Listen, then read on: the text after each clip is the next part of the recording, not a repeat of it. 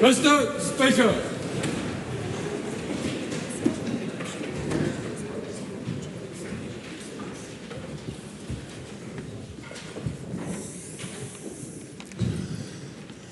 Ngangach o itu omnis wowo okia e riko alulum te atakwa ne omnis po e otomis Maori. Omnis wowo okia e riko ma on sofa tachiare.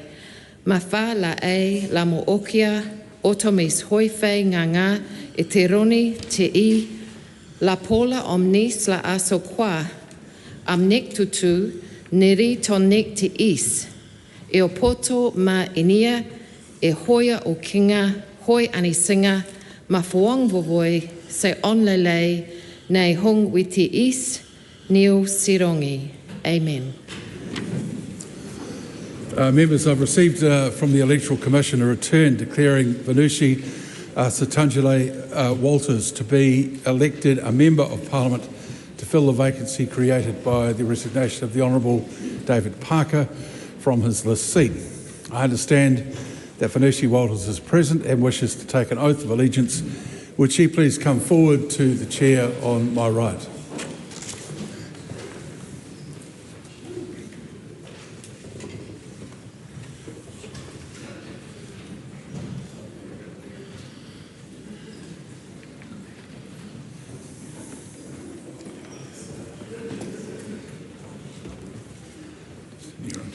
I, Venushi Satangile Walters, swear that I will be faithful and bear true allegiance to His Majesty King Charles III, his heirs and successors, according to law, so help me God. Congratulations.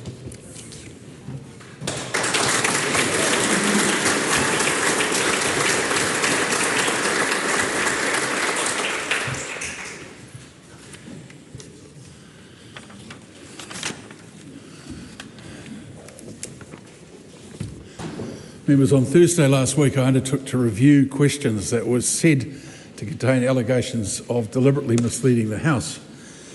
I've read the Hansard for that question time. A question including the accusation that this House has been dramatically misled was asked. Misleading is not the same as deliberately misleading. Members may have differing opinions and can make mistakes. Our form of parliamentary democracy is centred on the contest of ideas. So it's inevitable that some members of the House will think that others are wrong and that in sharing their wrong opinion that they have engaged in misleading, in statements that are misleading. It's only where allegations of deliberately misleading the House are made that it becomes a matter of order and possibly privilege. Deliberately misleading the House involves conveying information that is inaccurate in a material way in which the person conveying the information knows it is inaccurate at the time. Speaker's Rulings 238(2) make that clear. No such accusation was made during oral questions last week.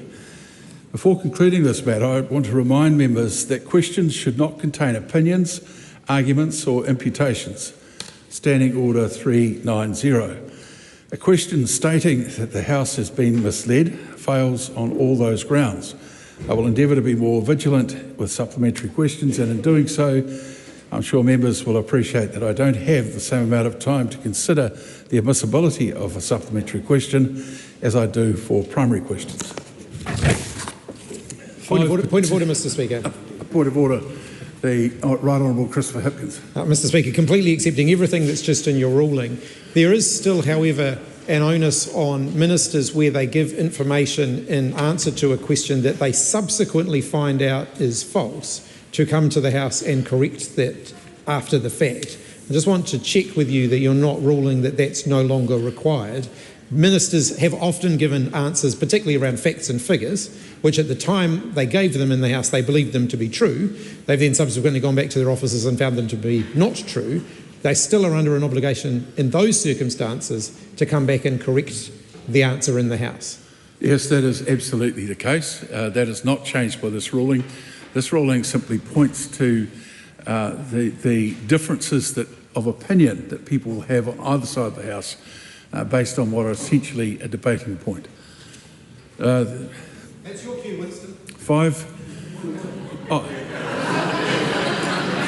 Well, I knew that was where he was. Wait on, I haven't called to me, but I just would ask that the Leader of the Opposition refrain from speaking across the House in such a direct manner. Point of order. Right Honourable Winston Peters. Point of order, Mr. Speaker. I knew that was where Mr. Hipkins was too scared to go, because what I said was backed up by the fact that 33 of the claims had not been settled, which is a fact, and I asked him now to apologise. Yeah, well, just a minute. Just say that's the... No, that's right. Good. Well, as far as the apology is concerned, that's for Mr. Hipkins to consider. From your perspective, good luck. 5 petitions have been delivered for presentation. The clerk will now read those. Petition of Animates New Zealand Holdings Limited requesting that the House ban the sale of fireworks to the New Zealand public. Petition of Catherine Lamont requesting that the House give volunteer firefighters the same ACC coverage and benefits as their paid counterparts. Petition of Joshua Riley on behalf of Sovereign.nz requesting that the House repeal Section 81(1) of the Local Electoral Act 2001. Petition of Roger Woolnough requesting that the House urge the Government to allow mortgage interest deductibility for first home buyers and persons buying one house. Petition of Dr Kieran Palmer requesting that the House urge the Government to reinstate the Creative in Schools program. Those petitions stand referred to the Petitions Committee. Ministers have delivered 6 papers for presentation. Government responses to the petition from Sherry Baker, the petition of Bob McCoskrie, the report of the Education and Workforce Committee on the petition from Fired Up Stilettos.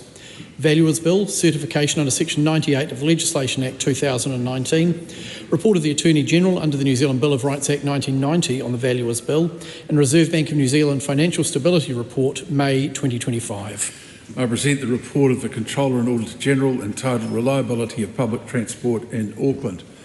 Those papers are published under the authority of the House. 7 select committee reports have been delivered for presentation. Report of the Economic Development, Science and Innovation Committee on the Broadcasting Repeal of Advertising Restrictions Amendment Bill. Report of the Environment Committee on the petition of Casey Retkian. Reports of the Foreign Affairs, Defence and Trade Committee on the Customs, Levies and Other Matters Amendment Bill, and the report of the Controller and Auditor General, the Government's preparedness to implement the Sustainable Development Goals. Reports of the Petitions Committee on the petitions of Angela Clifford, Jeffrey Mortlock and Jeffrey Mortlock. Those papers are published under the authority of the House. The bills are set down for second reading and the report of the Controller and Auditor General is set down for consideration. The Clerk has been informed of the introduction of 4 bills. Valuers Amendment Bill, introduction. Public Works Critical Infrastructure Amendment Bill, introduction. Education and Training, Vocational Education and Training System Amendment Bill, introduction. Game Animal Council Herds of Special Interest Amendment Bill, introduction. Those bills are set down for first readings. Members, I've received a letter from the Honourable Willow Jean Prime seeking to debate under Standing Order 399 the Government decision not to set up a new redress scheme for survivors of abuse and care. This is a particular case of recent occurrence for which there is ministerial responsibility. The way that the state responds to abuse and care is a significant issue. This matter warrants the immediate attention of the House and the Government as there are no other foreseeable opportunities to debate it. Therefore, following oral questions, I'll call on the Honourable Willow Jean Prime to move that the House takes note of a matter of urgent public importance. The House comes to oral questions, the first in the name of Chloe Swarbrick. To the Prime Minister, e tōtoko ana ia I ngā kōrero me ngā mahi katoa a tōna kāwanatanga. Yes. Why is it okay for the Prime Minister to have his pay set by an authority that compares his job to different jobs in different industries with different employers when he's removed that ability under urgency for low-paid women workers? Well, we haven't. This is government that continues to support pay equity and eliminating sex-based discrimination.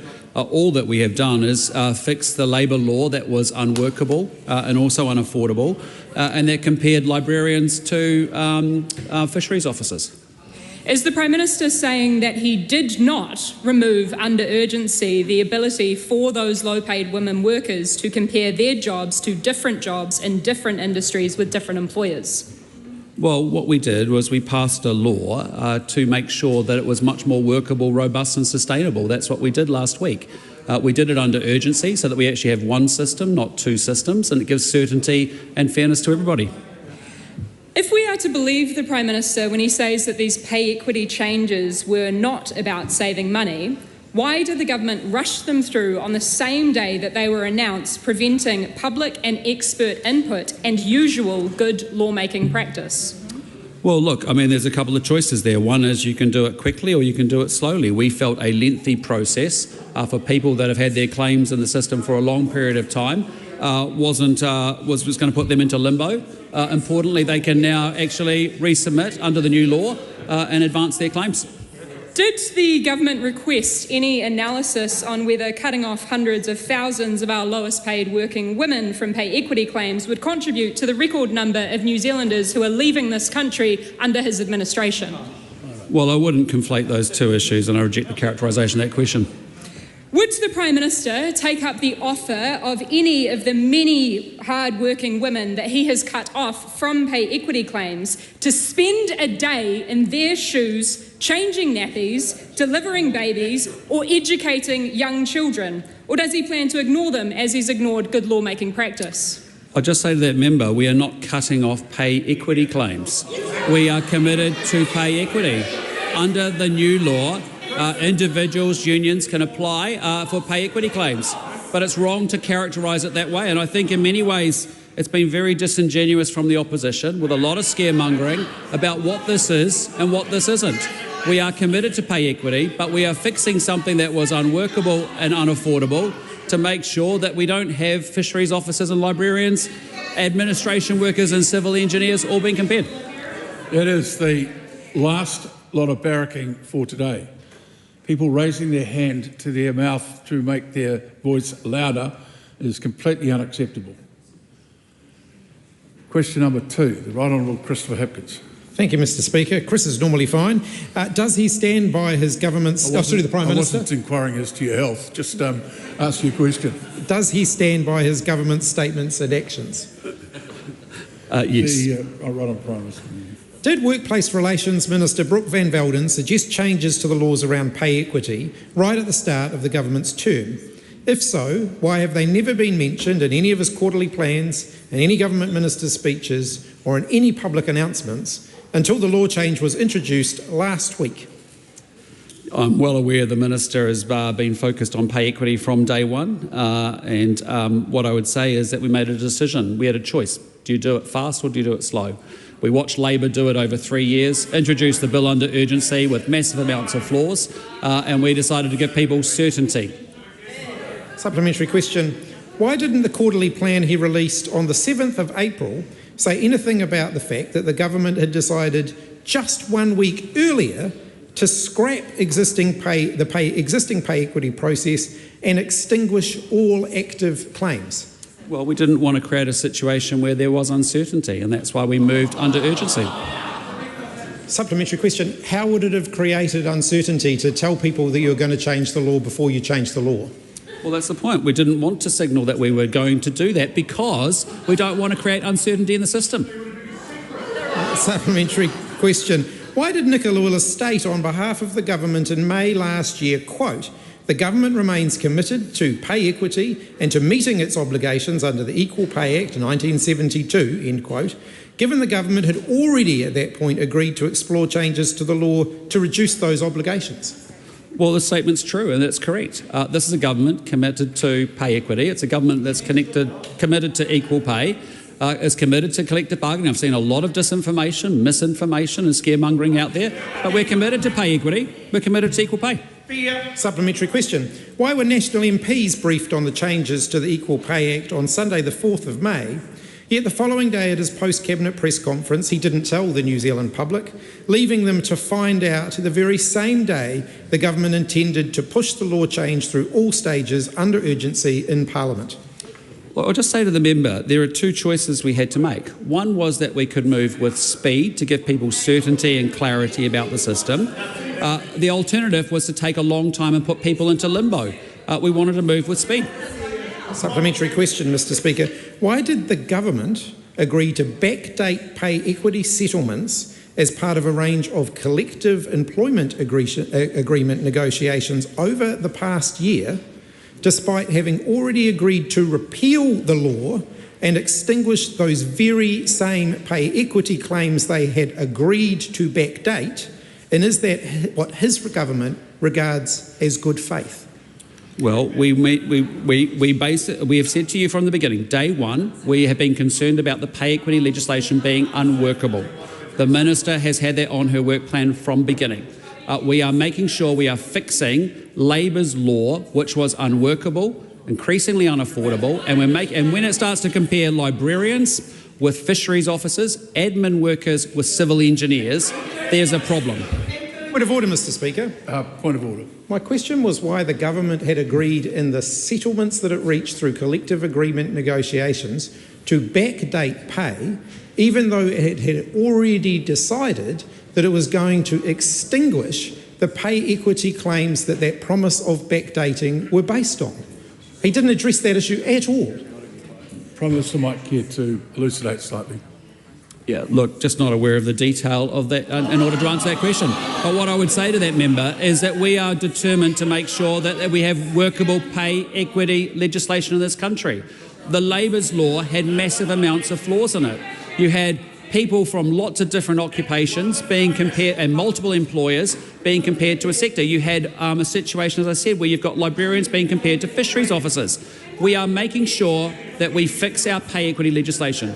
We have put a huge amount of money aside to deal with future pay equity claims. Anyone that's had their claim discontinued can submit under the new law. Is he telling New Zealanders that when the government agreed to extinguish 33 existing pay equity claims, he was not aware that his government had already agreed to backdate the payment of those claims through collective employment agreement settlements? I am aware of that, but what I'm saying to the member is that we have decided to change and fix the pay equity legislation in this country. Labor rushed it through. Labor left a lot of flaws in it. We are fixing it because it's unworkable and unaffordable. Supplementary question, Mr Speaker. Just wait for the House to regain its composure. Please.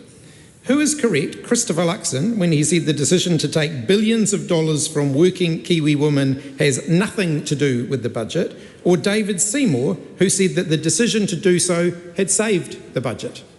Our primary motivation for the legislation that we passed last week was to make sure that we have pay equity legislation in this country that is focused on the core intention of the legislation, which is to eliminate sex-based discrimination. I can also say that that legislation had a number of flaws, which I think if the member was honest about it, he would say that actually he admits that there were flaws in that legislation. We are fixing it. That's what we do on this government. We fix Labor's messes, we make sure that it's workable, affordable, and we make sure that pay equity claims are there for people in the future. Just make it very clear that you can't question another member's honesty in this House. It would be it is inappropriate. Ryan Hamilton. Thank you, Mr Speaker. My question is to the Minister of Finance and asks, what recent announcements has she made on the government's fiscal position? The Honourable Nicola Willis. This morning I announced that budget forecasts will show for the first time a withdrawal from the New Zealand Superannuation Fund. In recent years, annual contributions to the super fund have been between $1.5 and $2.5 billion a year. We are now approaching the time when the super fund is big enough to ensure that withdrawals, rather than contributions, are the normal outcome each year. This is not a government decision. It is driven by a formula in the relevant Act. It is something of a milestone event. The first withdrawal is forecast to be in the 2027-2028 fiscal year, a very modest withdrawal of $32 million. This is earlier than previously anticipated, mainly because the super fund's investment returns have been better than expected. Mr Speaker, what is expected after 2027-28? Well, Mr Speaker, in the short term there will be some bouncing around between withdrawals and contributions. But from 2031 onwards, projections show that withdrawals from the super fund are expected in every year. Withdrawals help cover the costs of New Zealand's superannuation, so taxpayers don't face the full cost each year.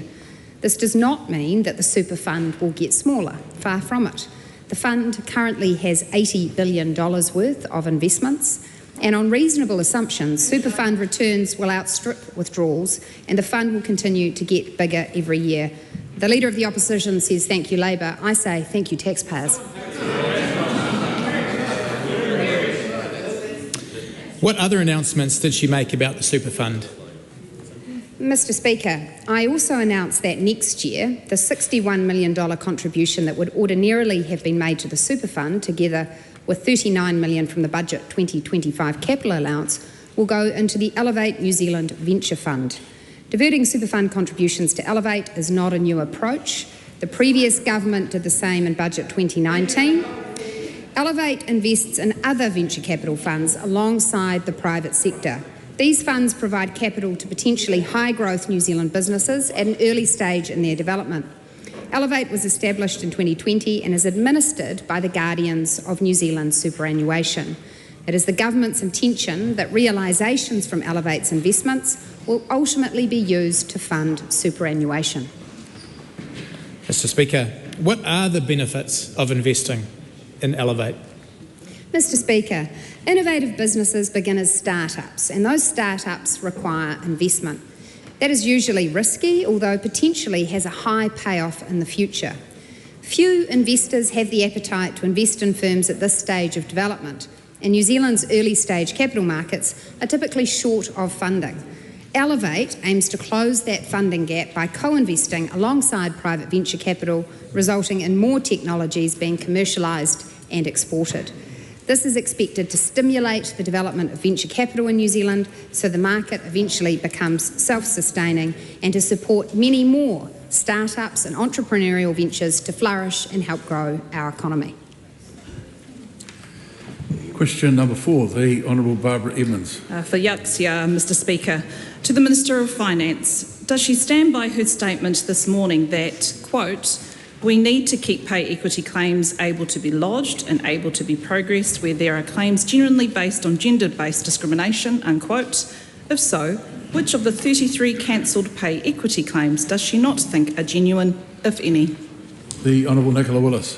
Mr Speaker, yes. And in answer to the second part of the question, it is not for me to make a legal judgment to determine which claims are genuine.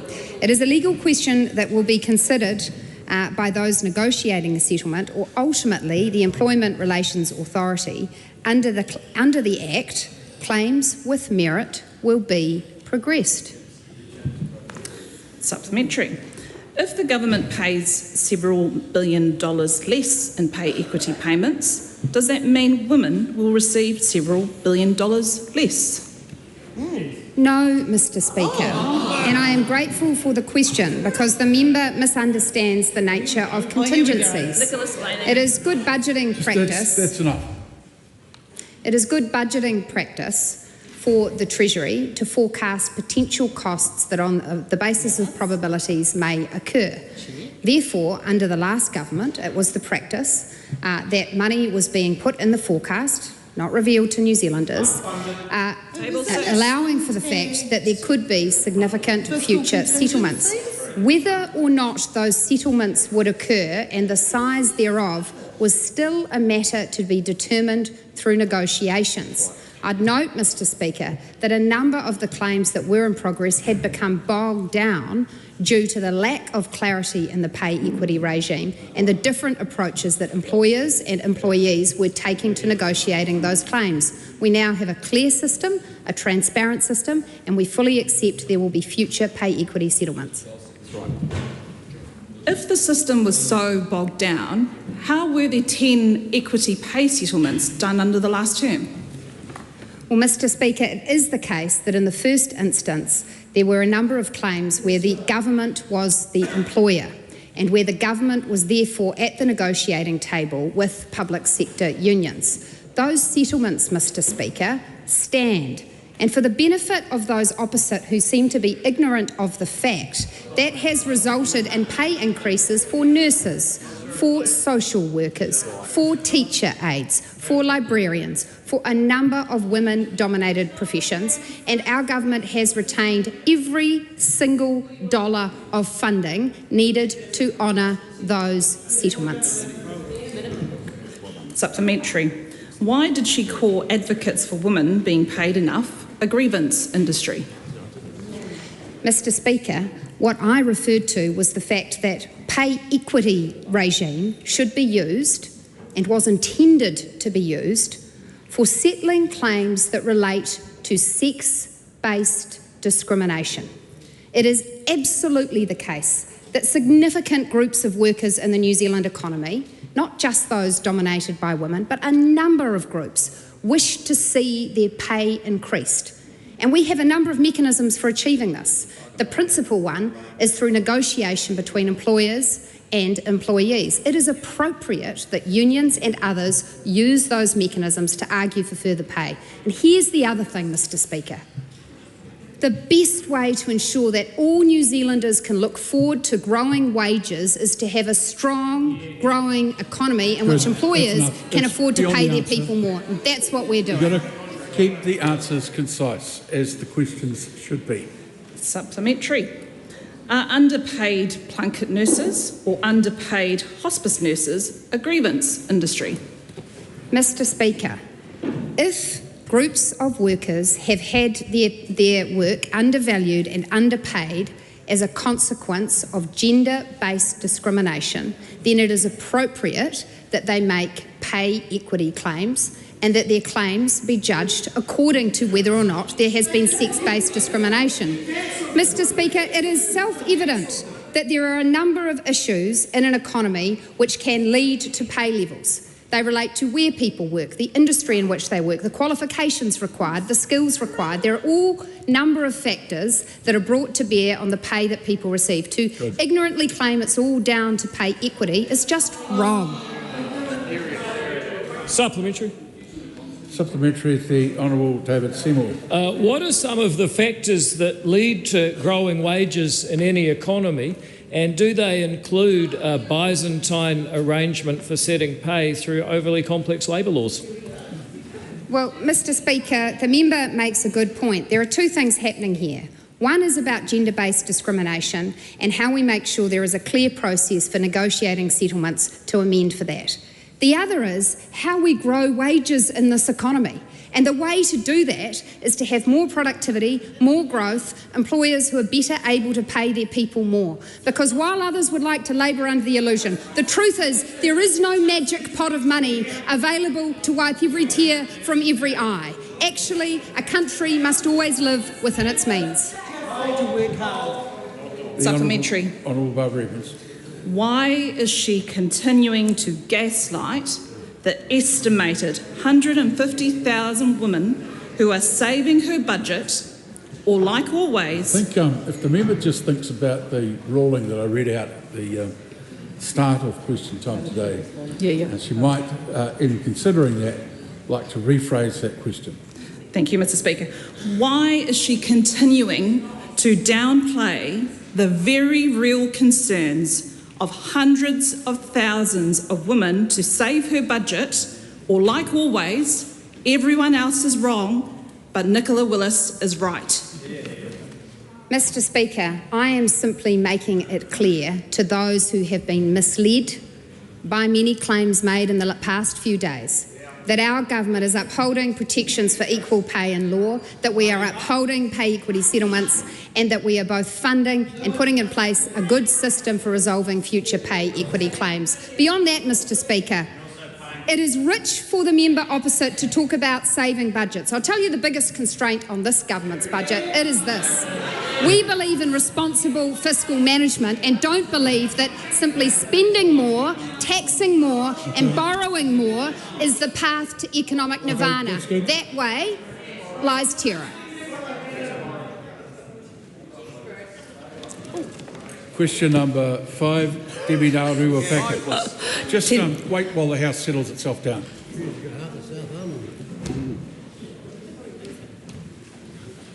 Debbie Aotearoa Packet. Tēnā koe i te pika.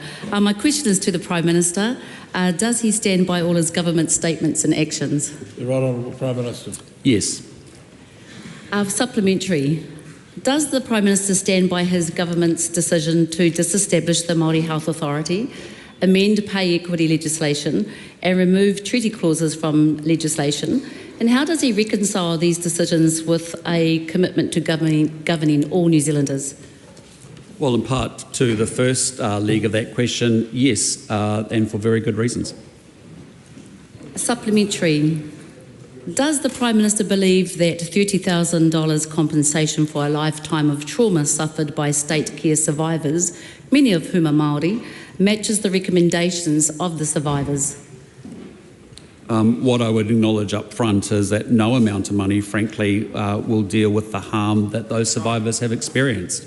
But what you have is a government that is taking very seriously its responsibility to correct the abuse that took place under state care, under successive governments, past and present, up to the present, and we're doing that job as well as we can. We are lifting average payments from 60% from 19,000 to 30,000 average payment, and I know there'll be people that will be disappointed with that, but there are also survivors that have been waiting a very long time and will appreciate that certainty. Point of order, Mr. Speaker. Point of order, Debbie Aotearoa Packet.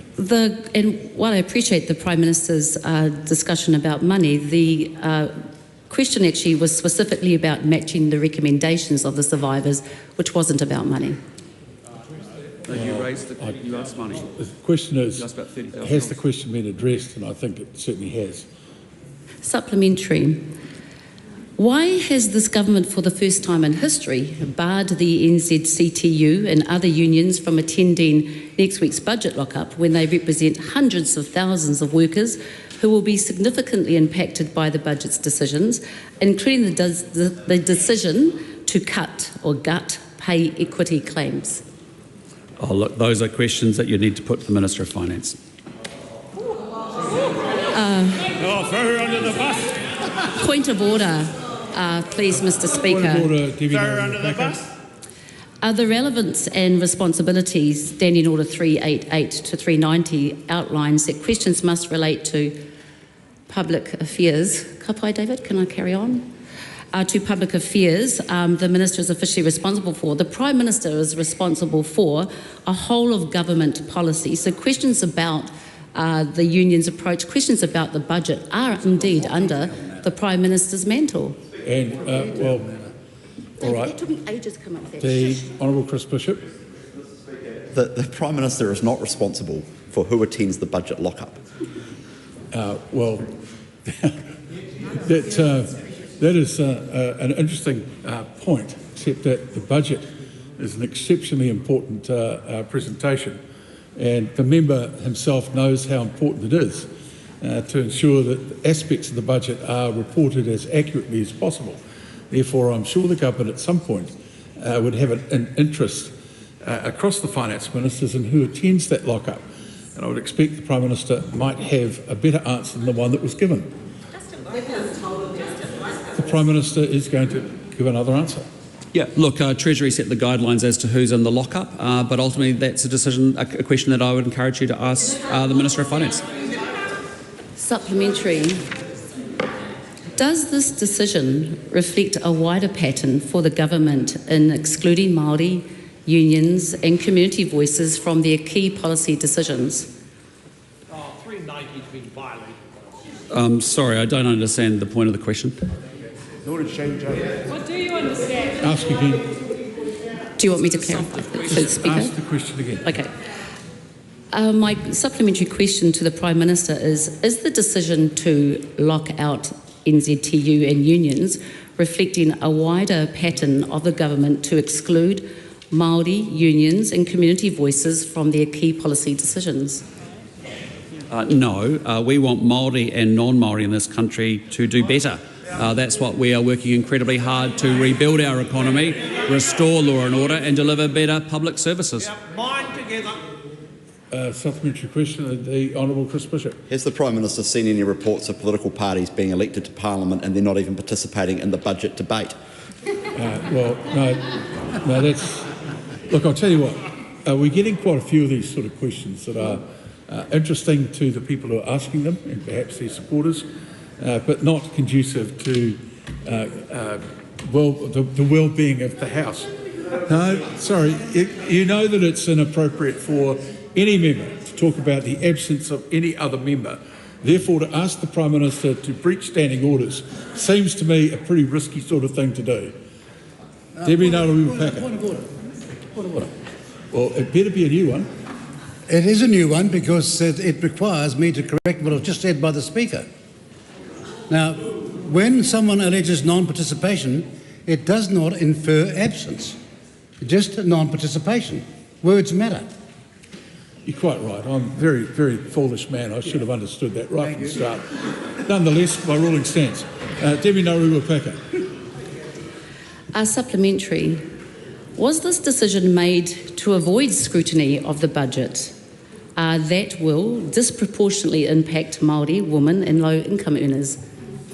Well, I just think it's a bit rich. The member hasn't even seen the budget and there's a leading assumption in the question. This is a government that has picked up an economy that was wrecked by the Labor government because of the illiteracy that sits on the other side. Point of order. It created pains.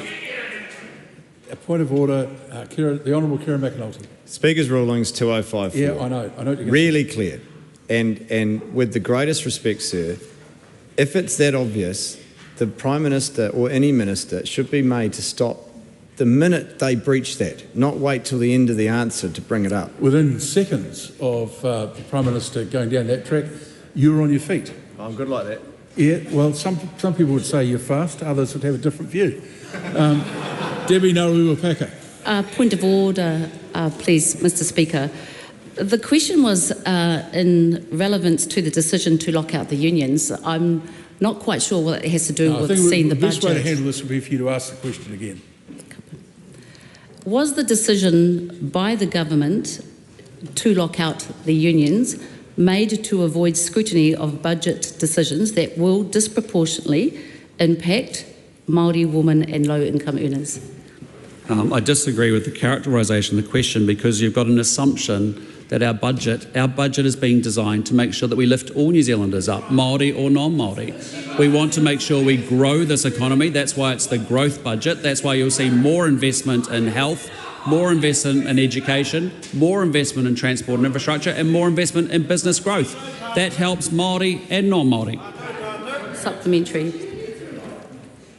Is the government's reviewing, quote, scope, purpose and nature of the Waitangi Tribunal, end quote, because they believe the Waitangi Tribunal is not fit to determine the meaning, relevance and limits of te tiriti or Waitangi? There is a legitimate question that commentators on all sides with different views of the Waitangi Tribunal say is a legitimate question, which is in a post-treaty settlement world, what exactly is the role of the Waitangi Tribunal, what it is and what it isn't, and what it will be going forward. That is a legitimate question, and that's what Minister Potaka is leading. Supplementary. Does the Prime Minister believe the Crown alone should define the meaning, relevance and limits of te tiriti or Waitangi and not the Tribunal? Thank you. We've kicked off this piece of work, as I said, to make sure that we have clarity about the role of the Waitangi Tribunal going forward. It was set up in a context pre-treaty settlements. We're now increasingly in a post-treaty settlement world. There's a legitimate question that commentators on all sides of this debate would ask. Question number 6, Andy Foster. Mr Speaker. Sorry, call on Jamie Arbach. On behalf of Andy Foster to the Minister for Customs, what recent funding announcements has she made? Mr Speaker. The Honourable Casey Costello. On Saturday, I announced that this government will be doing even more to strengthen our borders, prevent drug smuggling and fight organised crime by investing $35 million over 4 years to bolster the New Zealand Customs Service's efforts to stop illicit drugs from entering New Zealand. Customs already does an exceptional job protecting our borders, but this funding will boost their frontline capacity and deliver the tools they need to keep ahead of organised crime. Supplementary. How will this additional investment be used? Mr Speaker, this investment will provide Customs with up to 60 additional roles over the next 4 years, growing their capacity to gather intelligence and investigate and prosecute criminal actors. This additional capacity will support greater targeting of criminals involved in low-quantity, high-volume drug smuggling through channels like our mail and airports. It will also focus on improving supply chain security and targeting trusted insiders who use their links within the supply chain to help smuggle drugs. Customs will also extend its presence overseas, where an additional liaison officer will support investigations and information sharing with our global enforcement and border partners such as the Australian Border Force, US Department of Homeland Security and the Royal Canadian Mounted Police. Supplementary. How does this investment supporting combating transnational and serious organised crime? Mr Speaker, we know that organised crime runs on money and that these groups are targeting New Zealand and the Pacific because we have some of the world's highest prices for illicit drugs like meth and cocaine. Put simply, the risk is worth the reward. We also know that organised crime groups are sophisticated and will exploit any vulnerability they can in the pursuit of profits. That makes it critical that Customs has the right tools and capacity to respond to the threat and sophistication of organised crime groups, making New Zealand a harder place for the business of organised crimes to operate, striking at their core vulnerability, their need for profit. Supplementary. Very long answer. What other updates does she have about work to combat transnational and serious organised crime? Mr Speaker, at the end of April, the Ministerial Advisory Group for Transnational and Serious Organised Crime delivered their second report to me. The report focused on the financing of organised crime, in particular the cash economy that criminals operate in. It highlights that by international standards, New Zealand has credible arrangements to control the flows of money for illicit purposes and that police do admirable work.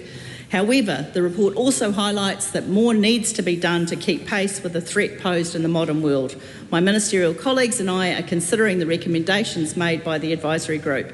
Effectively targeting the flow of money makes criminals' lives harder, and we want to make New Zealand the hardest place for criminals to do business. Question number 7, the Honourable Dr Aisha Verrill. Thank you, Mr Speaker. My question is to the Minister of Health. How many health workers were part of the 17 funded health pay equity claims discontinued by his government, and what was the total estimated cost of their outstanding claims? The Honourable Simeon Brown. Thank you, Mr Speaker. I'm advised that Health New Zealand does not hold all details about pay equity claims under the previous law. Based on the limited information it does have, Health New Zealand estimates there were at least 66,000 employees covered by claims under the previous law. It would not be in the public interest to disclose estimates relating to the cost of any claims, as none of them had been settled. As the member will be aware, our government is taking a more robust approach to pay equity, ensuring outcomes are fair, backed by evidence, and deliver lasting value for both workers and taxpayers. The right to equal pay remains as it ever was. It is protected in law and will always be under this government. Supplementary. Does he agree that the hospital nursing pay equity settlement significantly improved nurse retention in hospitals? And if so, what does he say to New Zealanders who will wait for care in the community now that his government abolished the general practice nurses' pay equity claim? Well, as I said in my primary answer, the right to equal pay remains as it ever was. It is protected in law and will be under this government, and those claims are able to be put forward and for them to be negotiated and settled. It's not for ministers to make any agreement, determination as to whether those claims will be agreed, and if there is a dispute, then the ERA can make those decisions. Supplementary.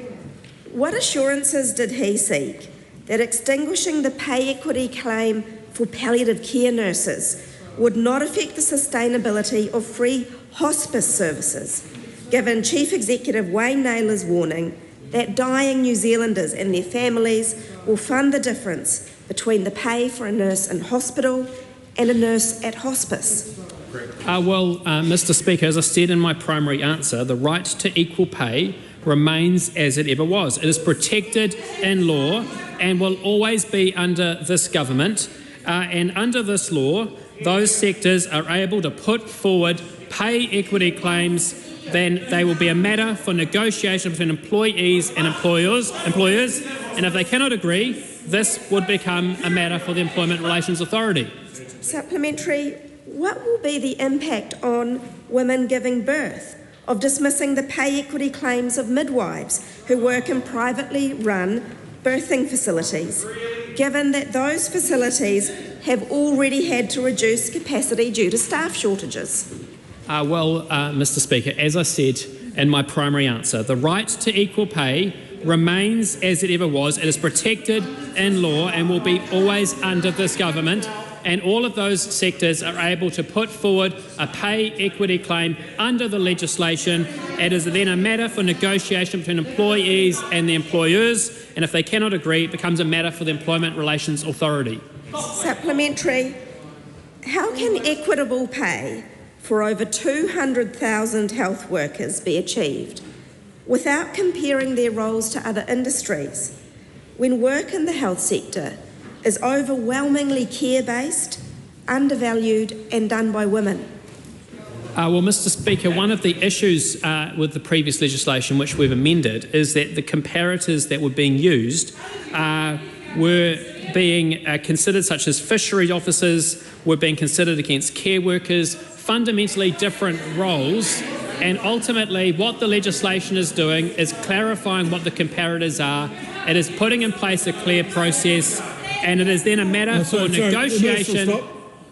Yelling out like that is not going to change the answer, nor is it going to particularly change the outcome of the whole question time.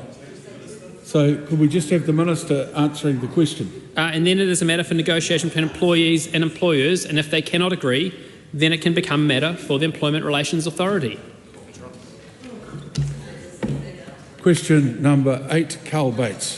Thank you, Mr. Speaker. And my question is to the Minister of Transport and asks, what announcements has he made regarding anti-social road users? The Honourable Chris Fisher. Mr. Speaker, excellent news announced on Sunday alongside Minister Mark Mitchell. The government turning up the heat on boy races and fleeing drivers with a suite of stronger measures to deter antisocial driving.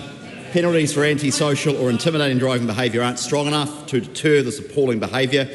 The police reporting shows some types of antisocial road events are increasing in frequency. Kiwis are sick of these idiot drivers putting everyone around them at risk, so we're taking action. Well done. Call on Vanessa Winner. Is being proposed, and how will these benefit the people of Banks Peninsula? Well, Mr. Speaker, I'm aware from talking to the member that the boy racer issue in Banks Peninsula is a real one, and the new offences and penalties will include the establishment of a presumptive sentence of vehicle destruction or forfeiture for those that flee police, street races, intimidating convoys and owners who fail to identify offending drivers. We're also going to give the police more powers to manage illegal vehicle gatherings by closing roads or public areas and increasing the infringement fee for making excessive noise from within a vehicle from $50 to $300. Question number 9. The Honourable Marama Davidson. Thank you, Mr. Speaker. Ki te Premier, e tautoko ana ia i ngā kōrero me ngā mahi katoa a tōna kāwanatanga. The Right Honourable Prime Minister. Yes. Does he stand by his government's slashing of regulations for early childhood education, despite sector critics saying these cuts would pave the way for baby farming? New Zealand has one of the most expensive early childcare costs in the world. Part of that is actually making sure we get rid of regulations that are pure red tape that don't create any benefit. I think the Minister's done a good review of it, and I'm pleased with the progress. Does he agree with his Associate Minister of Education that, quote, burdensome rules and regulations put ECE out of reach for many, or does he think early childhood education is out of reach because corporate profiteering means that New Zealanders have to fork out for the least affordable childcare in the developed world? In answer to the first leg of the question, yes. Is it responsible fiscal management for the government to spend $2.7 billion every year on early childhood education without knowing how much of that goes into our children's care versus inflated rent costs or profits that go offshore? Well, I'm proud that the Minister has picked up an issue around early childcare costs, acknowledging that they are expensive. I'm proud of our Family Boost policy, and I'm proud of the work that he's done on regulation to make sure that he simplifies the system and takes cost and compliance out. Is he comfortable with large corporate providers bringing in millions of dollars in profit while some centres don't even have enough nappies or food? The member's conflating a couple of thoughts in there, but I mean, I just say in general, I am comfortable with the concept of profit. People take risk, they put a business together, they hire people, they employ people, they create value in our economy. That's a good thing. Who benefits from cutting regulations for early childhood education, our tamariki, or the private companies that profit from providing our children with subpar care? Actually, parents benefit because the costs get lower because the regulation's smarter. Supplementary, the Honourable David Seymour. Can the Prime Minister confirm that the regulatory changes agreed to by Cabinet will increase the focus on the health and safety of young people, will improve the information for parents so that it is easier for them to select quality, and will free up early childhood educators to focus on equipping the youngest New Zealanders to navigate the world in the 21st century instead of filling out paperwork? Absolutely, and I commend the Minister for his work. Question 10, Rima Nakli. Thank you, Mr. Speaker. My question is to the Minister of Health and asks, what recent data has he seen on childhood immunisations? Mr. Speaker. Mr. Speaker, recent data provided to me by Health New Zealand shows that for the first time in 3 years, more than 80% of children are now fully immunised by 24 months of age, the highest rate since 2022. Just 7 months ago, 75.7% of 2-year-olds were up to date with their immunisations. Now that figure has risen to 80.2%. News of a measles case in Auckland this week highlights the importance of our immunisation target and the work that our government has underway to improve childhood immunisation rates. We still have a lot of work to do, but reaching 80.2% is a big step forward. Supplementary. How is the government's childhood immunisation target tracking? Mr. Speaker, after years of decline, we're now seeing the positive impact of dedicated efforts and general practices up and down the country alongside coordinated and targeted community-led outreach and support. By bringing back health targets, investing in community-based services and growing our frontline workforce, our government has enabled the health system to better protect our most vulnerable. Validated quarterly figures show an improvement for 24-month coverage from the first quarter of 24-25 from 75.7% to 77% in the second quarter of 24-25. We're taking a step in the right direction and will remain focused on meeting our target of 95% by 2030. Supplementary. What regions have seen the greatest improvement in childhood immunisation rates? Well, Mr. Speaker, we are seeing some excellent improvements across the country, and I'd like to take a moment to acknowledge the work underway. In Tairāwhiti, coverage at 24 months is up 12.7% compared to the previous quarter. The West Coast also saw a 12.7% increase. Taranaki is up 5.4% and Auckland is also up by 4.5%. These improvements are promising and show that our targeted approach backed by a record investment of $16.68 billion in investment in health across 3 budgets, is delivering tangible results. Supplementary. How important are childhood immunisations? Well, Mr. Speaker, our government is committed to ensuring every child gets the best start in life. That's why immunisations are a priority for us. This achievement comes as New Zealand confirmed a new case of measles in Auckland this week, underscoring the urgent need to protect both children and communities from vaccine-preventable diseases. It serves as a timely reminder that measles spreads quickly and can be dangerous, especially for young children. Each child deserves protection from serious illness, and that protection starts with immunisation. Question number 11, the Honourable Willow Jean Prime. Thank you, Mr. Speaker. My question is to the Minister of Education. When was she first made aware of the government's changes to pay equity legislation, and what advice did she receive regarding its impacts on the education profession, if any? The Honourable Erica Stamford. Mr. Speaker, I became aware of potential legislative work in this area through a Cabinet strategy meeting in December 2024. I received papers regarding the nature and substance of the subsequent proposal in March 2025. In relation to the second part of the question, the Ministry of Education provided an update to me in early May on what this may mean for current claims relevant to the education portfolio. Supplementary. What was the Minister told about the impact of the pay equity changes on the education profession, in particular for the nearly 30,000 secondary school teachers who will no longer be eligible for pay equity?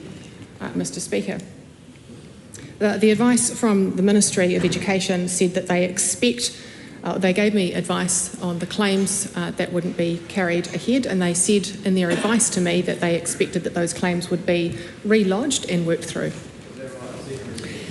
Supplementary. Was she aware that changes to the pay equity threshold would lock out secondary school teachers from future claims?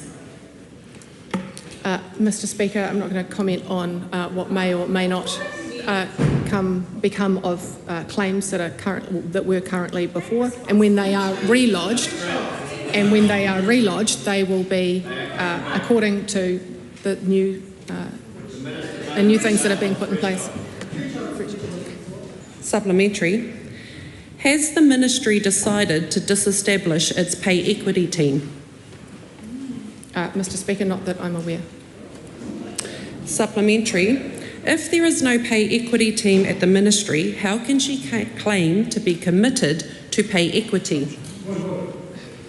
Okay. Point of order, the right honourable. Well, Mr. Speaker, I'm sure you got it. But in the last question, she asked as to whether it had been disestablished. The answer was not in the affirmative, and so she went straight on and ignored the question that she just asked, and the answer was given to her. Speaking the point of order, Honourable Kira McDonald. Asking if something has happened and what would that lead to is entirely legitimate, and the Minister is more than capable to be able to address the question as it is asked. That is, but I was about to intervene on the question. I think it was putting forward a supposition that had been reasonably dealt with before that. The member might like to reword the question. If the pay equity team were to be disestablished, how can she claim to be committed to pay equity? Mr. Speaker, it's a hypothetical and it's a matter for the Secretary of Education because it's operational. Supplementary. How does throwing nearly 30,000 secondary school teachers under the bus to pay for her government's budget ensure they will be equally valued and compensated? Start again. You can't put it, I've just ruled on that right at the start of question time. So please just ask a straight question without all the add-ins and assumptions that might dress it up a little bit. Sure. How will 30,000 secondary school teachers being unable to make a pay equity claim because they do not meet the new threshold ensure that they'll be equally valued and compensated? Well, Mr. Speaker, we're about to go into pay negotiations, which isn't something I'm going to comment on, but Throughout my tenure as the Minister, we've been making sure that we are providing our teachers with the best professional learning and development, the best resources, and there is going to be more coming in the current budget because we value their contributions hugely. There is, of course, pay negotiations to be gone through as well, and teachers and the sector are able to put in future claims if they meet the threshold. Who meet the threshold? Question 12, Tim Costley. To the Minister of Education, what recent announcement has she made about accelerating maths achievement in New Zealand? Mr. Speaker, we are investing $100 million into ensuring young learners who are falling behind in maths get the support that they need. We've known for some time that maths achievement in New Zealand isn't where it should be. And in 2021, the New Zealand Principals Federation said alarm bells should be ringing when it came to maths achievement. Mr. Speaker, through Budget 25, we've delivered Phase 2 of our Make It Count action plan to turn around and lift maths achievement in New Zealand. Well, what has she announced for years 0 to 2? Mr. Speaker, from next year we'll be introducing a maths check in the students' first 2 years of schooling. Similar to the phonics check for literacy, the maths check will identify students with additional maths needs really early, so targeted support can be provided right at the start of a child's learning journey. Professional learning and development and specialist support will be available to teachers to ensure the checks are used effectively. And for the first time, we will be getting consistent, quality nationwide data that will drive investment decisions to ensure we are investing to raise achievement. Mr. Speaker, what has she announced for years 0 to 6? Mr. Speaker, $56 million will be used to fund the equivalent of 143 new full-time maths intervention teachers for young people in years 0 to 6. These teachers will be trained to work with students in small groups who need extra support and will be supplied with maths resources to help implement evidence-based approaches to accelerate learning. This additional staffing is the same support we've put in place for structured literacy approaches. The initiative is about building strong foundations so students are confident and capable in maths from the start of school. And what has she announced for years 7 and 8? Mr. Speaker, the remaining $40 million will be expanding our targeted small group maths tutoring and online tutoring tools for up to 34,000 years 7 and 8 students from Term 1 next year. This will ensure students get the foundational numeracy level they need to be confident in NCEA and life beyond school. All of these initiatives will be introduced in Te Reo Maori for students who are learning in a bilingual unit or kura kaupapa, so they all have access to the same resources and support. Mr. Speaker, the system-wide boost in maths education is a game changer and will raise achievement in schools across the country.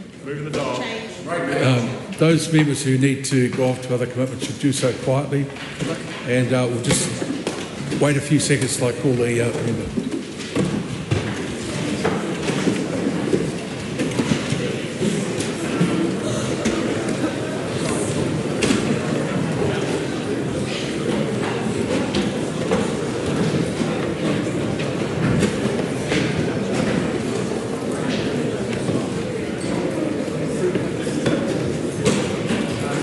Yeah, I don't think we need the discussions. And behind you there's a discussion.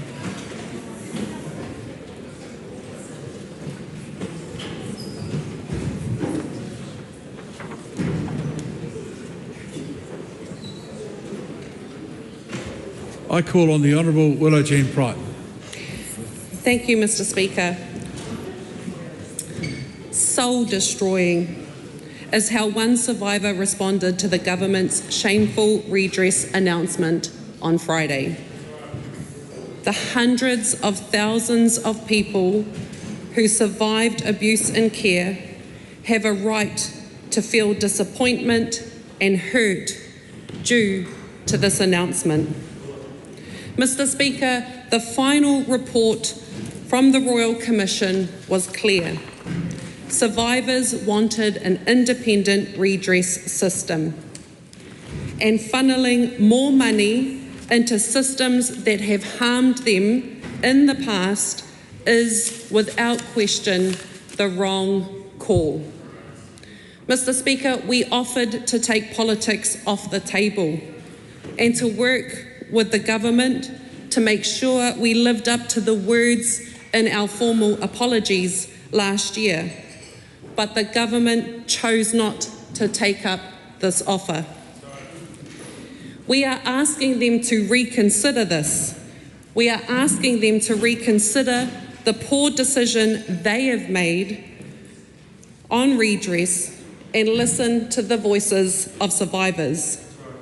Survivors shouldn't still have to be fighting for this. Many are tired of fighting. For too long, survivors have fought to have their voices heard, and it's a disgrace that still, after the formal apologies were made, they are still fighting. This is yet another injustice that survivors of abuse and care are having to deal with. Mr. Speaker, last year, the Prime Minister, Christopher Luxon, said in the Crown apology, quote, "I want to assure you it is our intention to have a new single redress system operating next year." During that speech, Mr. Luxon also acknowledged that many of you, understandably, do not want to engage with the current redress system. Some parts of it are 20 years old, and it can take up to 5 years for your claims to be addressed. The Royal Commission gave clear, very clear guidance to the government that survivors must be involved in designing and implementing this redress system. Survivors have spent decades fighting to be heard.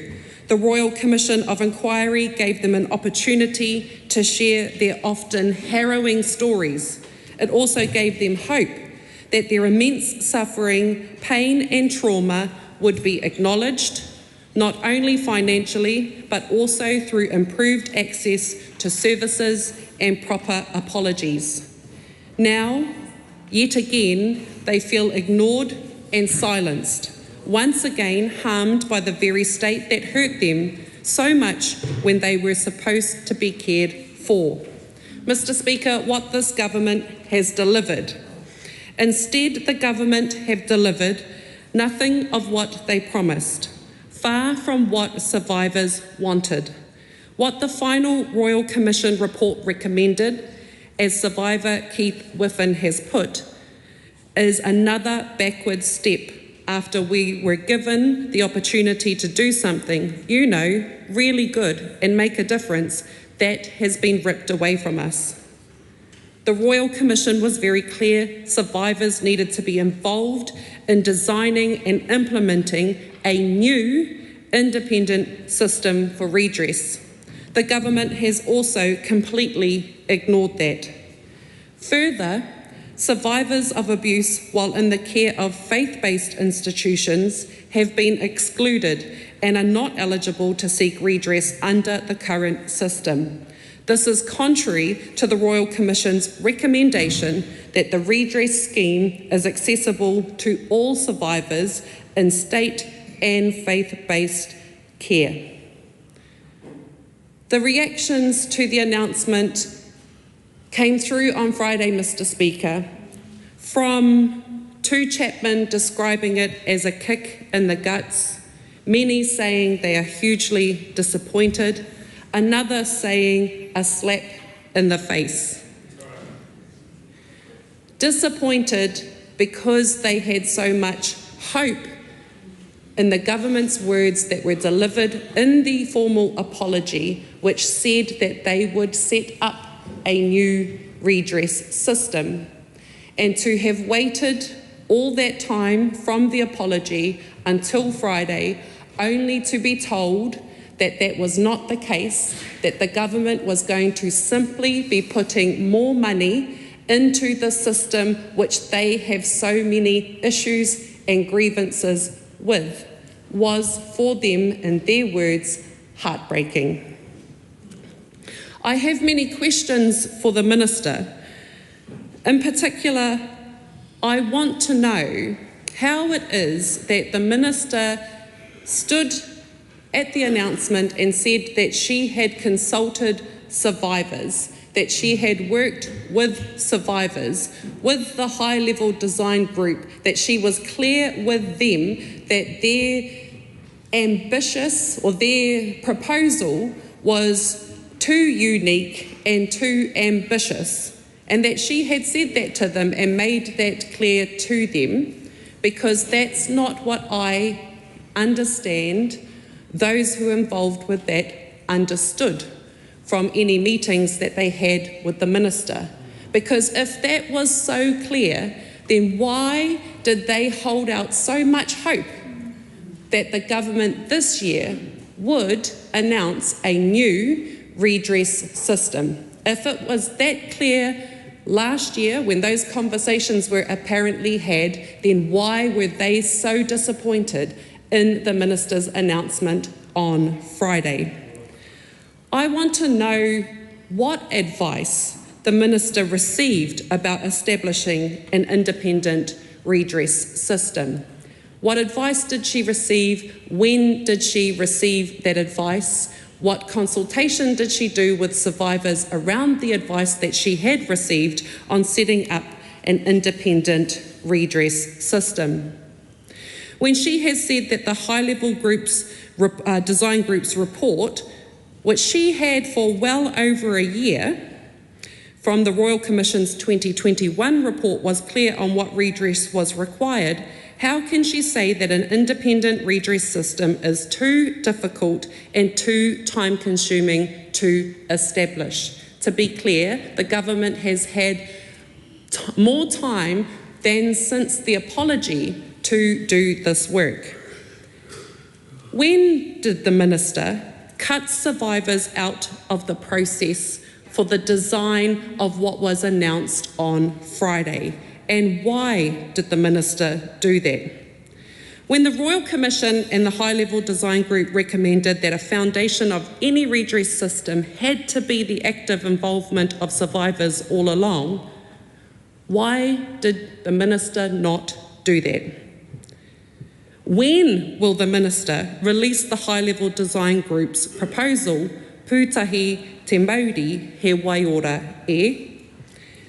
And did she make any attempt to use the design proposals from the High-Level Design Group's proposal, Pūtahi Te Mauri he Waiora e? And what advice did she receive and analysis regarding the High-Level Design Group's proposal, Pūtahi Te Mauri he Waiora e, including aspects of it that can be implemented? Mr. Speaker, in the final minute that I have, I want to reiterate the messages that I again want to repeat. The call from survivors. We ask the government to reconsider their decision. We need to work closely with survivors. It's their voices that matter most on this. We said we'd do right by them, and this announcement is doing wrong. We must listen to their voices, to their experiences of distrust with the current system. Mr. Speaker,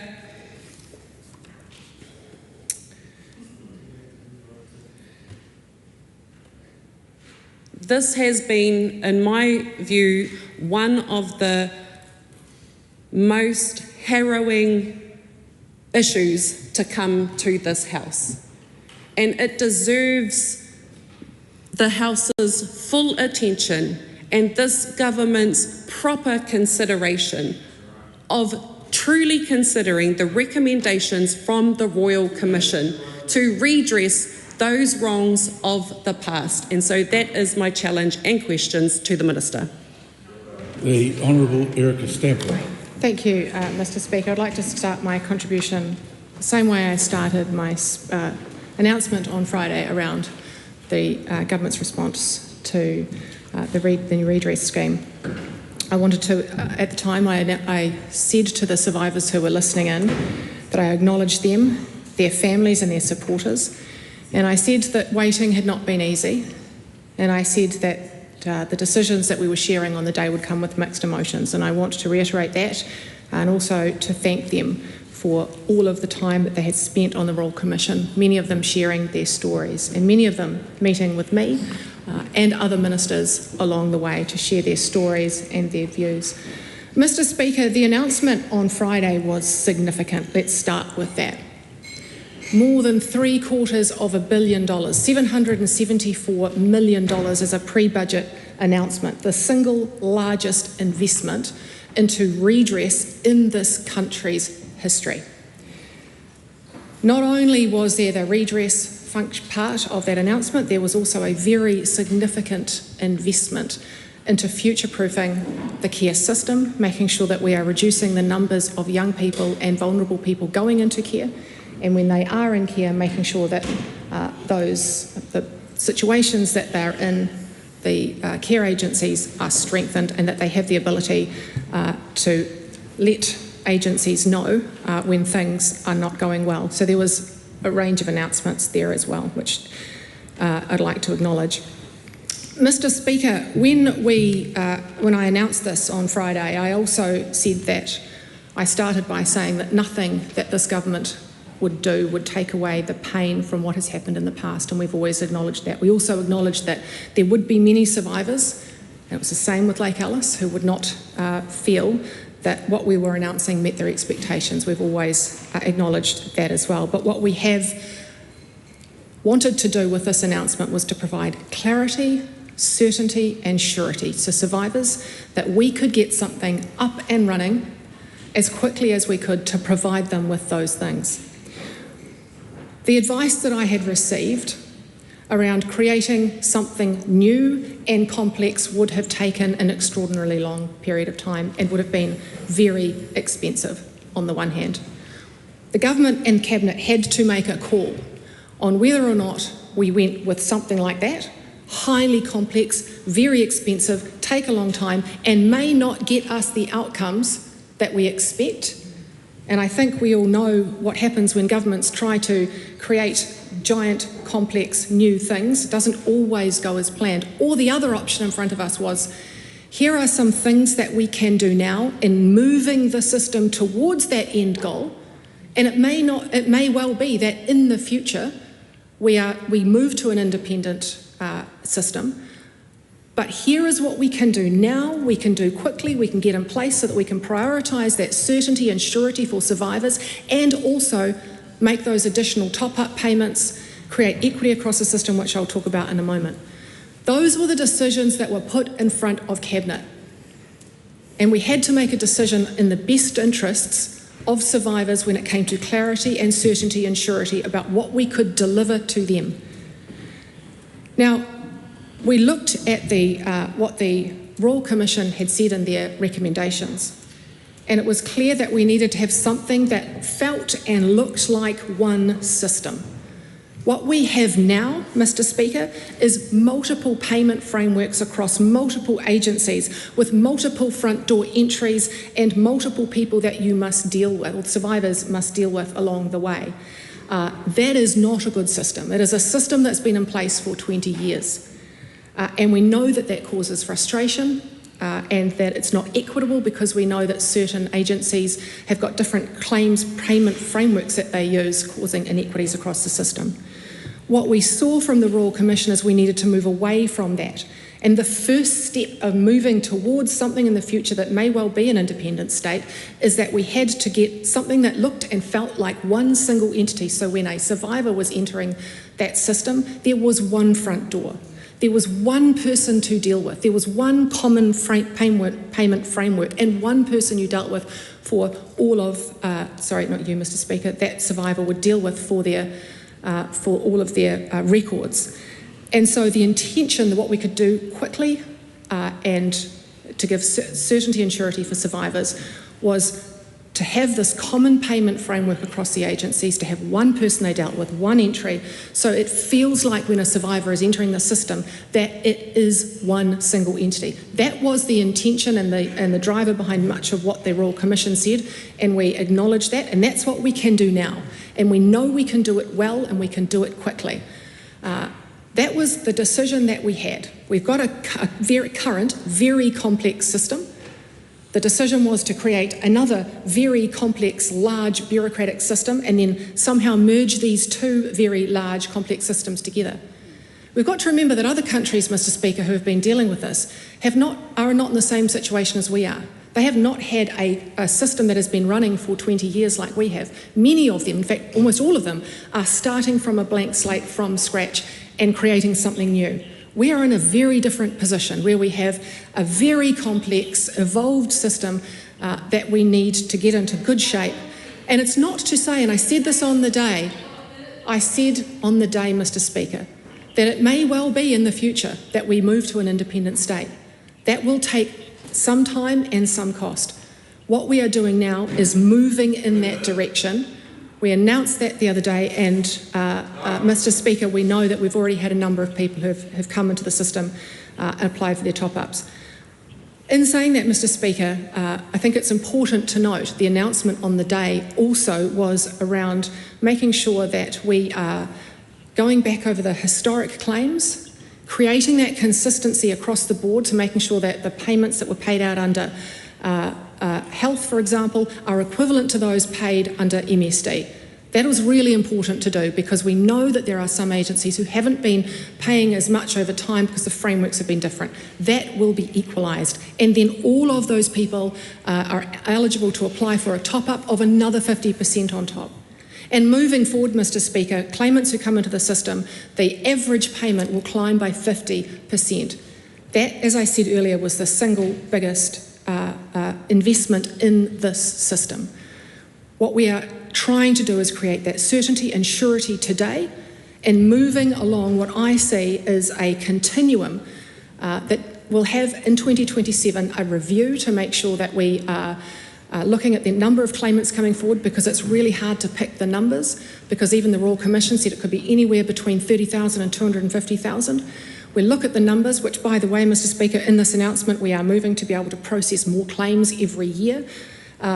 And we'll take another look in 2027 to see if we need more resource. There may be future budget bid top-ups, and there may well be decisions made in the future once we've got this more of a single entity in place, that we cannot then take what will be a far less and complex system and shift it into something that is more independent. But that is what we are able to do now and able to do well.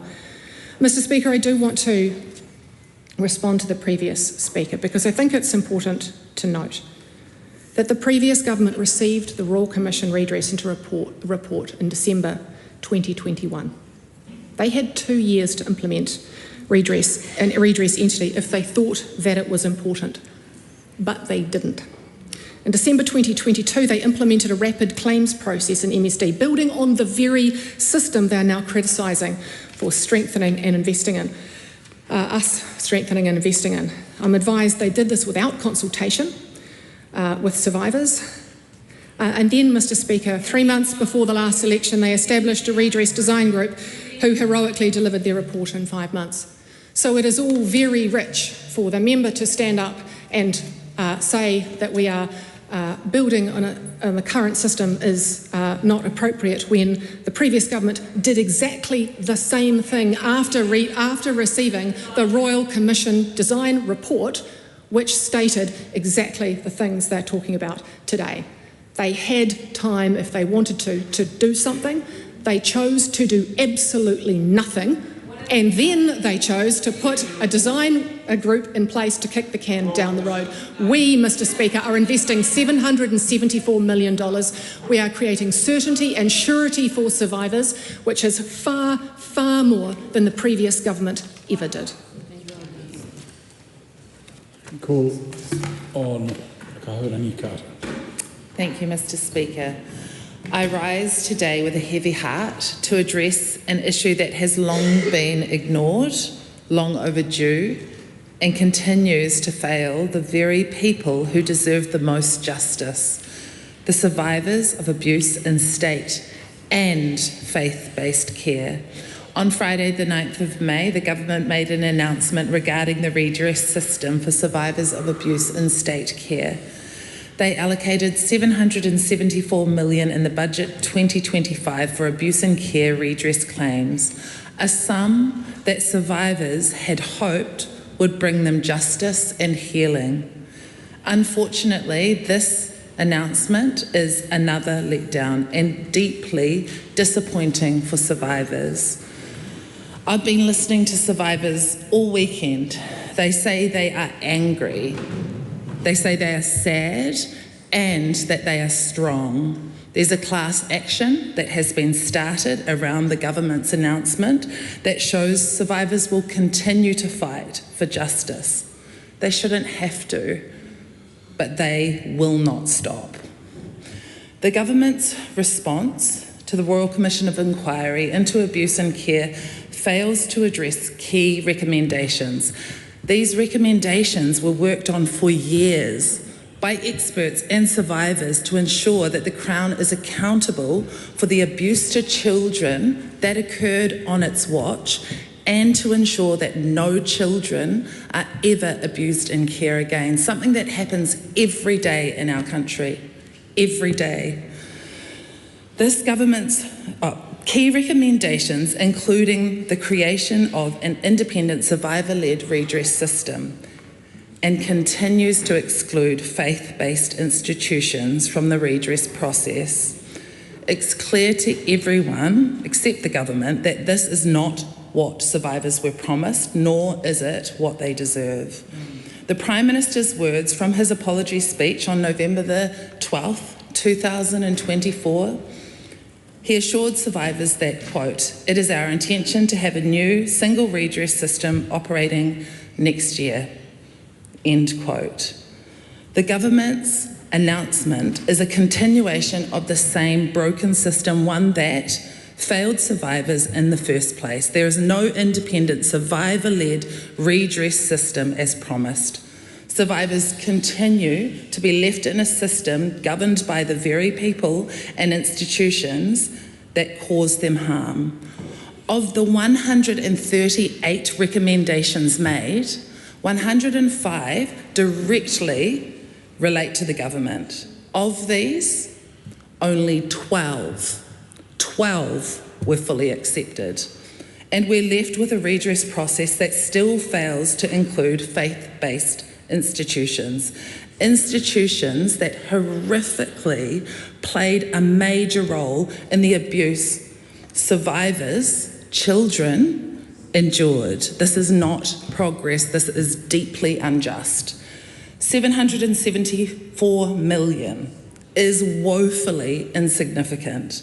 It fails to meet the scale of harm done to these survivors, these children, and is well below the international standards for compensation. It is tokenistic, it is disrespectful, and it is not enough to make up for the trauma and suffering that these survivors experienced, and the generational trauma that continues today. In the words of Annabelle Ahuriri Driscoll, the co-chair of the Redress Design Group, quote, "The payments processed are still considered lower than other jurisdictions." Ihurangi Rewiti Peters says the government's response is another broken promise by this government. Murray Helsley of the Network of Survivors of Faith-Based Abuse stated that faith-based survivors feel that they have not been listened to at all and are being thrown back on the tender mercies of the very institutions that abused them in the first place. Kevin Whiffen expressed that Friday's announcement was topping up an existing rotten process. Carl Tody, spokesperson for NZCAST, New Zealand's largest survivor-led ropu, said, "We exist because the system that was supposed to protect us failed us, and it's still failing us.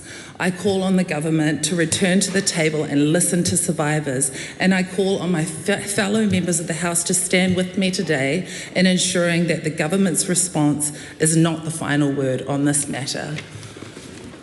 Call on the Honourable Karen Chaw. Thank you, Mr. Speaker. This is a very sensitive topic for many, and if we look at the timeline of the actual inquiry into the abuse in state care, it's quite horrific how long it's actually taken to get to this point for survivors of abuse in care. So if we look when this first began, when we started the inquiry in February 2018, it then took a few years for us to get to this stage where the redress report and recommendations were ready. And the previous government received that redress report and recommendations in December 2021. Then fast forward 2 years, into 2024, the report was finally tabled in this House. So the time frame from when the report and recommendations were received in December 2021 to the time it was even tabled in Parliament was quite distressing for survivors in itself, because knowing that those recommendations were ready and knowing that the previous government had an inkling of what was required by survivors for 2 years before this report was even tabled. You would have thought, even though it wasn't tabled publicly in those 2 years, that the previous government would have been making plans in the background of what they were actually going to do in response once this was tabled. But unfortunately, the only response that happened, from what I can tell, is that rapid claims were looked into through MSD. The current system that survivors were saying very loud and clear was not a system that they were happy with. So fast forward to now, when, as a government, we are very committed to victims of crimes, of sexual harm and violence. We want to make sure that we get this right for survivors in care. My response to this is looking at the $774 million investment into the redress system and also strengthening the care-based system to prevent, identify and respond to abuse in the future is a good start, because at least we've laid out in black and white in a short time frame of what we are actually going to do, not only for survivors of abuse in state and faith-based care in the past, but what we're going to do in the future to prevent them from happening again. Because, Madam Speaker, to be perfectly honest, compensation is not just about money. Redress is not just about money. It's also about knowing that our voices are being heard, that the hurt and harm that has been brought to this House and put in black and white in a report of what has happened, that their voice mattered and counted towards making sure that governments in the future and agencies in the future are doing everything they possibly can to prevent that harm from happening again, which is what this government has made a commitment to doing. We are in the process of implementing a seamless service so that survivors with claims with multiple agencies now have the ability, will have the ability to have those claims managed by one point of contact. Now, Madam Speaker, that is not a separate system in itself. But quite frankly, I would rather that all of that $774 million be invested into the survivors than building up a new system that may take years when these survivors have waited long enough to have their claims addressed. We may not even know if creating a new system will make that better in the future. This is not saying that we can't do this in the future, but just making sure that we address this as quickly as possible, allow claimants to make their claims, allow claimants that have previously made claims to have top-ups as quickly as possible, so that we're not dragging them through what's next for more years to come. Because, Madam Speaker, that is actually worse than doing something right now. And we need to make sure that we are doing something now, that we are showing our commitment, and that moving forward we are committing to make sure that this kind of horror does not continue into the future. Thank you, Madam Speaker. Madam Speaker. Honourable Casey Costello. Thank you, Madam Speaker. And it is, I think, timely to recognise, as the Minister reflected, that this is a difficult and troubling process that we have to work through, and it is a process that has sat around for a long time to seek resolution. And will there be a perfect answer? Will there be the ability to rectify the harm that was done? I would suggest not. We have a very difficult task ahead, and the perfect solution does not exist, because every single individual that has been harmed, that has been damaged, has their own individual story, their own individual expectations. And our job in this House and in this government is to try and wade through with a clarity that will provide some direction, some trajectory under which we can seek to diminish the challenges that are being faced by these individuals. And I think it is really important that we do not use this as a political football to kick around this House, using those very voices that we need to be listening to, and we actually look at how we can make these decisions reflective of the voices that you're hearing, and how we can continue to develop a process. As the Minister has outlined, we are not at an end point, we are on a journey. But what this government had to do was make some decisions about a pathway forward. They had been waiting long enough. And is it the perfect solution? We will not know, because every single person, as I said, has their own expectations and their own harms to heal. But what we do know, rather than heckling in this House, is that we have invested $774 million into a process, into redress, into something that is tangible, that we can say there are some actions underway. And it is tragic that we are not revisiting this message over and over again, that we are on a pathway. And this is a solution that we will work on, that we will develop. But this end point, this new system, this new redress system, as we've said repeatedly in this House, there is no perfect system, but we could have spent an inordinate amount of time trying to develop this new redress system. But what we do have is something that we can hear what have been the issues and what have been the frustrations, the single point of entry, the time it's taken to be processed. All of those things have been taken into account as we have discussed this issue. And therefore we are trying to fix those things to ensure that this money is directed where it needs, that we are increasing the average payments, that we are topping up payments to survivors so there is an equity. We are providing higher payments for those where there has been the highest level of egregious harm. We are increasing the capacity to process those claims. As I've said, a single point of entry into the system, and we have established an independent review and access to support. These are not small things.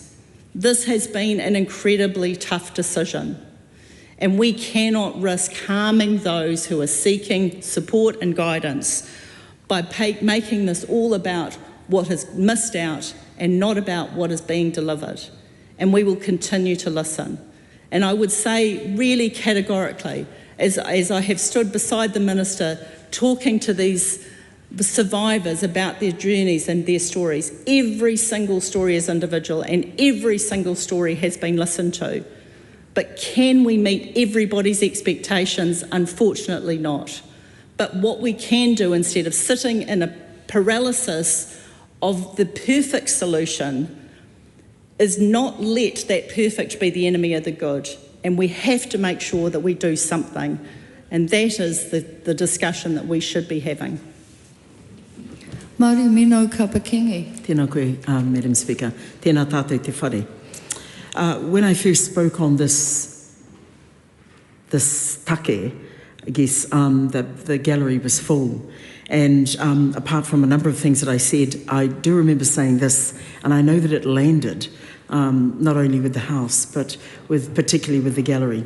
I said, because we apologise here in the House does not mean that you have to be ready to forgive us.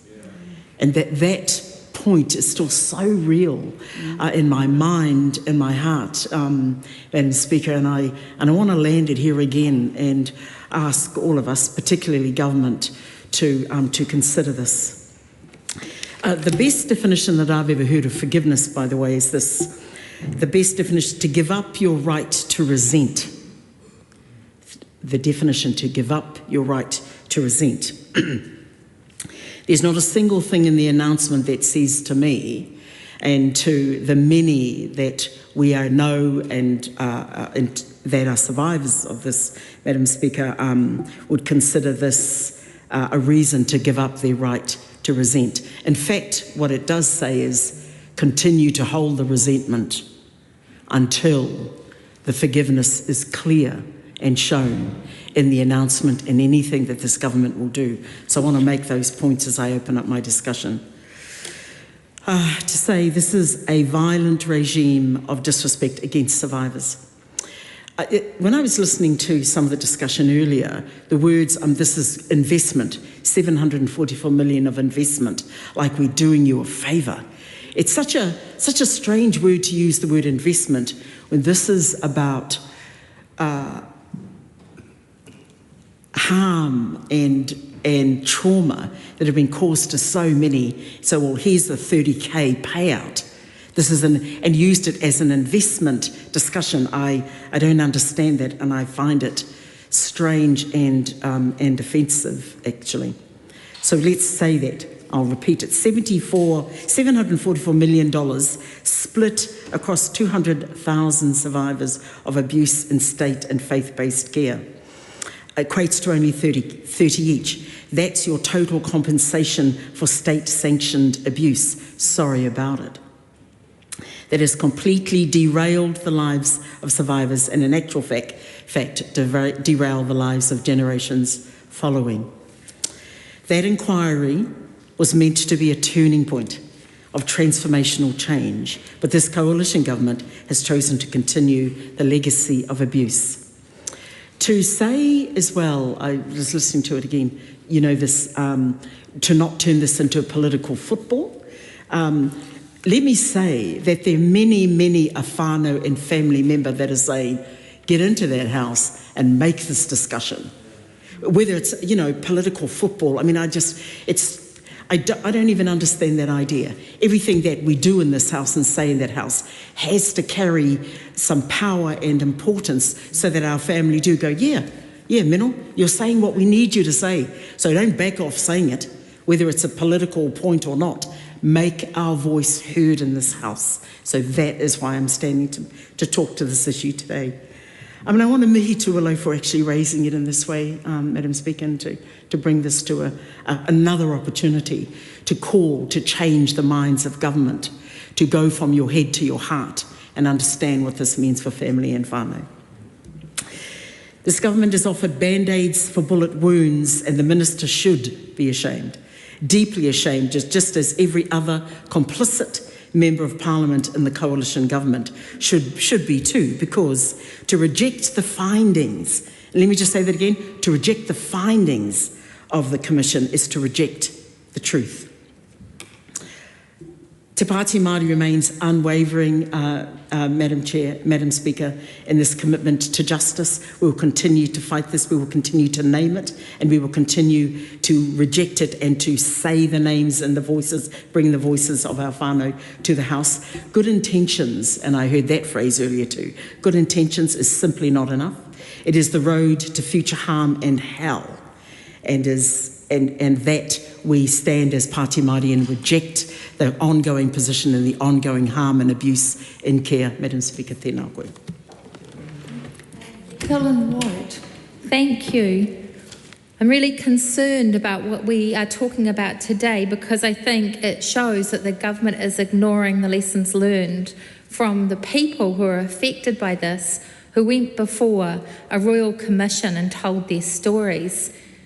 That is of deep concern when a government this new has forgotten how to listen, has forgotten how to connect with the very people that the government, and we are the government that was responsible for state care, the government caused that harm. and it has immediately turned around and done something that is offensive to those people immediately. It's only 18 months in, and this is where it's at this incredibly insensitive level. What people said to that inquiry was that they had absolutely no faith in the current system. They said it wasn't independent, it wasn't informed by the trauma that they'd been through. It did things like delayed matters, it belittled them and minimised what was going on.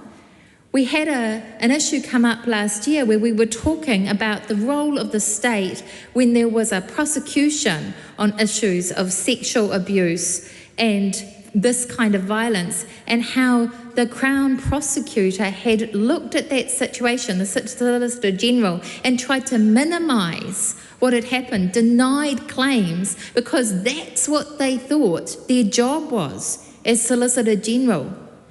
That is what happens when you don't have anyone independent in a role, when you confuse your role. That is what happens, and it caused so much harm to so many people. And we had a Royal Commission that did incredibly good work, and it came out with a finding. It said that what had to replace this system was a survivor-led, survivor-designed redress system. Now, I have heard the Minister talk about how today she said it was only that we were trying to create one single entity system, and that was too difficult in the time frame. I've heard another minister say that we can't wait for the perfect system. I don't think many survivors in this country expect the perfect system.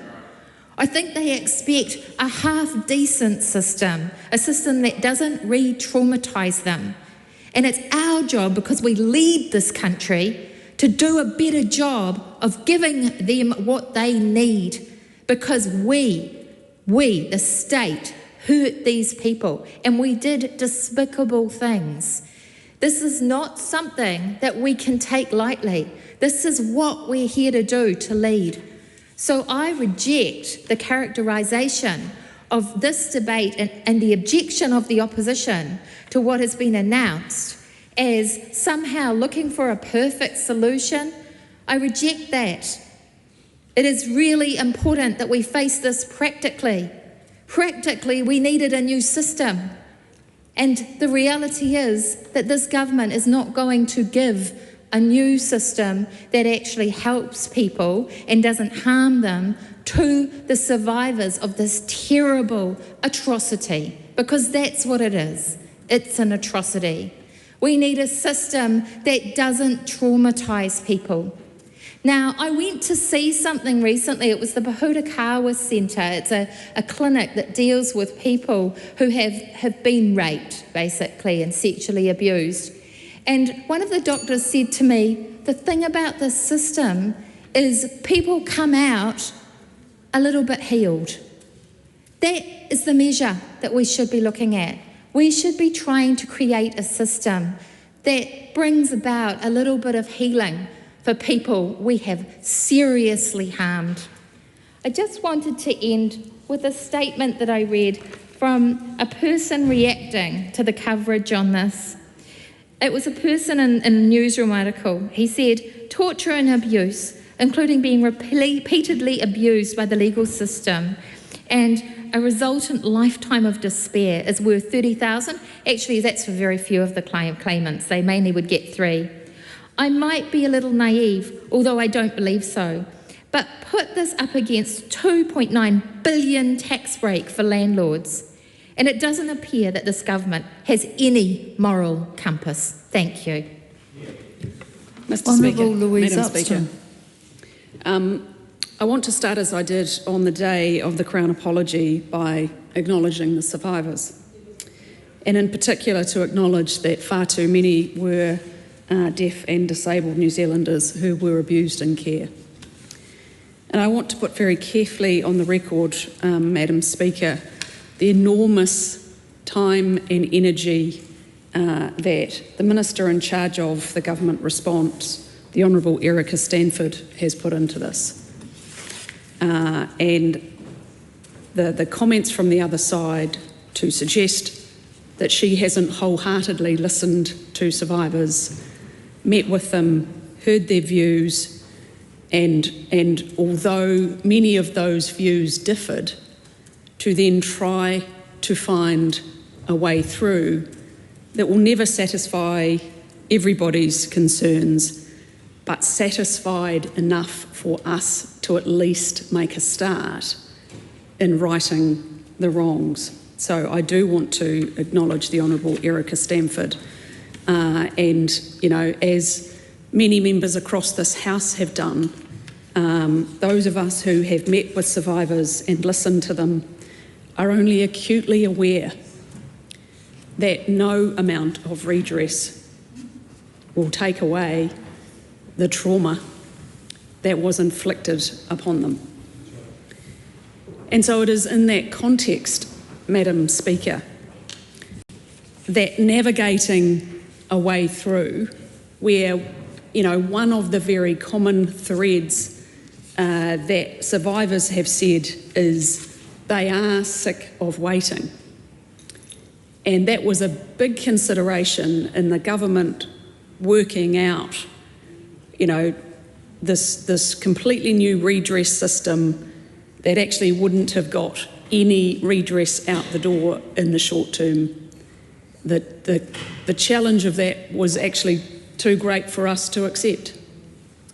And so that's why, by listening to the survivors, by listening to the things that they prioritised in terms of making it simpler, making it easier, giving them one point of contact, some of the key parts in the improvements that have been made have been absolutely in response to the feedback they gave. Is it perfect? It never will be. There will never be a perfect solution to this. But actually, the opposite side of the chamber can't just sit there and say this is about the government's intentions. We've actually announced a significant way forward, which is a start.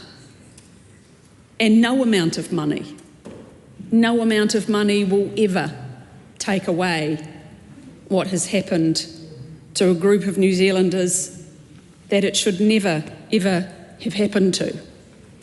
But instead, we need to focus on practical things that will mean that we can make progress in redress. And I want to say, Madam Speaker, because the team at the Ministry of Social Development who have dealt with claims already, and actually on Friday with the announcement as of 2 p.m. yesterday had almost 350 top-up applications. That is delivering for survivors. As I said, it may not be perfect, but it is a very important start in improving what we have. And I do want to also put on record, Madam Speaker, the team that I have met, who are the ones who are at the end of the phone, who are that one point of contact, are an extraordinary group of New Zealanders and public servants who get up every day to provide support and assistance to survivors of state care. And I want to put on record my thanks to them. There is more work to do, significantly so, and the Minister outlined that. And I also want to make clear, as she asked me to pass on, we still are yet to make decisions about those who are abused in faith-based environments. Madam Speaker, this is an enormous piece of work. It won't just be our government, but governments of the future. And I think we should focus on the survivors, not on politics. Glenn Bennett. Kia ora, Madam Speaker, and for us on this side of the House, it is about the survivors we stand today. It is about the survivors that my colleague, the Honourable Willow Jean Prime, put in request for a debate because the survivors have been asking us, have been pleading with us to actually speak up and speak out in this House around what we can be doing to do what is right. What is right. It's not easy doing what is right. It is not cheap doing what is right, but to honour, to help in the restoration of mana for so many survivors, it is about doing the right thing. That is why we on this side of the House stand. That's why we on this side of the House are doing our best to be a voice and to push government. It is to be political. It is to be political for the right decisions to be made. When just under a year ago the Royal Commission report was presented in this House, the byline of it was through pain and trauma, from darkness to light. From darkness to light. And that is the challenge we are wanting to continue debate in this House, but as we move forward, how do we move from that darkness into that light? And it is about an apology, but it also is about us as the state, us making bold, courageous and difficult decisions to restore mana for those who it was lost often for many of them many, many years ago due to what we as a state, we as the church have done. And it was a couple of weeks ago, I turned on Whakata Maori and saw the documentary, The Stolen Children of Aotearoa. And for anyone who hasn't seen that documentary, which follows a number of survivors, I challenge you to watch it. It is not easy to watch, but it creates more of the story. It creates a depth of the story for understanding for us, not only as a parliament, for us as a community, to look at what we can be doing because of what we did do in terms of how we ignored and how we swept this under the carpet for so long. And I just want to challenge the government, and I want to challenge the Prime Minister directly in my contribution this afternoon. As he stood in this House with a full gallery, with this Parliament full of survivors who heard him apologise last year. And I want to quote him, because he said, "I know that financial redress is important to many of you, and no amount of money will ever make up for what you have endured." And then we go on to say, Madam Speaker, that many of you, understandably, do not want to engage with the current redress system. He said that, the Prime Minister, he acknowledged it. And he also committed to this year, in 2025, establishing a new single redress system that will be operating in the year to come. Well, we're in that year, and then last Friday, survivors are handed what the government handed them, and it's not okay. We look at what the Royal Commission recommended as well, Madam Speaker, and they also talked very clearly about the fact that survivors are looking and needing a system that is designed specifically for them to be independent, for the redress to be meaningful. Because why would you go back to your oppressor with your hands out asking for some crumbs? Why would there not be a separate system set in place, Madam Speaker? And finally, I just want to reflect on the survivors. And as I watched that documentary, we heard people speak who were in the Ipuni Boys' Home. We heard people speak who were in other spaces like Kimberley and Lake Alice. And those were institutions that this Parliament ratified and supported.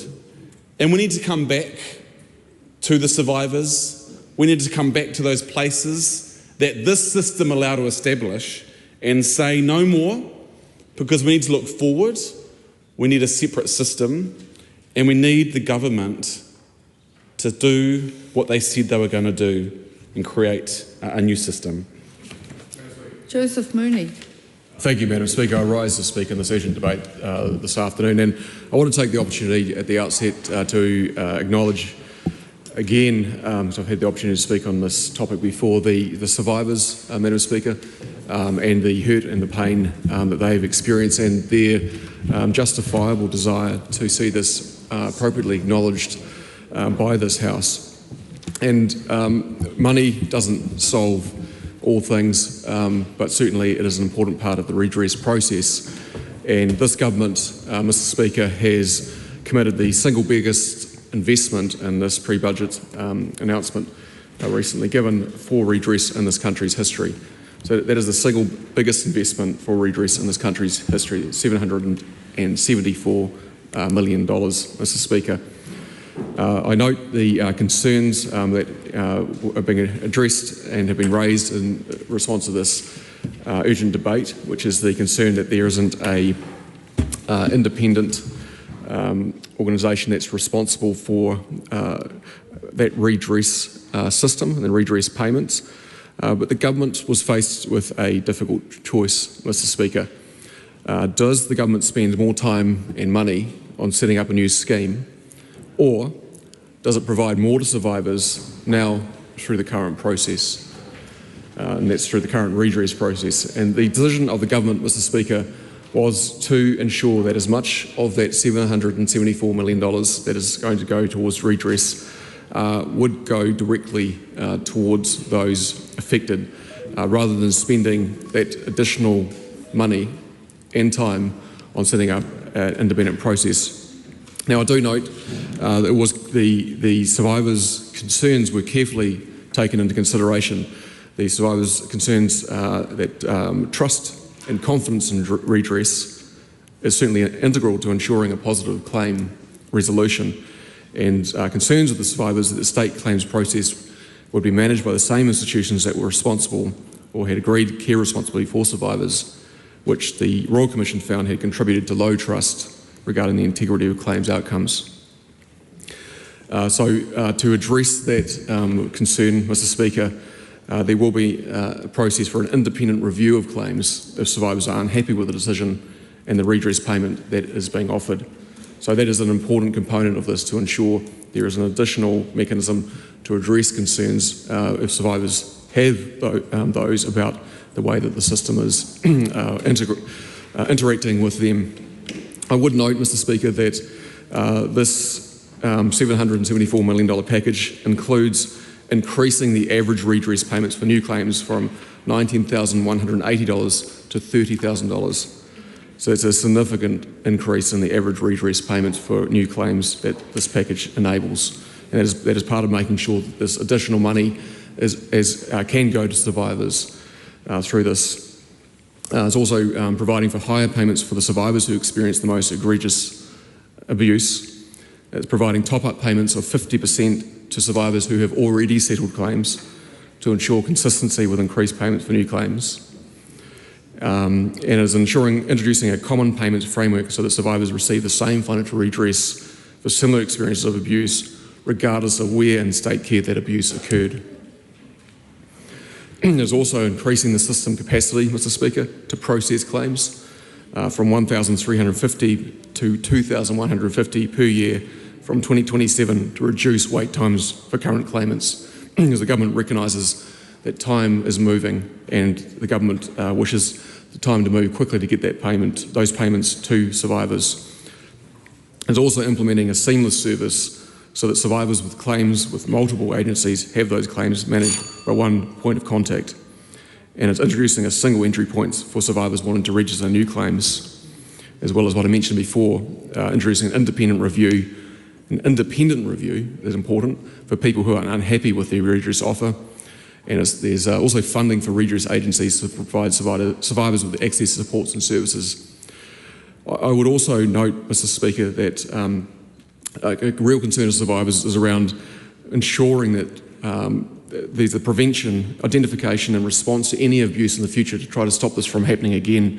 And so this package also includes investments in the wider care system over the next 4 years, including such things as $71.5 million to build a capable and safe care workforce for children and vulnerable adults, and over $50 million to make mental health inpatient units safer and improve privacy and dignity for patients.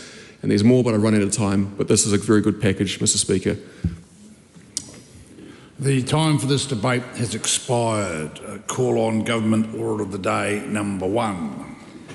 Appropriation 2023-24 Confirmation and Validation Bill, Committee stage continued in third reading. I declare the House in committee for further consideration of the Appropriation 2023-24 Confirmation and Validation Bill.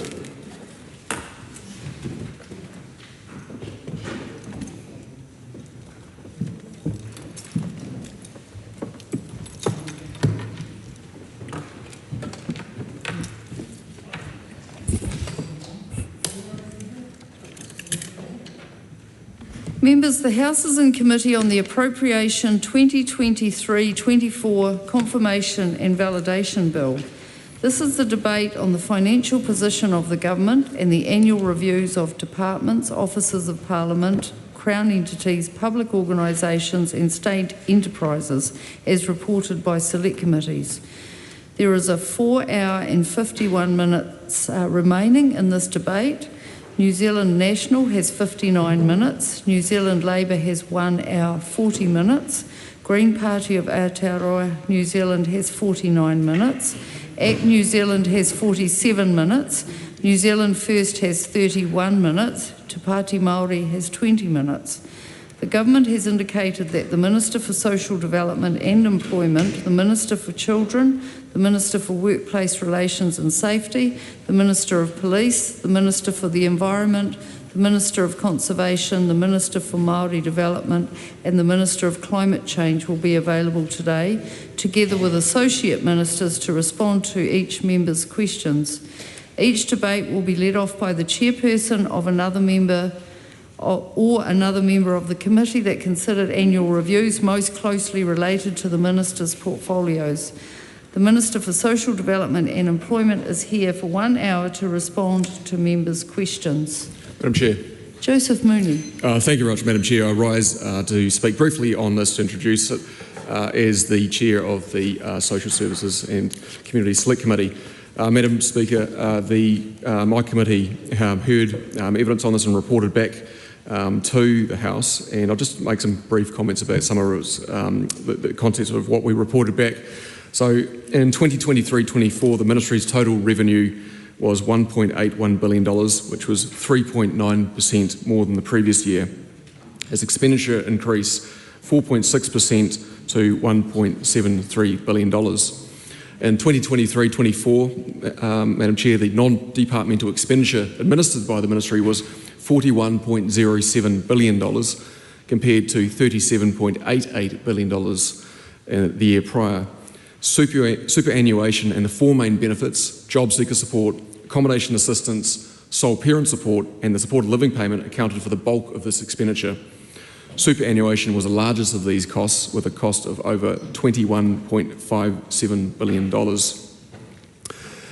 The Ministry provides services via phone or internet and in offices throughout New Zealand, and I acknowledge the many people who work hard to service our communities across the country, Madam Speaker. As at 30 June 2024, it had 8,394 employees. The Ministry has a finite set of resources, and every year it uses an investment strategy to determine where and how those resources are applied to match need. It told us that it does not always get the balance right. It sees itself as part of a wider ecosystem trying to make a difference for families in the country alongside employment partners, community providers and iwi providers. The Auditor General issued a standard audit report for the 2023-24 period and rated the Ministry's management control environment as needing improvement, recommending improvements to appropriation management, procurement and contract management, information management, management of fraud risks and a regular review of policies. The Auditor General rated the Ministry's financial information and supporting systems and controls as good. He did recommend improvements to the management of documents related to benefits and associated expenses and regular reconciliation of the fixed asset register, and did recommend that the Ministry further enhance its performance reporting. With that, I'll conclude my comments. Thank you. Madam Chair. Honourable Louise Upston. Thank you, Madam Chair. I'd like to acknowledge some of the work that was done by MSD during this year in review, which is up to the 30th of June 2024. MSD supported 71,000 people off benefit and into work.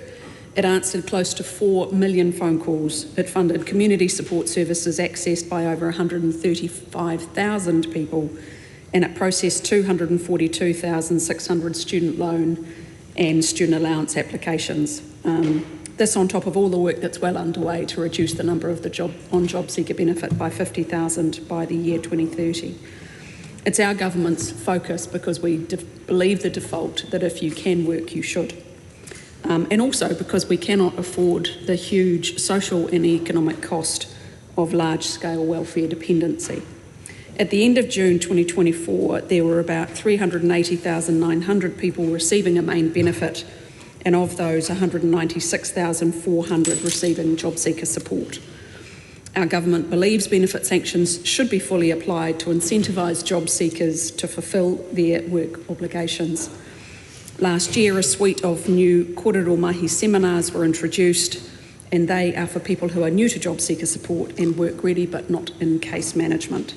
They occur within the first 2 weeks of their benefit starting, and job seekers learn about the employment support that is available through MSD. Work check-in seminars for those who are still on job seeker support after 26 weeks, where MSD catches up with job seekers to discuss what progress they have made to find work and check what support they may need. There is, of course, Madam Chair, much more work ahead of us as we implement our Welfare That Works reforms, but I want to acknowledge the amazing work that MSD does. Madam Chair. Ricardo Menendez-March. Thank you so much, Madam Chair. I wanted to open up this debate on the opposition side by quoting the Minister, who just said that everyone who can work should work. And that's all well and fine, provided there's a job for every single person on the job seeker benefit or unemployed person altogether. Can I ask whether the Minister is aware as to whether there's a job available for every single person on the benefit? And if so, and if not, what is the Minister doing to ensure that there's a job for every single person on the benefit? Otherwise, what I am seeing is a welfare regime that sanctions people when there's not even enough jobs for every single person who's receiving income support. Madam Chair. Honourable Louise Upston. The member again provides misleading information. The sanctions are only if people don't fulfil their work obligations. That wasn't my question. If they can't find a job. Answer my question. Madam Chair. Helen White. Madam Chair, I have some very disparate questions, so I hope I'll get to take another call. I have a few different things, but I'll try and cover some of them. One of the things I noticed in the annual report was a question about emergency housing, and it comes into the sort of sundries of it, but it's an interesting question. And it said we discussed several aspects of emergency housing that were in our structured agenda, including the reduced target for emergency housing, tightened gateway settings, emergency housing exits.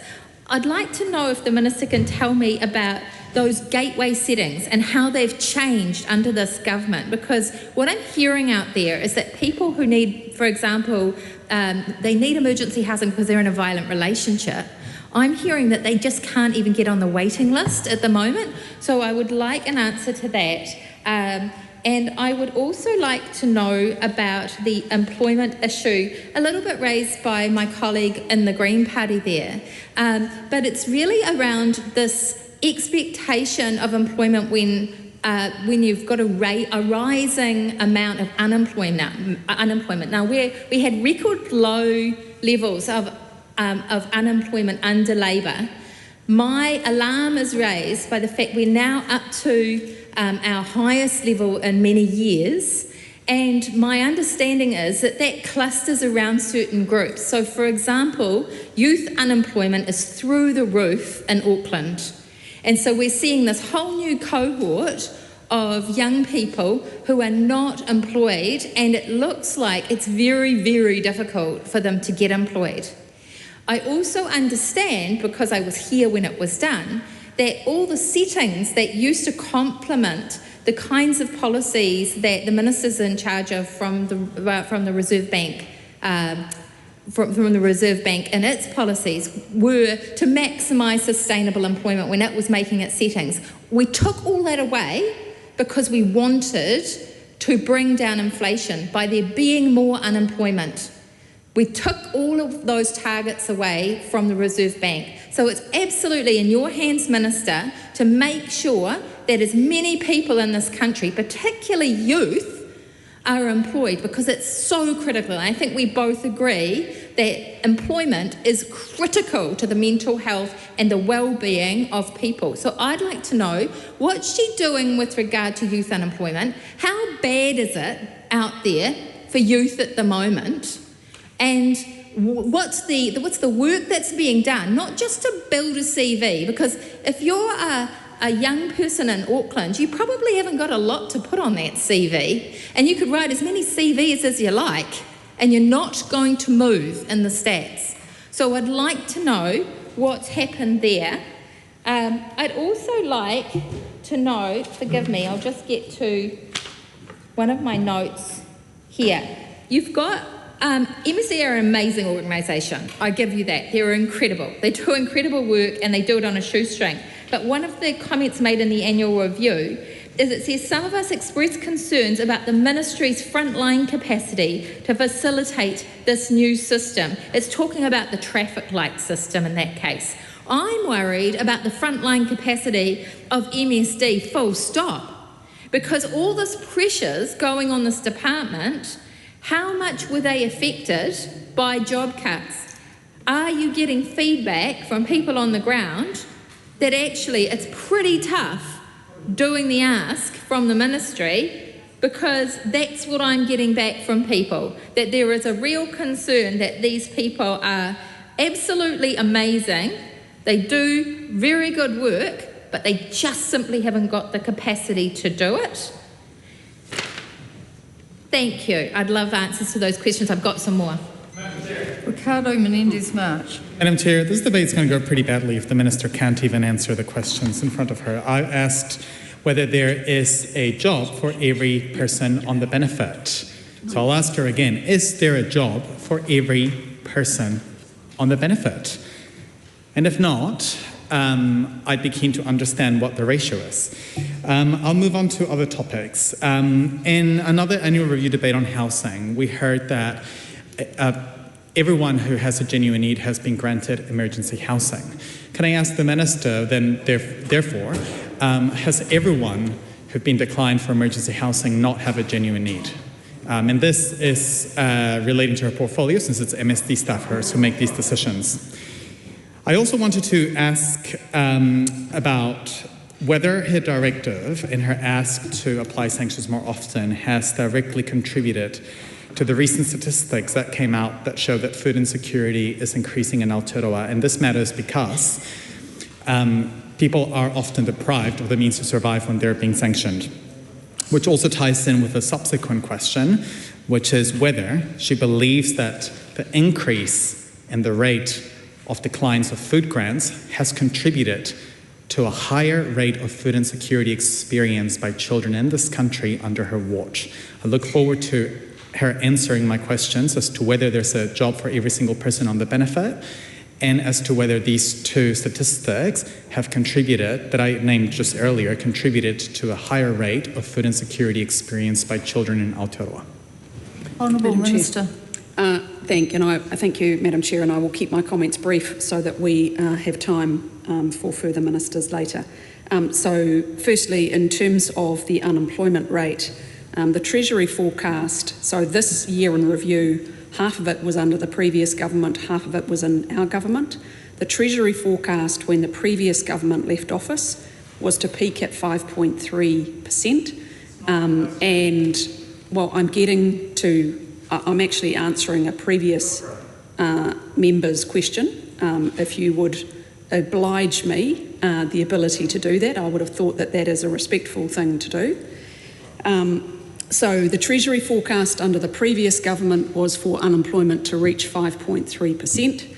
That is the continued forecast, despite there being more challenging economic times than were originally anticipated. So that is the good news. In the year in review, compared to the year previous, the youth unemployment rate went up 25%. So unfortunately, under the previous government. The trend continued when more young people were on benefit and on the job seeker benefit. And what we do know is for young people who went on to a benefit under the age of 25, their future years on benefit is 20.4 years. That is why in the year in review, we have absolutely focused on the need to reduce the number of people on the job seeker benefit and support them into employment. So the member from the Greens asks, is there a job for everybody on the job seeker benefit?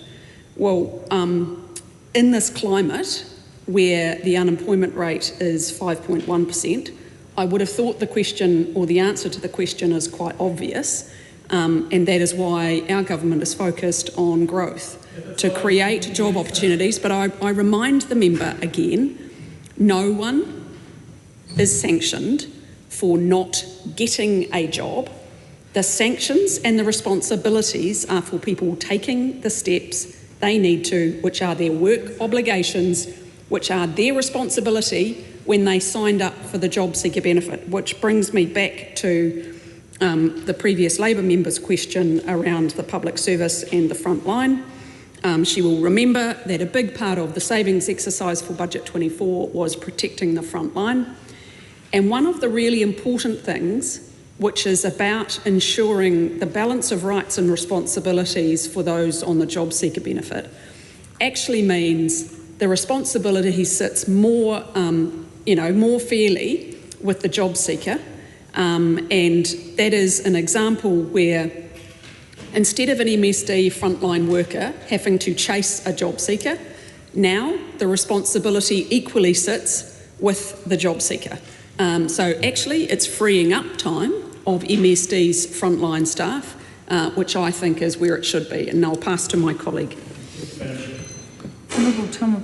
Just in response to the questions about emergency housing, and I've spoken on these matters before in this House, emergency housing is a last resort, not a first resort for those in genuine need for short-term stay and temporary accommodations. There are many options to pursue prior to an emergency housing support being processed expediently, whether or not it's transitional housing or rapid rehousing, housing first, rangatahi housing and housing support services. Often if someone presents themselves as having genuine need, people at MSD, the team will try and figure out how can we move that person into private or other forms of accommodation rather than reverting to emergency housing, which is a last resort.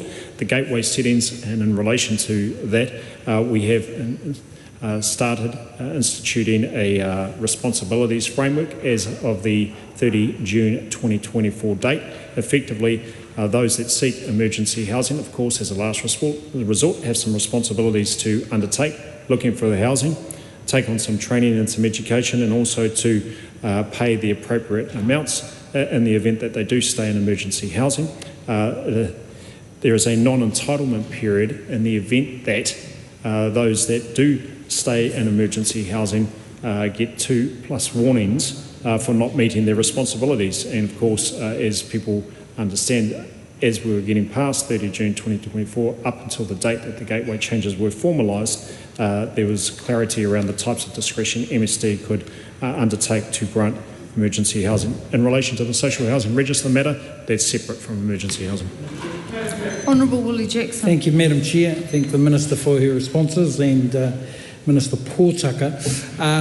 The questions I have a few questions around what Minister Pōtaka has said, because we still have questions that the Minister might be able to inform us on in terms of where do some of these people go and the impact of homelessness. That's been one of the big questions that Minister Pōtaka will know has come from this side of the House.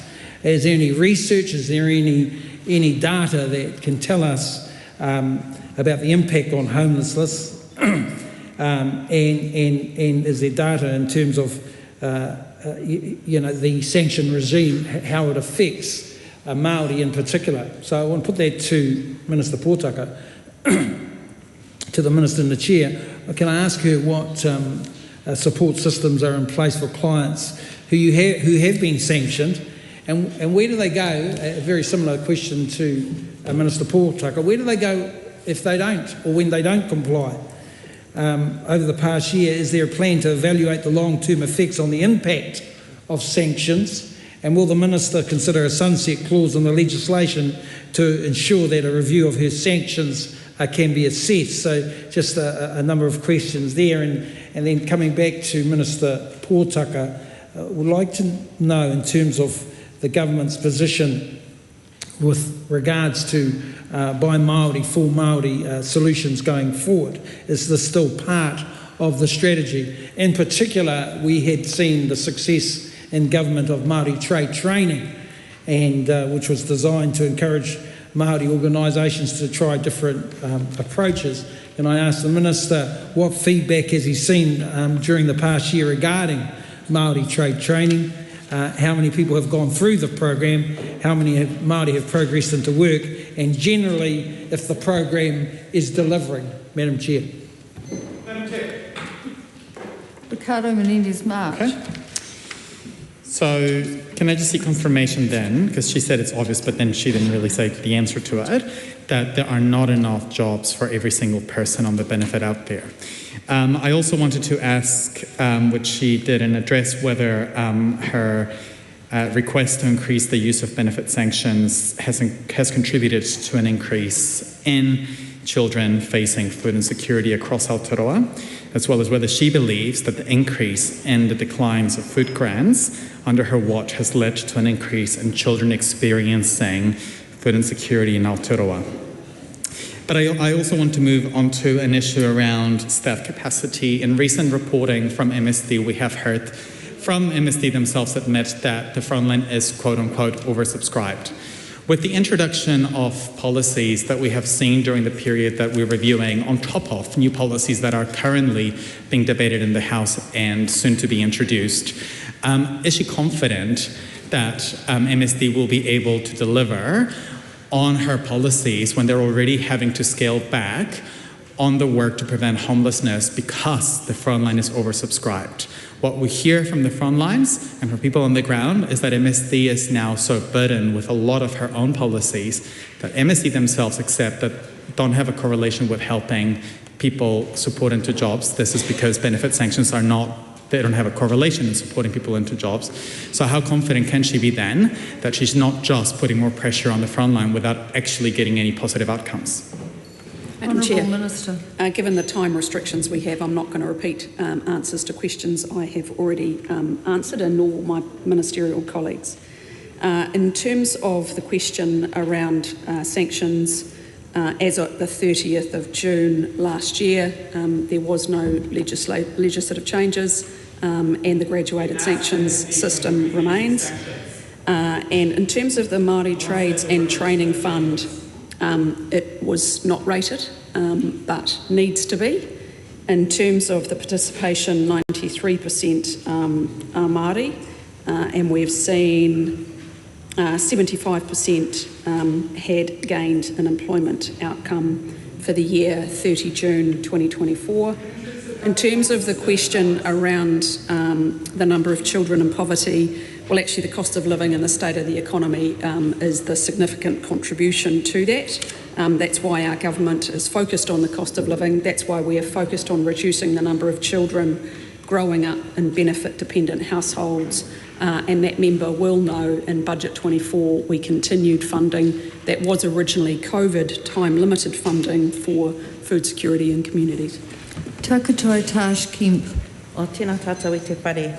I want to move back to employment, and so we want to ask, how is the ministry measuring the effectiveness of Te Paitata, its Māori strategy, in improving employment outcomes for Māori, and how are iwi providers being resourced and empowered to deliver employment services that reflect tikanga and whānau-centred approaches?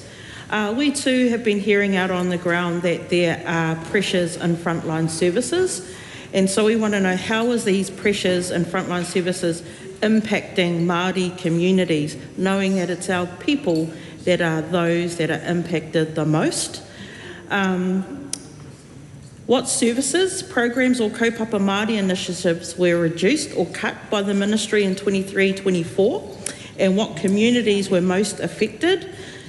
Also, what we want to ask is, did the ministry receive any direction in 23-24 to shift away from equity-focused or tiriti-based approaches? If so, who made that decision and how was it justified? Kia ora. Honourable Judy Anderson. Madam Chair, I'd just like to ask a couple of questions around some of the changes that have taken place over the course of this government as the Minister has been responsible.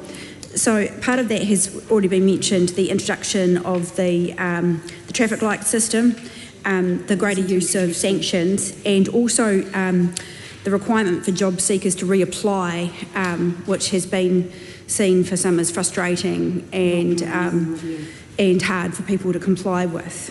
Could the member just clarify? I'm just hearing that might not be in the year in review, so could you please just double check that?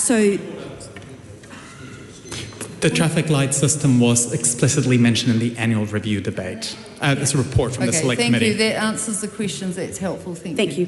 So the introduction of those changes, which have been weighted on introducing sanctions and also a requirement for people to reapply for job seeker. This has been perceived by many as making life harder or worse for people who already are struggling. What I'd like to know, and as a result, we've also seen in the March 2025 quarter, job seekers have increased. So we have now 209,883 people who are receiving a job seeker benefit, which is an increase of 22,000 people, or 11.6% compared to the same time last year. I'd like to know from the Minister, what are the initiatives that her government has introduced to assist people, so not sanction, the opposite, to support and assist people to develop skills, to have training, to have financial support in order to be able to develop the independence and the requisite skills to be able to enable them to take up meaningful employment and also to continue in those jobs. And to hold down those jobs once already received them. And as well as that, well-paying jobs that pay enough for people to live off. So what are the measures or the programs that this government has developed in order to assist people into employment, not just penalise them? Mr Chair. The Honourable Louise Upson. Mr Chair, I'm not going to answer questions again that I've already answered, and I will be focusing on the year in review. In terms of the employment programs and their effectiveness, flexi wage effective, mana and mahi effective, he Poutama Rangatahi, which was introduced by the previous national government, effective, a number of programs that hadn't been rated, driver licensing effective. So one of the things that we do want to ensure is that there is greater evaluation of the employment initiatives, welfare that works, the addition of coaching for under 25s by community organisations to ensure more one-on-one support to address the unique needs that young people face. In terms of the previous member's question about so those employment programs, many of them are delivered by Maori providers. I don't have a list on me, but if you wanted a more detailed answer, if you could put that down in writing. Honourable Willie Jackson. Thank you, Mr Chair. And just following on that Māori stuff, I appreciate that the Minister doesn't want to repeat herself, but just need to know what we did have a specific Māori employment program which you'll be aware of. So I just want to know from the Minister, we thought that we were on target with it. The Minister's absolutely correct in terms of the number of Māori organisations out there, but we did have a specific Māori employment program as we had a women's program. And why was that discarded in the end? That's the question. I also want to know, I think I asked it before, what is the stakeholder feedback to the new measures that the ministers, that the government is rolling out, particularly from Maori? And I'm saying that because I'm aware, obviously, the unemployment rate in general didn't go up, but Maori unemployment went up to 10.5%. I think it's another 7,000 Maori in terms of the statistics. So Māori unemployment went up, so it's really important that able to get some feedback from the ministers with regards to this, and whether they have been engaging with stakeholders over this. I've also asked the question, and I want to ask a question again, particularly of not of Minister Upson, but maybe of Minister Pōtaka, in terms of emergency housing. Has there been any data, any research, Mr. Chair, in terms of where do the people go after they? We certainly realise that the government's ticking all the boxes in terms of the numbers, and it's all looking very lovely, and Minister Pōtaka's coming out with his stats, but we have huge concerns in terms of what happens to people after they've been moved out of their housings. What we're getting back from our stakeholders is that homelessness is now going through the roof, and there's more homelessness on the street than ever before. So has either of the ministers got any data relating to that? And can I ask the ministers, is the government still committed to the by Māori, for Māori strategy that we talk about often, but it seems the government, parts of the government are walking away from? I would like to know what the general view is, because as we all know, by Māori, for Māori approaches can be and are successful. Sure. Mr. Chair, there was no funding reduced for Māori employment programs in Budget 24. Ricardo Mendes March. Thank you, Mr. Chair. So, to get the facts straight, the Minister may have been right when she said no legislative reforms have been passed under the year of review, but she did write to MSD to ask them to implement sanctions more often, and she has introduced the traffic light system, which is why I ask once again, which hasn't been answered properly, whether her directive to increase benefit sanctions contributed to more children facing food insecurity. It's saying that there's a cost of living pressure does not address the question as to whether her own directives, her own policies, which is showing in more families facing benefit sanctions, more families being declined for hardship grants, has contributed to more children facing food insecurity. She's saying it's not true, but over the period we have evaluated, there have been more people sanctioned, which means people having less income. How can that not contribute to the growing food insecurity we're seeing across Aotearoa? My second question, which also wasn't addressed, is whether she agrees with the statement, with the advice from MSD saying that MSD's frontline capacity is currently oversubscribed and there are wider organisational pressures because of the focus on implementing initiatives to support other government targets, including the job seeker target. Does she disagree with MSD's advice that explicitly mentions that the frontline is oversubscribed as a result of her government policies? Ellen White. Thank you. I've got two questions about targets, not at the back end, which is what the Honourable Willie Jackson's talking about, but at the front end. So the first is regarding to emergency housing. What do we know? What statistics have we got about how long it's taking for people to be placed in emergency housing when they first come and ask for it in comparison to previous years?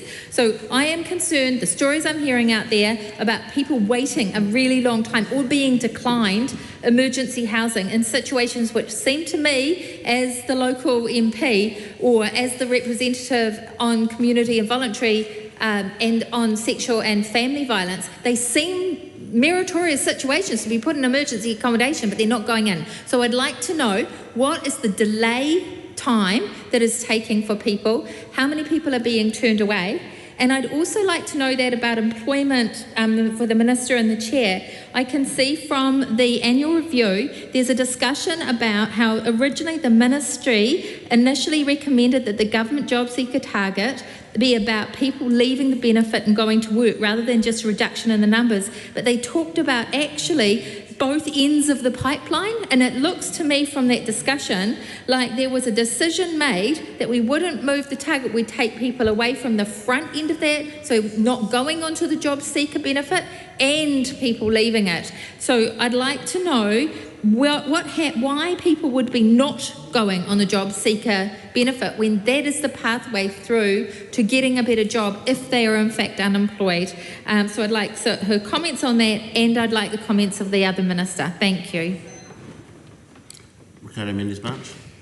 Cool. I'll just recap once again. Have any of her policies or directives contributed to an increase in children facing food insecurity? If not, why not? I also wanted to ask the question once again of emergency in relationship to emergency housing. Has everyone who've been rejected for emergency housing been deemed as not having a genuine need? I'd like to know about payment cards because it is in the annual review. I appreciate we're not looking forward, but we did have a discussion about payment cards and people having 50% of their benefit on it.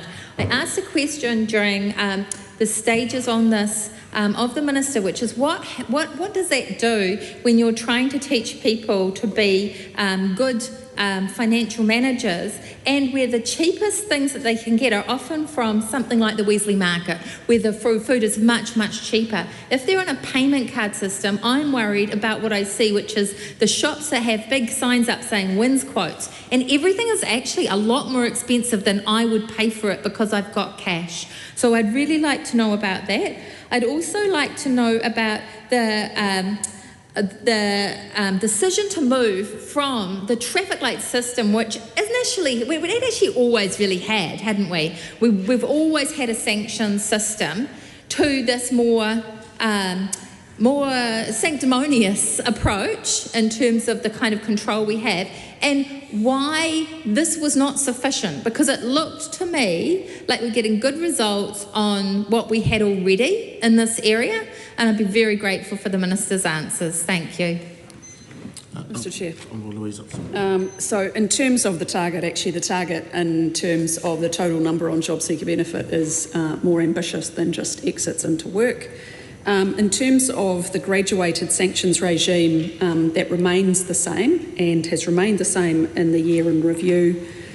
Part of what we wanted to do, and I wanted to do as a Minister, was for people to be really clear about what their obligations were when they came on to benefit, and how would they know more simply if they were complying. Willie Jackson. Just further to the whole question around sanctions, and it's a tough area, this, because the Minister feels that she's repeating herself, but it is incredibly important given so many of our communities are affected by this sanctions, and so we need to get some feedback from the Minister in terms of the effect of sanctions and how MSD are treating many of our people at the coalface. So asking the question, and I think it's a different question, what is MSD doing to measure how the sanction regime is working?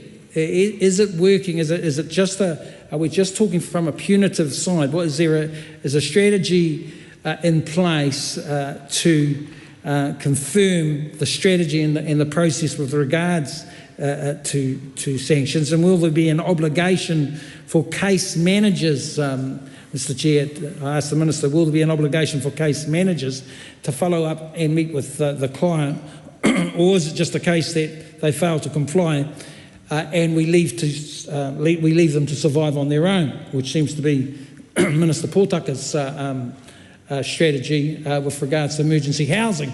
And I keep asking him, and he won't respond, in terms of what happens to these people when they leave emergency housing. Is there any track, is there any process with regards to following up on these people? Because at the moment we've got homelessness at record levels.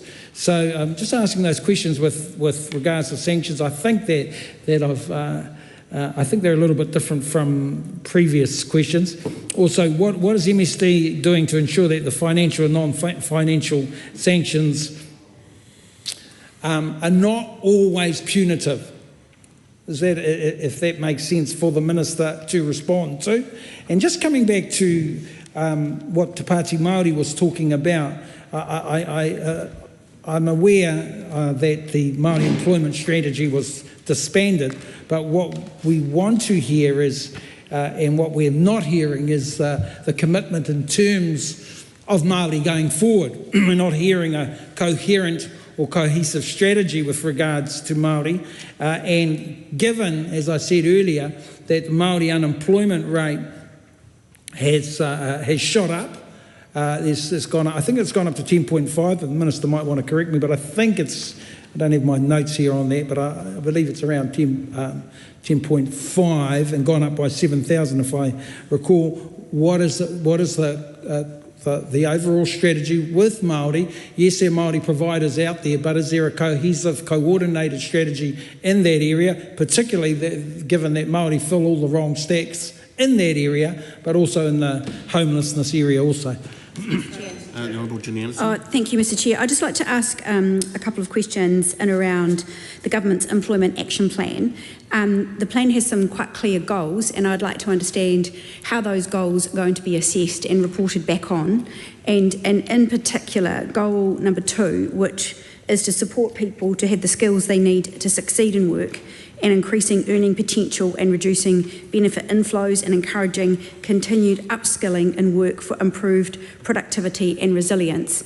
So just to recap, the question is how you're tracking on that, and how will the New Zealand public be kept up to date on the accountability of the government to the commitments it's made under the Employment Action Plan. Thank you, Mr. Chair. Still looking for an answer to my question as to whether she agrees with her ministry's officials who said, quote, MSD's frontline capacity is currently oversubscribed and there are wider organisational pressures because of the focus on implementing initiatives to support other government targets, including the job seeker target. Does she agree with that statement from MSD? And if not, why not? I'd like to ask about food security and family violence in the last minutes of this debate. MSD do some incredible work actually giving funding for very important services.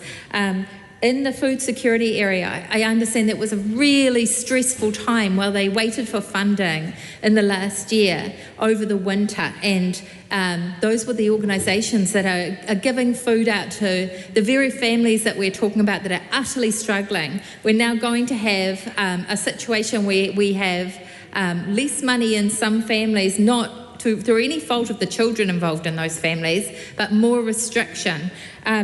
Can I seek the Minister's assurance that the funding will be adequate for the kinds of food security services in Auckland that so many, even working families, but many families that have got someone unemployed in them, have got? May I also ask you about the work of the MSD in the national strategy to eliminate family violence and sexual violence? MSD have been playing a role there. I'd like to know what kind of role that is that they are playing. Thank you. Did you? Tēnā koe, Te Pika.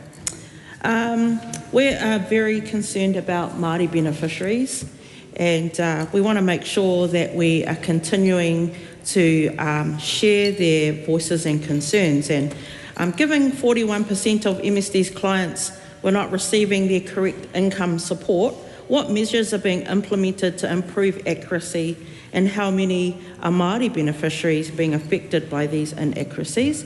And I want to go back to food insecurities. A year ago, butter was $4.59. It's now anywhere between $8 and $11. It's a basic staple on every table, but whānau families can't afford butter, and so we want to know if the government is committed to increasing the cost of living for the benefit of our families. There's been a reduction in funding towards food banks, and a lot of our Māori communities rely on food banks, especially those within our marae. And so I'd like to know if the government are going to commit to more funding to supporting food for our whānau. Kia ora. And simply just looking for an answer as to whether she agrees that MSD's frontline capacity is currently oversubscribed, as her own officials report, as a result of her own government's initiatives. I think it's a pretty simple question. I just can't see why she can't give us a pretty simple answer on that matter that's been raised by MSD officials, which is really concerning because we've seen how other initiatives like preventing homelessness are being affected, and we know at the front lines that MSD is really, really busy. So does she agree with her own officials who advised her that MSD's frontline capacity is currently oversubscribed? Mr Chair. Honourable Louise. I'm not going to repeat things I've already said. Questions around Māori unemployed. Absolutely, our government supports by Māori for Māori. We do want to absolutely reduce the number of people Māori unemployed. In terms of the accuracy question, yes, I'm concerned about that. 78% of all clients received their accurate entitlement. There's ongoing work to improve that.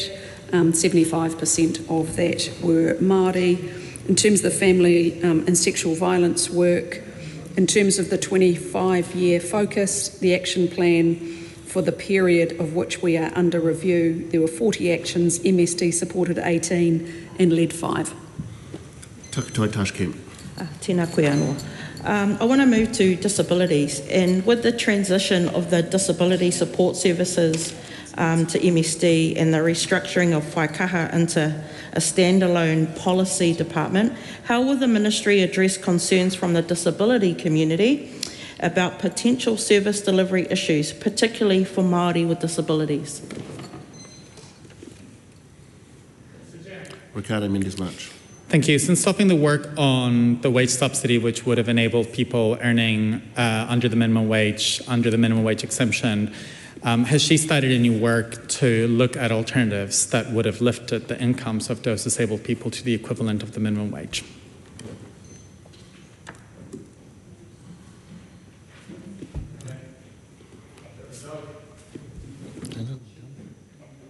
So you want to move on to the next one?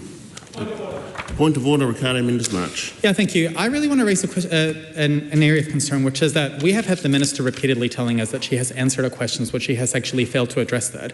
There have been multiple questions raised on this side of the House, particularly recently from my Te Pati Māori colleague, Takatoi Tashkent, and myself, and those go completely in silent. I totally understand the government has limited amount of time to participate in this debate, but I really am starting to worry that the Minister's silence and inability to actually accurately address the questions is making a mockery of this process. Speaking to the point of order, the Honourable Louise Upson. Thank you, Mr Chair. So there is a restriction in the number of minutes that National Party members have to contribute. So I've signalled that. So in terms of not being repetitive and answering things that I've already answered, that's where I focused on it. And also not answering questions that are out of scope, that are not in the year in review.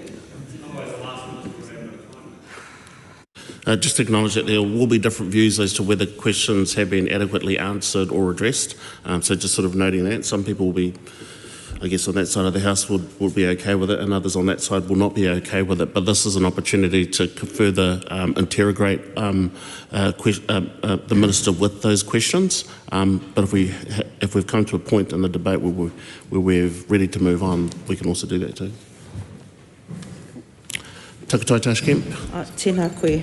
I see we have the, I'm going to ask a rangatahi homelessness question. And this actually came from our community in South Auckland, from Māti Huruhuru, Māti Huruhuru, who look after and focus on rangatahi homelessness.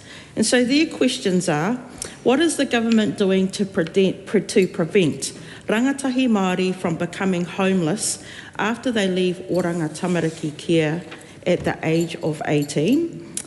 How many care experienced rangatahi Māori have become homeless or transient within 12 months of leaving care in the past 5 years? And what percentage of eligible rangatahi Māori have accessed transition support services under Oranga Tamariki Act in the past year? Ricardo Mendes-March. Are concerned that under the period we're reviewing, Māori have been disproportionately targeted by benefit sanctions.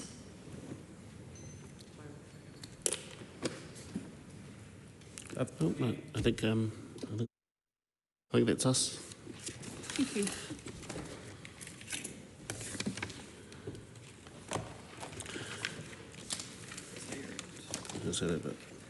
Members, our time with the Minister for Social Development and Employment has ended.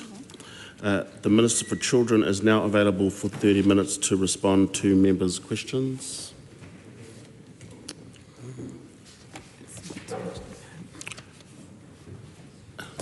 And is there a chair of the... Who's taking the call for the chair of the Social and Services Committee?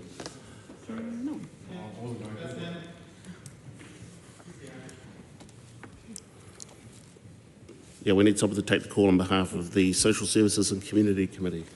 Thank you very much, Mr. Chair. Look, I will be... Oh, what a surprise. Joseph Mooney. Thank you very much, Mr.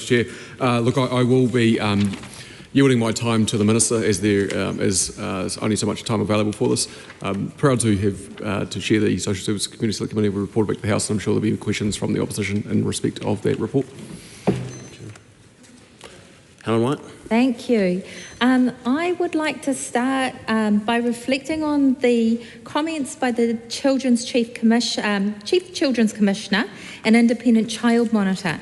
They raised concerns about the cuts to community services. They gave examples like the cutting of $1.5 million in funding from frontline services at Presbyterian Support Northern that will see 800 children in whānau left without social work and counselling services they need to keep functioning. They also talked about the cutting of funding to frontline services across the country at Youth One stop shops, including in regional areas like Taupo, Turangi, Aotearoa, where there are few services available to children and young persons. I've also been really concerned in Auckland when I've gone in and seen that the North Shore Women's Centre, which is incredibly important to issues around the safety of children as well as their mothers because of family violence, they are closing up shop because of the end of their funding. And I could name many other instances. Does the Minister accept that funding in this area from government is incredibly important if you're going to keep people safe, children safe? If you're going to reduce harm, you have to fund these NGOs that we rely on so heavily. I also am concerned that places like Presbyterian Support and Salvation Army are places where last budget I could see that there were cuts to Salvation Army, but when I approached Salvation Army, it was really hard for them to know where those cuts were because the devil's in the detail. So does the Minister accept that these kinds of services have become so integral to localised support in these issues that to not fund these organisations and to engage in those cuts is quite a serious concern? And what does she say to the Chief Children's Commissioner who raised these and the Independent Child Monitor who raised these issues? These are independent bodies who are absolutely bright and connected to these issues. They are not slugs. They are not in the pocket of the Labour Party. What does she say to those groups that are saying that they are concerned about those funding cuts and their devastating effect on children in this country? Thank you, Minister. I'm very interested in your answer. Mr. Chair. Honourable Karen Shaw. So, in regards to talking about NGO contracting, last year Oranga Tamariki undertook an annual contractor provider funding review, and I know that the heart of the Ministry's decisions were at supporting the children and young people in care who would have otherwise come to their attention, and most importantly, require support. These decisions have not been easy for Oranga Tamariki, but they were under the expectation that we need to go back to the core purpose of what Oranga Tamariki is there for, and that is the safety and well-being of young people in care and those who come to the attention of Oranga Tamariki. Through that process, one of the organisations mentioned was the Ministry, the North Shore Women's Centre. The decision was made to not continue specific funding, and that funding was in relation to social work with women and families. Oranga Tamariki continues to provide and fund a broad range of services across Auckland to support tamariki, rangatahi and their whānau. We're spending around $500 million a year on those supports, and we continue to be on track to spend the same. They just may not necessarily be with the same organisations. Helen White. Mr. Chair. Helen White. Thank you. I want to follow on with a question that's specific about those community providers, and that's about their contracts. When will she be providing certainty to community providers about their contracts? Because when I am talking to those organisations, a lot of them are under a totally uncertain future. We have people whose contracts are coming up, and I in fact am very much interested in exploring the idea of much longer contracts with these organisations. These are workers of high skill, low pay. I don't know how they make ends meet every week on some of the salaries they're on. And surely what we need, if we're going to keep that kind of talent and enthusiasm and expertise, is we need longer contracts for these organisations so that they can employ people in a less precarious way so they can get on with their job of helping our children. I also wanted to ask about the relationship between the safety of women and the well-being of children, and whether she sees there as a direct relationship. And I'd like a really direct answer to that question, because there is, to me, it seems a fundamental that we have such high family violence in this country. I think it's 89% of protection orders are in favour of protecting a woman in a violent situation. So giving people a safe place to go is incredibly important. And so people like the Women's Centre, even though they're not directly working with children, in fact, does she accept that the work that they do is essential to the well-being of children in this country? And I'd like a direct answer. Does she accept there's a connection, a direct connection between providing safety and support to women in those families with the well-being of children? I would also be very interested to know how she is going with her work in the space of child sexual abuse. It's part of the national strategy, and I'd like her to talk about where we're at in this very sensitive area, so important, and yet it doesn't have, at the moment, there isn't a lot of clarity about what's going on.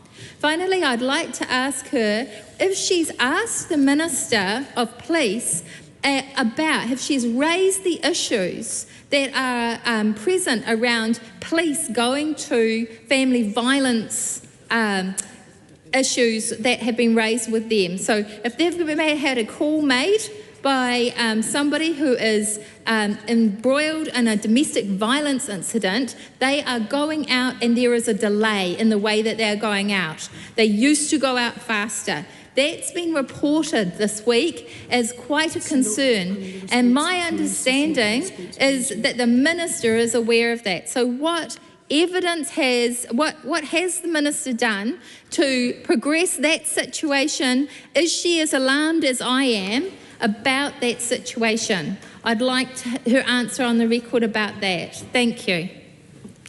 The Honourable Counsel.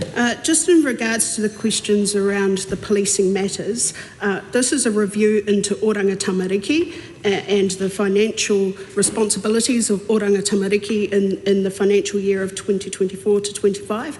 So that does not come under that. But what I would say in regards to talking about the Women's Centre, I am sure that they provided a service to women that was good. But what I would say is this: when we talk about children with Oranga Tamariki, Often we forget that children is an all-across government approach to young people. Oranga tamariki is not the be-all and end-all and should not be going outside of their core purpose, which is care and protection of kids in their care and children that come to the attention of them and need the help at the time from oranga tamariki. Go ahead, Angakana. The Oranga Tamariki annual report highlights a consistent decline in the number of children entering statutory care since 2015-2016, attributed to the increased preventative work.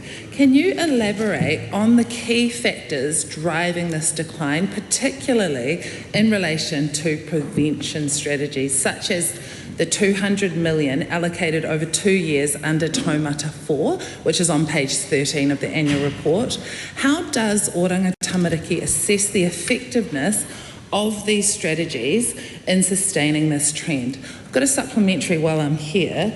During the 23-24 year, OT allocated 200 million under Taumata 4 to scale up prevention work. With the recent 64 million reduction in prevention funding and the 120 million cut to contracting capacity, how does this ministry now, how is it positioned to continue the trajectory? And has this affected progress towards the goal of reducing entries into care? While we hear another supplementary on this, what advice, if any, did Oranga Tamariki provide during 23-24 about the risks of repealing Section 7AA or reducing prevention investment, given that 7AA was integral to funding and coordinating early interventions? How did these changes affect Oranga Tamariki capacity to meet its commitments under Mana Orite? Another supplementary here, while I've got a call, is the annual report notes on page 44 a decline in prevention spending from 48% in 22-23 to 43% in 23-24. So what steps were underway during that 23-24 time period to reverse this trend and ensure prevention remained a core strategy? And is the ministry still pursuing those steps, or have they been halted? Another supplementary here. In 23-24, community providers consistently raised concerns about loss of capacity. I quote page 7 of the Select Committee report, quote, the Auditor General opened an inquiry into Oranga Tamariki's procurement and contracting practices in October 2024. So what steps were taken at the time to rebuild trust and strengthening partnerships after the community providers have expressed their concern about the lack of capacity they've got for prevention, keeping kids out of care? And have those steps continued into the current year, or have they been deprioritised under the current funding approach? Just a couple more supplementaries while I've got time here. Was any review or evaluation completed in 23-24 on the effectiveness of the Ministry's prevention investments? If so, what risks did it highlight about the sustainability of those gains should there be a funding cut? And another supplementary here, because I'm talking really fast. By the end of 23-24, Oranga Tamariki has acknowledged increasing complexity in tamariki entering care. What advice did the Minister receive about diversifying eligibility of contractors to address the increasing complexity of tamariki's needs? And just finishing up here, based on the trajectory set in 23-24 with strong emphasis on Mana Orite, Section 7AA and investment in prevention, would it be fair to say that the current funding reductions and policy reversals risk undoing the progress and jeopardise the Ministry's core goal of reducing tamariki in care? Willie Jean Prime. Mr. Chair, if I can just add to the questions about the cuts to community services, because I think it's important. We are just a week away from the next budget, and we still do not have answers from the Minister and from the Ministry, from Oranga Tamariki, about last year's budget cuts to community service providers. Now, in the report, it notes that we were told by the Ministry at Vote Oranga Tamariki Estimates hearing in June 2024 that community providers would have their contracts finalised by the 1st of July and that the committee would receive information about the changes to contracting. My question to the Minister is why do we still not have that information available to us about those contracts that were cut or changed in the last round, and we are now heading into the next round? We need to be able to see whose contracts were cut, whose contracts were changed, what services they were providing, and the impact that it has on that.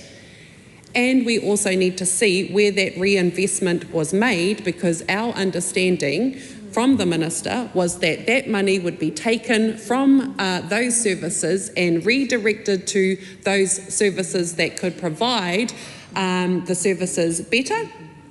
And we do not have that information. We still do not have that information from the Ministry. While the Minister gets advice on why we are still waiting for that information to be provided to us, more than 8 months later, I also want to ask the Minister questions about the investment into the military-style academies, of which that is $30 million over 4 years. My question is that the Minister pointed out at the hearing that there is a reoffending rate in normal youth justice facilities between 60 to 80%. What I want to know from the Minister is, does the evidence of the Military Style Academy pilot show that the reoffending rates are better? There's been an improvement in reducing that from the Military Style Academy or not? And she should be able to answer that question for us. Thank you, Mr. Speaker. Helen White. Mr. Chair, I want to ask about, first of all, it's a philosophical question. I'd like to know what the Minister actually believes about the community organisations that we rely upon in this sector. Does she believe that they are a preferable way of delivering services because they are more locally connected and they're more sensitive to the needs on the ground? If so, when we're talking about the family, the North Shore Family Centre, is she aware that there were many posts from the community kicking back on a suggestion that this was not a helpful service in that community to assist children? Does she know that that happened? Has she visited the centre and had a look at what was going on there? And so that's my philosophical question. How committed is she to those organisations? But connected to that is really the issue over pay rates for people delivering this kind of service. And this is an Oranga Tamariki as well as the community sector it relies upon. So I want to know the workers involved in this area.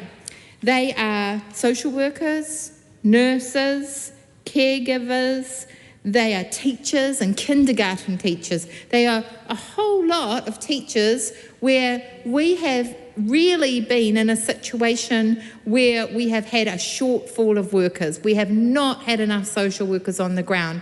We have a real need for more people doing this work. And the work involves quite a degree of judgment and a degree of trauma. It's something that really needs to be adequately supported.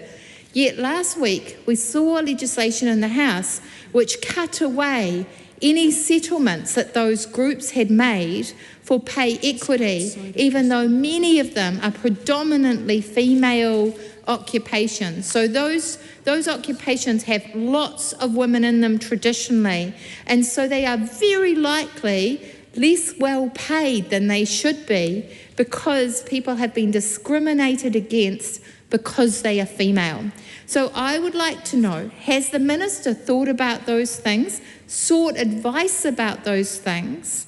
If so, what is that advice? And what's her position with regard to building up a workforce which is clearly very skilled, is clearly in a hazardous environment really for the individuals concerned, and where we have continual dropout of people even when they are trained, they tend to move on because it is underpaid and it's risky work. It's risky psychologically for those people doing that work. So it's one concern I'd really like to hear about is the value of the work that's being done in that community sector and how she sees it, the value of the workers in her own field or under the actual Oranga Tamariki system, and what she thinks of these pay equity claims being trashed for these very workers and what that means for her. Has she received advice on what it might do to the pipeline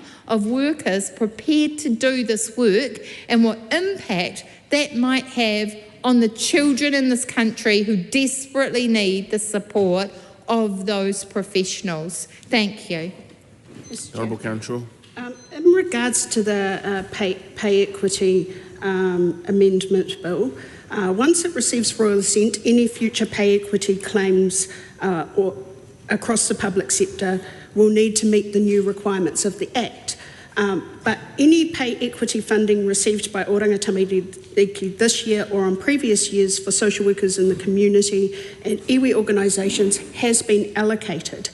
So in this financial period we're talking about right now, the pay equity bill has not made any changes. On the funding information that Willow Jean was asking for, I understand that Oranga Tamariki is planning to publish the information on its spend on contracted services broken down by service in the coming months once all the final contract adjustments have been completed for this financial year.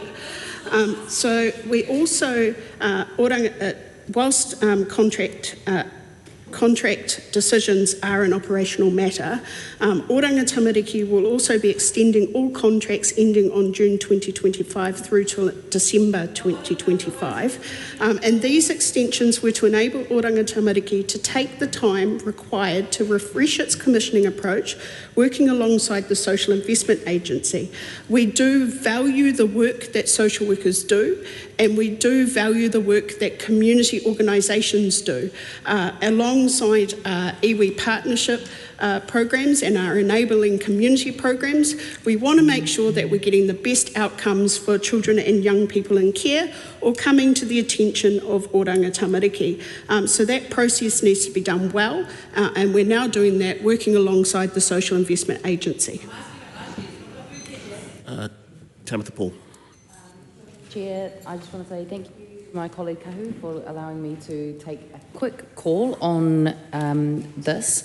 And I just wanted to ask some more questions around youth offending because that's a really big part of the annual report. And what was positive to see is there was a lot of information talking about how successful the fast track programs have been, and I've been able to go and visit some of those programs such as Kotahi Te Whakaaro, who bring together wraparound kind of care and service to prevent young people from going into the youth justice system and to try and help them to turn their lives around. And what the annual report found was that fast track intervention has been effective, and so I'm weighing that up against the investment that also has been made in this financial year towards the military style academies, and wanted to ask what has been the sacrifice to early prevention such as those fast track programs and the trade-off towards giving more resources towards things like military style academies, which have been shown to have no evidence, to not work and to have failed in the past. So keen for the Minister to break that down a little bit more.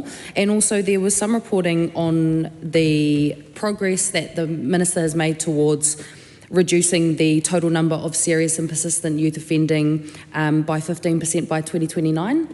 And so I just wanted to ask the Minister does she think that her budget decisions in this financial year of 23-24 align with that goal, particularly around that $30 million that has gone into the Military Style Academy, and how she sees that contributing to the reduction of those offending rates? So I'll leave that at that. So I just want to clarify that $30 million worth of funding has not gone into the Military Style Academy. It's been, that 28 million was allocated over 4 years. So in the 24-25, it was 7.3 million put towards the MSA in particular. 5.73. So that 30 million you just mentioned, it's actually 28 million, and it's allocated over 4 years. What I would also like to just mention around funding, today I've heard a lot of the word cuts used. I just want to re-emphasise that there were no cuts. There was a reallocation of funding into areas that we knew did work. And I do agree, the Fast Track program has shown to work, which is why I am happy to report that we have signed off on contracts, newly procured services, including the Fast Track and court support. 28 contracts in total have been finalised, and over 50% of the court support services are now complete. So that was part of the reallocation of the funding, making sure it's been put in places where we know it works. And I absolutely agree, the Fast Track program did work, and that's why we decided to extend it to older young people. Takutai Tashkent. Just some questions really around the functions of Oranga Tamariki specific to Māori. So what steps can the Minister confirm that Oranga Tamariki has taken in response to recommendations made by the Waitangi Tribunal? If no action has been taken, can the Minister explain why these recommendations have been ignored and what justification exists for that inaction? Which iwi or hapu did your Ministry engage with during the 23-24 year, and what tangible changes resulted from that engagement? If no meaningful changes occurred, how does the Minister justify what appears to be a token consultation process?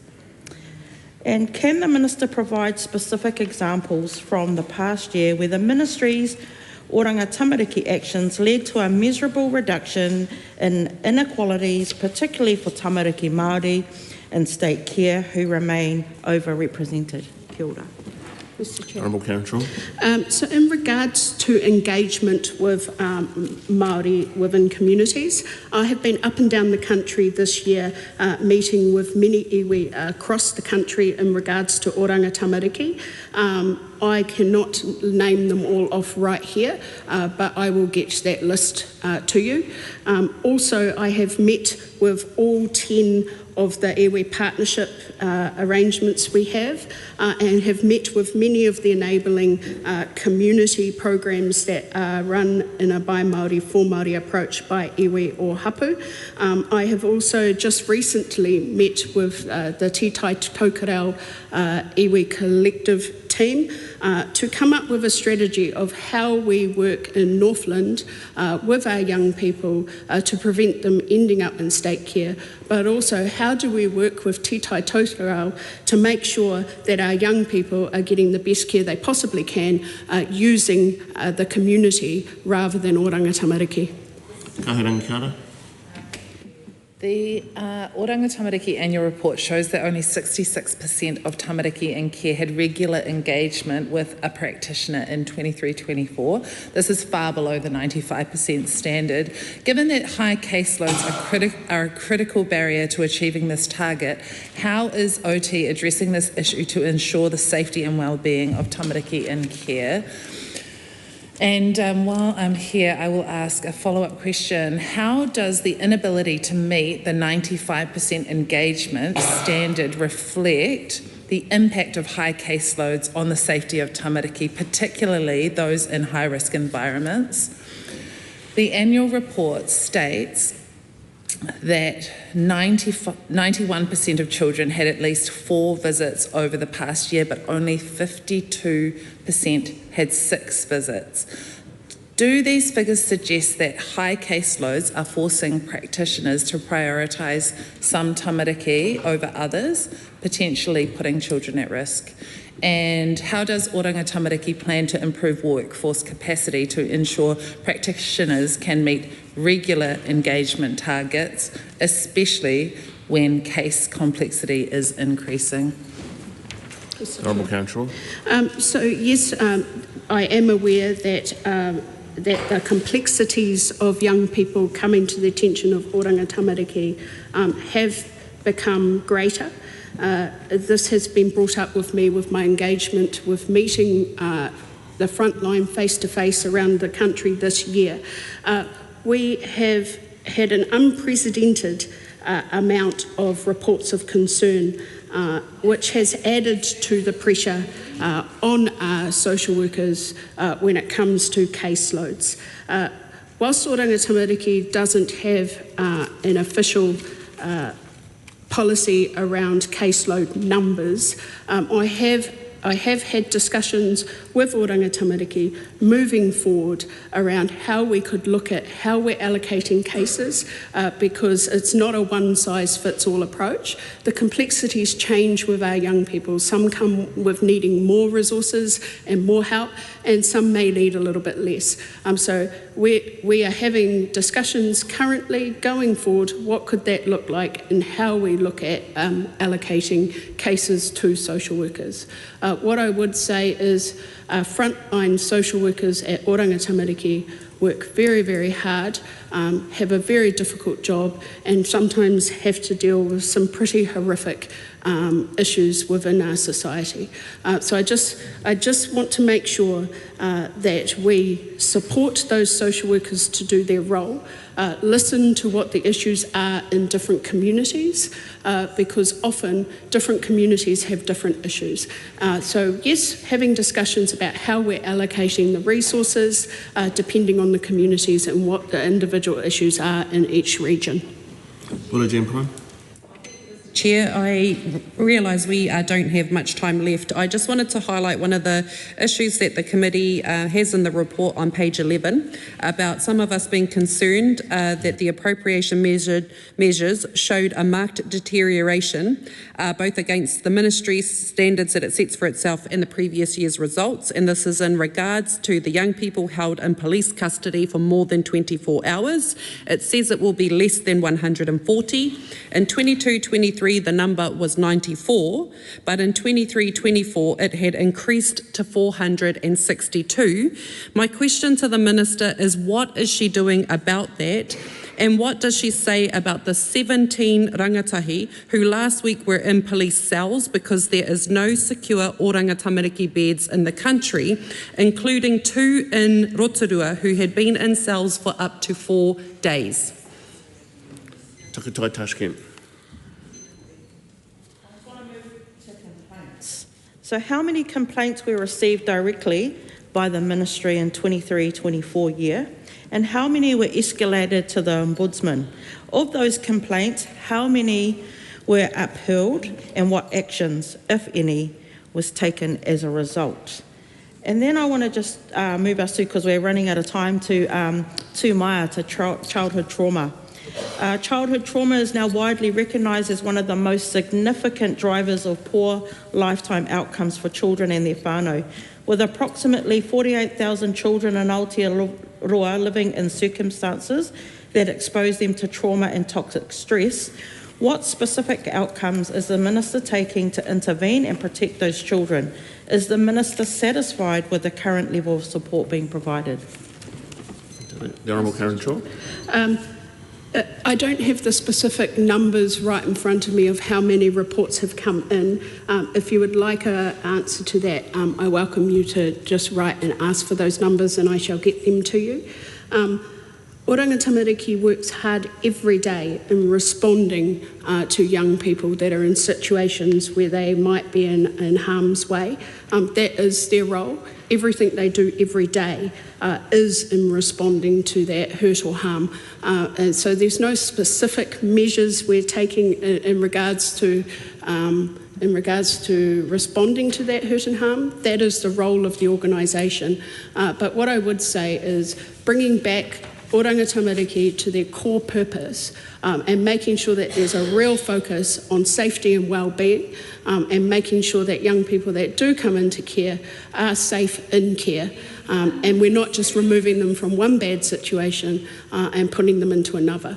I want to make sure that we're an organisation that can build up trust within the community and work together with the community so that our young people are safe and loved. Members, our time with the Minister for Children has ended. The Minister for Workplace Relations and Safety is now available for 30 minutes to respond to members' questions. Carl Bates. Thank you, Mr. Chair. Thank you for the opportunity to speak on the Work Safe New Zealand 2023-24 annual review. Are we happy? Right, cool. WorkSafe identified at the beginning of that period a $17.8 million funding gap and addressed that through a restructure of the organisation. But despite these challenges, Mr. Chair achieved 16 out of the 17 performance measures. It refocused on the 4 priority areas of agriculture, construction, forestry and manufacturing, and the committee during the annual review process dug into those, recognising that there were some high-risk sectors that potentially were being excluded and asked or endeavoured to understand where further work was continuing around those. Mr. Chair, we dug into the issues in the mental health space, the notifications in relation to that, and recognised that that was an ongoing challenge worth taking note of. Thank you, Mr. Chair, for the opportunity to speak on the annual review. Honourable Jan Tinetti. Mr. Chair, and I want to start off with some stuff that's in the annual report of MB and linking it to where we've headed within the last week in the pay equity space. I just want to get an idea and understanding around when that work started, because it seems to me that when I'm looking at the annual report and it's page 21 for the Minister's reference of MB's annual report, it talks about their work plan and enabling a safe and productive work environment. And it says we supported the government's agenda to enable more productive and safer work environments, including it goes through the horrific set of legislation that had passed up until that time, but it also talks about work that they're currently doing to advance, at that time, the Minister's plans, and it talks about advancing the consulting on purpose and performance of the health and safety regulatory system. It talks about the work around Holidays Act, and it talks about ensuring ACC regulations are efficient and effective. So it talks about their ongoing work. But what it doesn't talk about is pay equity. And yet the Minister said in the last week that pay equity had been underway since, or she'd been on her agenda since the end of 2023. So I really want to know when officials really started on that work and what projections they were doing at that particular time that would have informed that particular budget in the last year. How many women would lose out on the fairer pay rates as a result of those changes, and what that would mean to the budget, and how at that time there were the contingencies for the pay equity space. Thank you. Honourable Brooke Van Velden. Thank you, Mr. Chair. Look, I thank the member for her question. I think it is an interesting one. When I first came into government, it was pretty clear that we wanted to hit the ground running. And so the first actions I took were to repeal the fair pay agreements and also extend the 90-day trials to all businesses. That was my immediate work program. Once I came back from the January break, I set out in a letter to the Prime Minister the areas of work that I wished to consider over this term of government. I made it very clear that the Holidays Act was my top priority. Health and safety was also a priority, as well as efficiencies within the areas of government that I'm responsible for. It's also true that I said I was interested in looking into changes to pay equity. Now, I think it's really important to note that does not mean that that started at that point. This was simply setting out the areas I had of interest. As you'll be aware, it's not possible to do all things at the same time. And so the process from there was officials across government were working on pay equity throughout the year, and my real work on this area started at the end point of 2024. Dr. Lawrence, I have to start with a simple question for the Minister.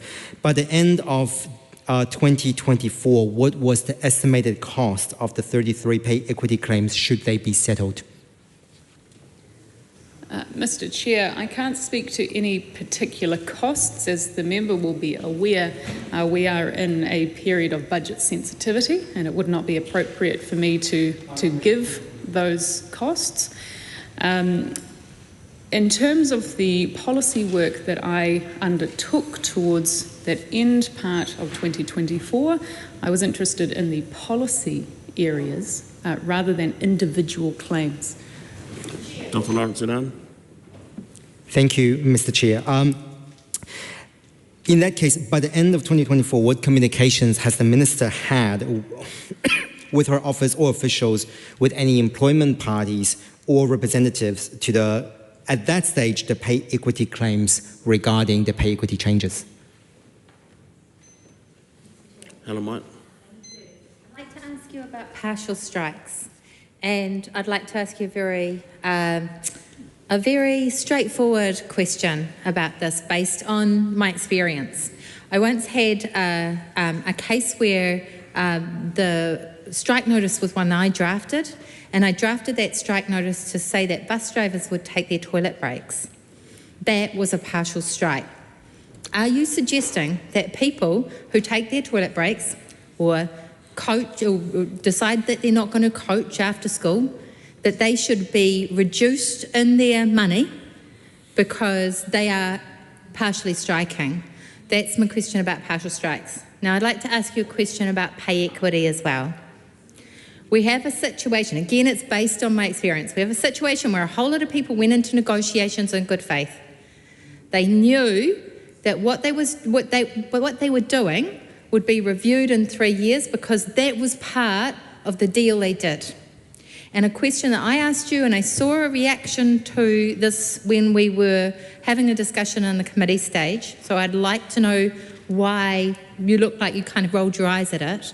My question on it was, in those deals, you make a deal with somebody in a contractual situation. You're the ACT party. You're a minister from the ACT party. You make a deal.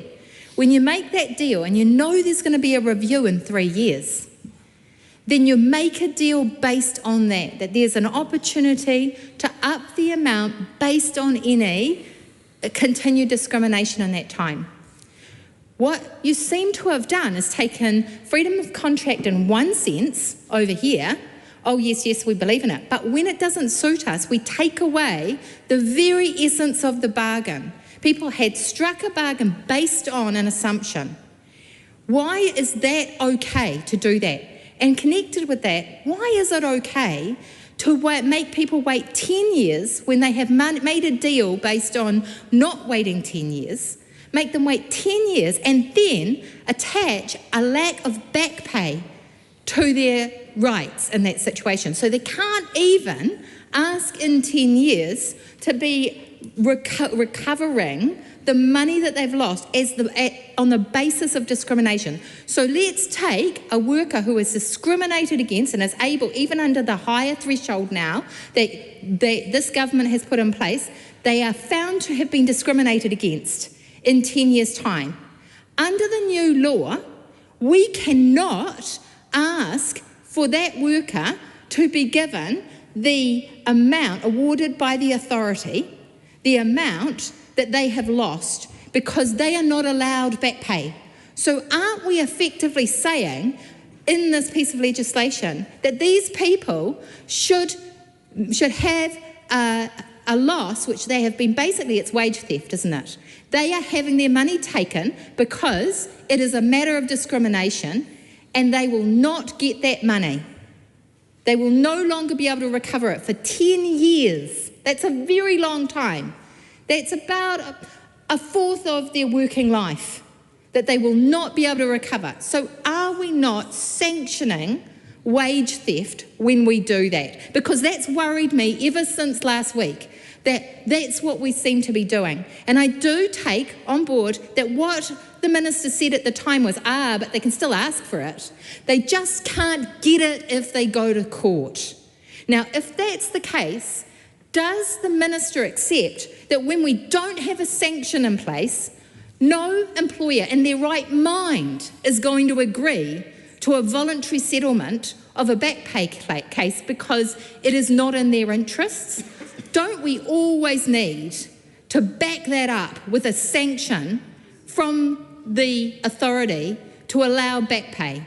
Those are my questions for the minister. Thank you. Dr. Lawrence Zenon. Chair, just to clarify my question before to the minister, basically the minister has signaled that it was part of her work plan a lot earlier. Has she discussed the pay equity claims with any employers or with any employer parties or representatives or unions when she had that in her agenda? But I want to also get another piece of another clarification from the minister. The minister didn't answer my previous question around the estimated cost of the equity claims should they be settled, because she said it's budget sensitive. I am asking about previous year, and if it's budget sensitive, does the minister then think that the reason we introduced the bill in the first place is because it is tied to the budget this year, which up until now the Prime Minister has denied? Just before I take any more calls, just two reminders. First reminder is please direct your comments through the chair. That would be very helpful for the House. And secondly, when you're making your interventions, please link it somehow to the annual review, so truck and trailer. So if people could make their comments in that way, their contributions in that way, that would be helpful to the House. Jan Tinetti. I did make that link right at the beginning around the work plan, and I did ask the minister a question that didn't come through, so I'd like to answer that one again, that maybe she missed that. I talked about that being part of the work plan. When people were working on it at that time, what projections were done on how many women may lose out on fairer pay rates as a result of the changes. And that was something that I know you when you're starting that work must be discussed at that time, as when you're starting to think about your changes into the pay equity space. So I'd really like to know that. Thank you. Honourable Brooke van Velden. Mr. Chair, well, there's quite a few things to discuss in this one. Look, to Jan Tinetti's question on talking about pay equity and how many women would miss out, it's not possible to note how many people may or may not be able to take a pay equity claim, because I don't have a crystal ball into the future. Yes, there have been 33 claims that have not been settled, but it's not for me to determine whether or not any union or individuals or employer groups would be able to successfully come together and negotiate and go through that process into the future. There is too many hypotheticals, including whether or not people even wish to continue to progress, to suggest that anyone would or would not miss out on things that they may or may not have received under a previous regime. It's just far too hypothetical. And so therefore, moving on to the next question, which was from Helen White regarding partial strikes. Look, under the law, people do have a right to breaks in their work. But it is also the case that people can notify for strike notices, like she mentioned that she had done. Under the law, once again, it's too hard for me to suggest whether or not any particular strike notice or partial strike may or may not meet these thresholds, because it will come down to the individual employment agreements, the collective agreements, and what would be seen as a reduction in their normal performance. And so therefore, because once again I'm not Minister of the World or New Zealand, I'm simply responsible for the legislation that underpins how people interact in a labour market, I can't answer to that level of detail that she wants.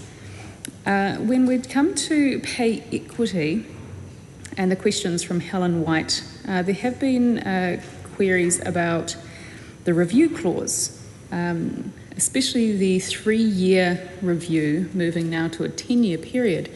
And this is because the government wishes to make the pay equity system more robust and workable. And in order to find sex-based discrimination, we believe that a sufficient time period must pass in order to find an evidential basis for sex-based discrimination to return. A period of time of 3 years is actually a very short amount of time. And to have the ability to show evidence of this discrimination reappearing, we believed we needed to have a time period that would actually show sex-based discrimination. It's also the case that there's a concern of a conflation between pay equity and collective bargaining, and the alignment of these two issues, I don't believe, leads to a good labour market. Dr. Lawrence Zedan.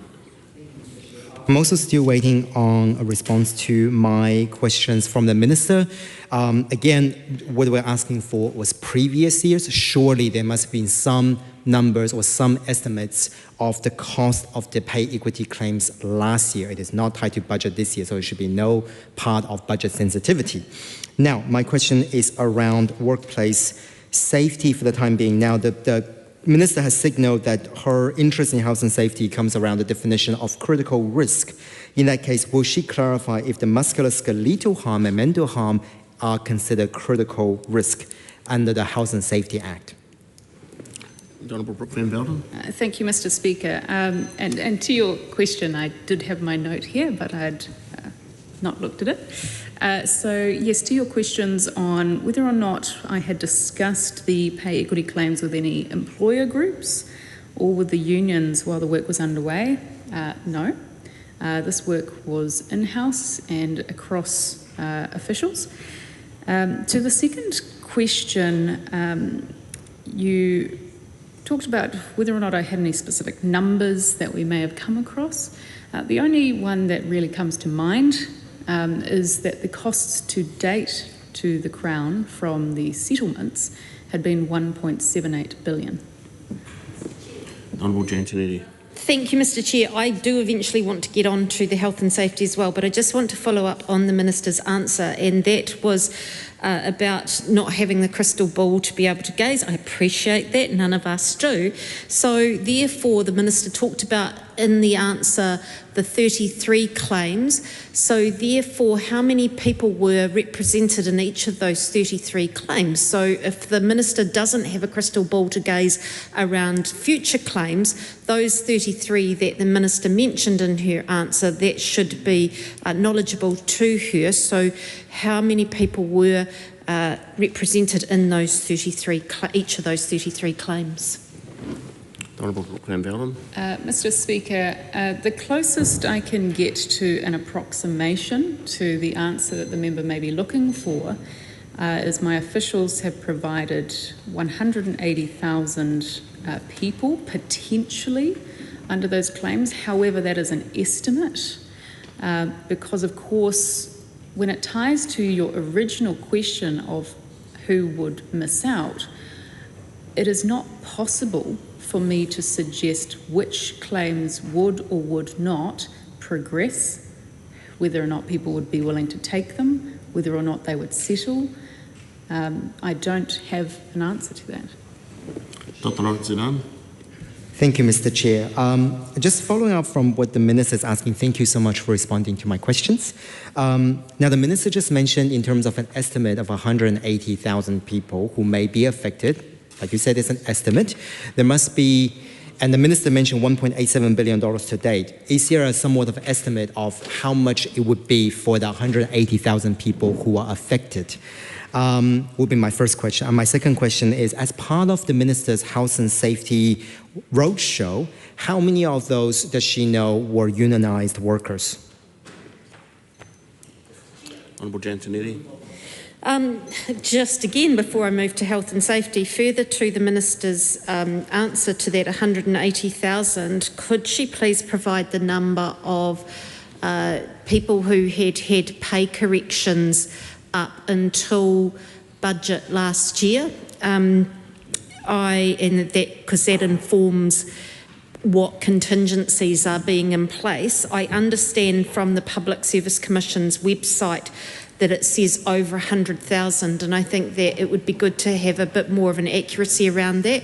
I have heard Amy Ross, who used to be the head of the Pay Equity Task Force, say that it's closer to 200,000, so it'd be good to have the Minister's update on that, please. Honourable Van Velden. Thank you, Mr. Chair. To Lawrence Yunan's other question, which was to do with critical risk under health and safety. I am still to go back to Cabinet to specifically define how we would make that into law. However, it is important for us to get it right, because we do want to ensure that businesses and workers are actually focusing on the things that matter, the things that lead to the most severe injuries and death within workforces. One of the things that I'd heard quite often on the roadshow that we took around the country over a 5-month period last year was that there was so much focus on compliance and filling out paperwork that people had a lot of anxiety of making sure that they were doing everything without us actually seeing people focusing on necessarily things that would reduce injury and death within the workplace. There was so much confusion on where people's efforts should be, which is why we're going to move towards critical risk. To the second point that the member raised about how many, I think it was unionised members did we encounter on the roadshow, I can't say. We had quite a few people throughout the country turn up to the roadshows. Throughout the country, I think we had nearly about 1,000 people overall be part of the submissions and roadshow process.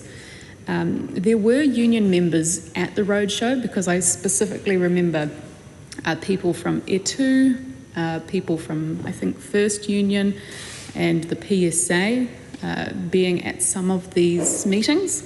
I do also recall meeting people who were like a care and support worker who was part of a union, but she wasn't necessarily a union rep, who did make a contribution. So I don't have a breakdown of how many unionised members were there, but you can be guaranteed they were. It's also quite useful for me to use this opportunity to talk about my engagement with the Council of Trade Unions with health and safety, because it has been reported that I have not met with them, which is not the case. When it comes to health and safety, I did actually have a meeting with the Council of Trade Unions, and they did help to contribute to the fact that we are keeping the law, and I'm not scrapping it and starting again. Giantinetti. Just remind the Minister that I'd still like the answer to that question, please, around the numbers that have been had pay corrections up until budget last year would be very helpful.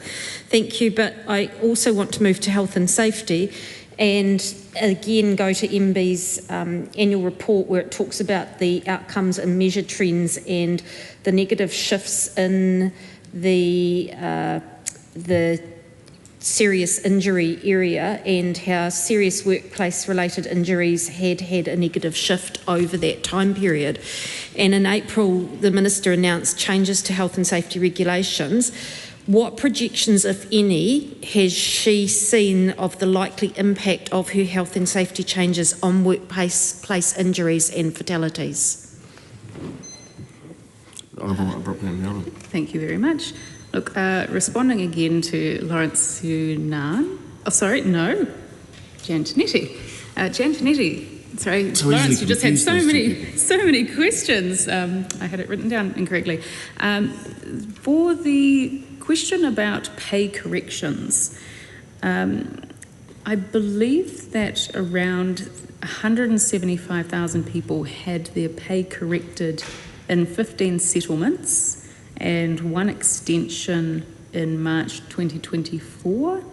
And the Public Service Commission believes that is still an accurate figure. Celia Wade-Brown. Thank you, Chair.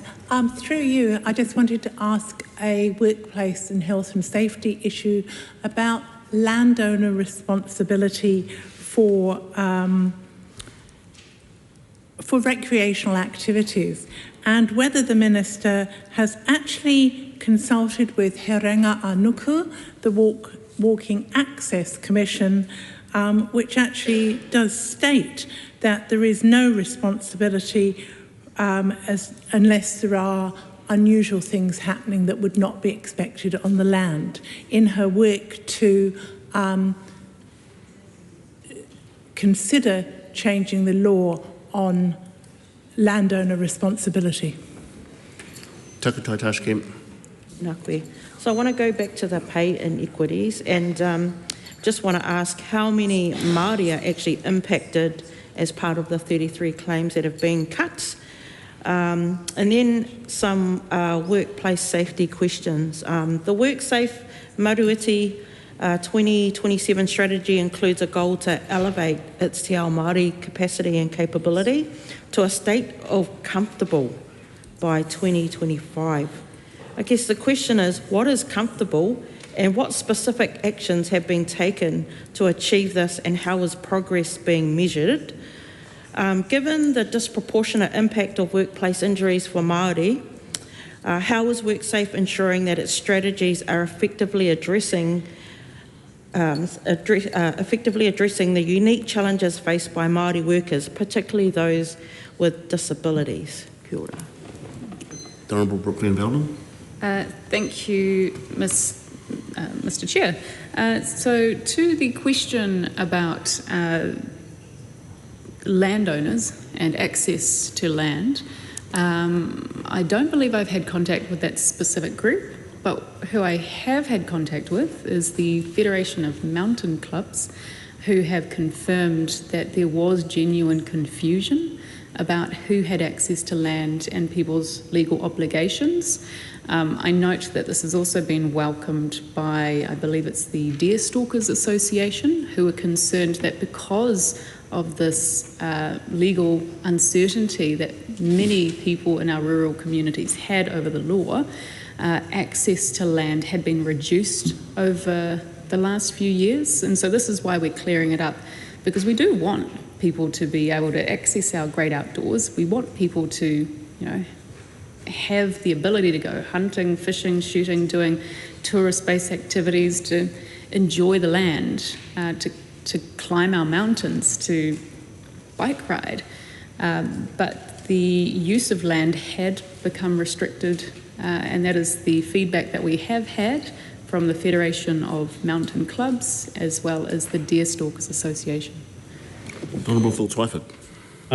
Does the Minister have advice on the number of workers within the 180,000 that she told us a little while ago who would have been covered by the former pay equity framework, who are employed in the funded sector, who are employed by a myriad of kind of welfare, health and other social sector organisations, but who are effectively funded by central government to a great extent? And supplementary to that, how does she expect those workers in the funded sector will be able to have their pay equity claims realised when the government has effectively withdrawn itself from responsibility, has excluded them from the new framework? Dr. Lawrence Zunan. Thank you, Mr. Chair. Just to signal to the Minister, thank you so much for your responses. One of my questions was still around that if previously the Minister mentioned that there has been 180,000 people who may potentially be affected, is there a way to put a number or even a ballpark figure on how much roughly that's going to be? So if the Minister wouldn't mind just enlightening us on that question. My questions following on from that, also to do with health and safety, which we have moved on to, was what has she done in terms of the concerns around engineered stones, and will she consider banning it? Because it was one of the inquiries that we had in the annual review. Engineered stones. Honourable Brooke Van Velden. Thank you very much for the query and the question. When it comes to engineered stone, we have gone out for consultation on engineered stone.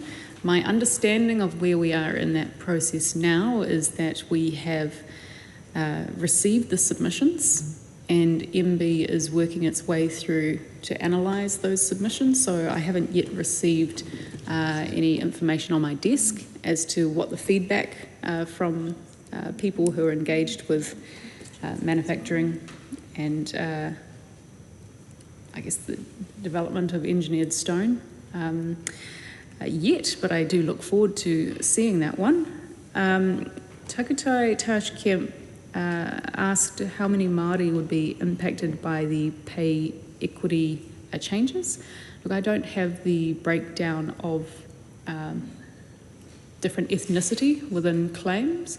That sort of information, I suspect, would be held by the unions because that would come down to the individuals who are actually covered by a potential claim. As the Minister responsible for the legislation, I'm not responsible for the individual claims and the people who potentially would be wanting to take them. So I suspect a better answer to that would be through the individuals who have actually sought to bring the claim.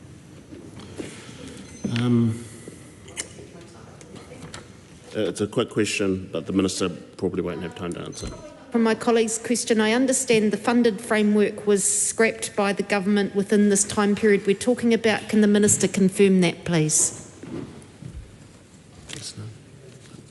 Okay, maybe not. Members, the time has come for us to suspend for the dinner break. When we resume at 7:30, the Minister of Police will be available to answer questions from the committee. Thank you.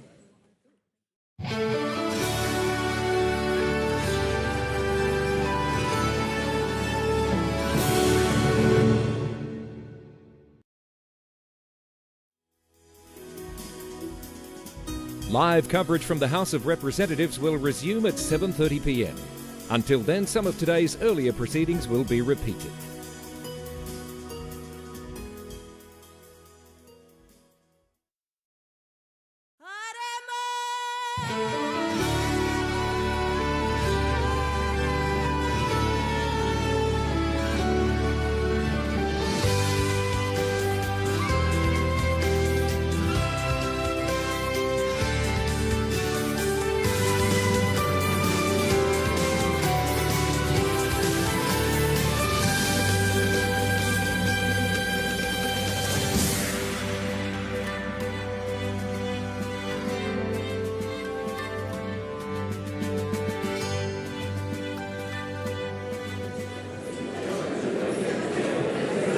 Mr. Speaker.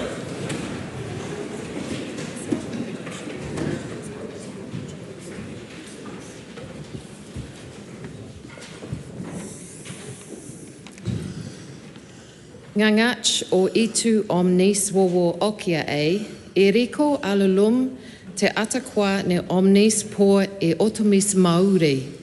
Omnis wowo okia e riko ma on sofa tachiare. Ma wha la la mo okia otomis hoiwhai nganga e te roni te I la pola omnis la aso kwa am nek tutu Neri tonek te is. E o poto ma inia, e hoia o kinga, hoi anisinga, ma fuang vovoi, se on lelei, nei hong witi is, Neil Sirongi. Amen. Members, I've received from the Electoral Commission a return declaring Venushi Sitangile Walters to be elected a Member of Parliament to fill the vacancy created by the resignation of the Honourable David Parker from his list seat.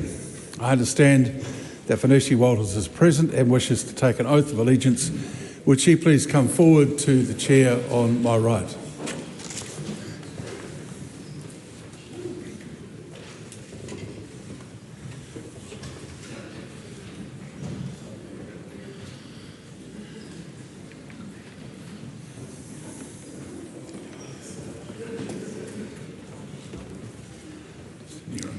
I, Venushi Sitangile Walters, swear that I will be faithful and bear true allegiance to His Majesty King Charles III, his heirs and successors, according to law, so help me God. Congratulations.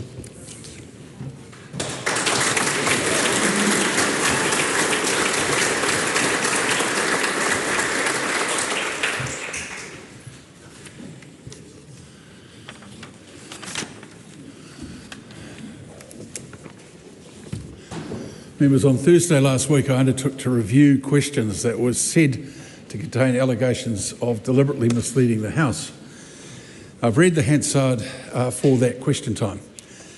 A question including the accusation that this House has been dramatically misled was asked. Misleading is not the same as deliberately misleading. Members may have differing opinions and can make mistakes. Our form of parliamentary democracy is centred on the contest of ideas. So it's inevitable that some members of the House will think that others are wrong and that in sharing their wrong opinion that they have engaged in misleading, in statements that are misleading. It's only where allegations of deliberately misleading the House are made that it becomes a matter of order and possibly privilege. Deliberately misleading the House involves conveying information that is inaccurate in a material way in which the person conveying the information knows it is inaccurate at the time. Speaker's Rulings 238(2) make that clear. No such accusation was made during oral questions last week. Before concluding this matter, I want to remind members that questions should not contain opinions, arguments or imputations. Standing Order 390. A question stating that the House has been misled fails on all those grounds. I will endeavour to be more vigilant with supplementary questions, and in doing so, I'm sure members will appreciate that I don't have the same amount of time to consider the admissibility of a supplementary question as I do for primary questions. Point of order, Mr. Speaker. Point of order. The Right Honourable Christopher Hipkins. Mr. Speaker, completely accepting everything that's just in your ruling. There is still, however, an onus on ministers where they give information in answer to a question that they subsequently find out is false to come to the House and correct that after the fact. I just want to check with you that you're not ruling that that's no longer required. Ministers have often given answers, particularly around facts and figures, which at the time they gave them in the House, they believed them to be true. They've then subsequently gone back to their offices and found them to be not true. They still are under an obligation in those circumstances to come back and correct the answer in the House. Yes, that is absolutely the case. That is not changed by this ruling. This ruling simply points to the differences of opinion that people will have on either side of the House based on what are essentially a debating point. That's your cue, Winston. 5. Oh. Well, I knew that was where he was. Wait on, I haven't called to me, but I just would ask that the Leader of the Opposition refrain from speaking across the House in such a direct manner. Point of order. The Right Honourable Winston Peters. Point of order, Mr. Speaker. I knew that was where Mr. Hipkins was too scared to go, because what I said was backed up by the fact that 33 of the claims had not been settled, which is a fact, and I asked him now to apologise. Yeah, well, just a minute. Just say, that's the... No, that's right, good. Well, as far as the apology is concerned, that's for Mr Hipkins to consider. From your perspective, good luck. 5 petitions have been delivered for presentation. The clerk will now read those. Petition of Animates New Zealand Holdings Limited requesting that the House ban the sale of fireworks to the New Zealand public. Petition of Catherine Lamont requesting that the House give volunteer firefighters the same ACC coverage and benefits as their paid counterparts. Petition of Joshua Riley on behalf of Sovereign.nz requesting that the House repeal section 81(1) of the Local Electoral Act 2001. Petition of Roger Woolnough requesting that the House urge the government to allow mortgage interest deductibility for first home buyers and persons buying one house. Petition of Dr Kieran Palmer requesting that the House urge the government to reinstate the Creative in Schools program. Those petitions stand referred to the Petitions Committee. Ministers have delivered 6 papers for presentation. Government responses to the petition from Shari Baker, the petition of Bob McCoskrie, the report of the Education and Workforce Committee on the petition from Fired Up Stilettos. Valuers Bill, certification under Section 98 of the Legislation Act 2019, report of the Attorney-General under the New Zealand Bill of Rights Act 1990 on the Valuers Bill, and Reserve Bank of New Zealand Financial Stability Report, May 2025. I present the report of the Controller and Auditor General entitled Reliability of Public Transport in Auckland. Those papers are published under the authority of the House. 7 Select Committee reports have been delivered for presentation. Report of the Economic Development, Science and Innovation Committee on the Broadcasting Repeal of Advertising Restrictions Amendment Bill. Report of the Environment Committee on the petition of Casey Retkian. Reports of the Foreign Affairs, Defence and Trade Committee on the Customs, Levies and Other Matters Amendment Bill, and the report of the Controller and Auditor General, the Government's preparedness to implement the Sustainable Development Goals.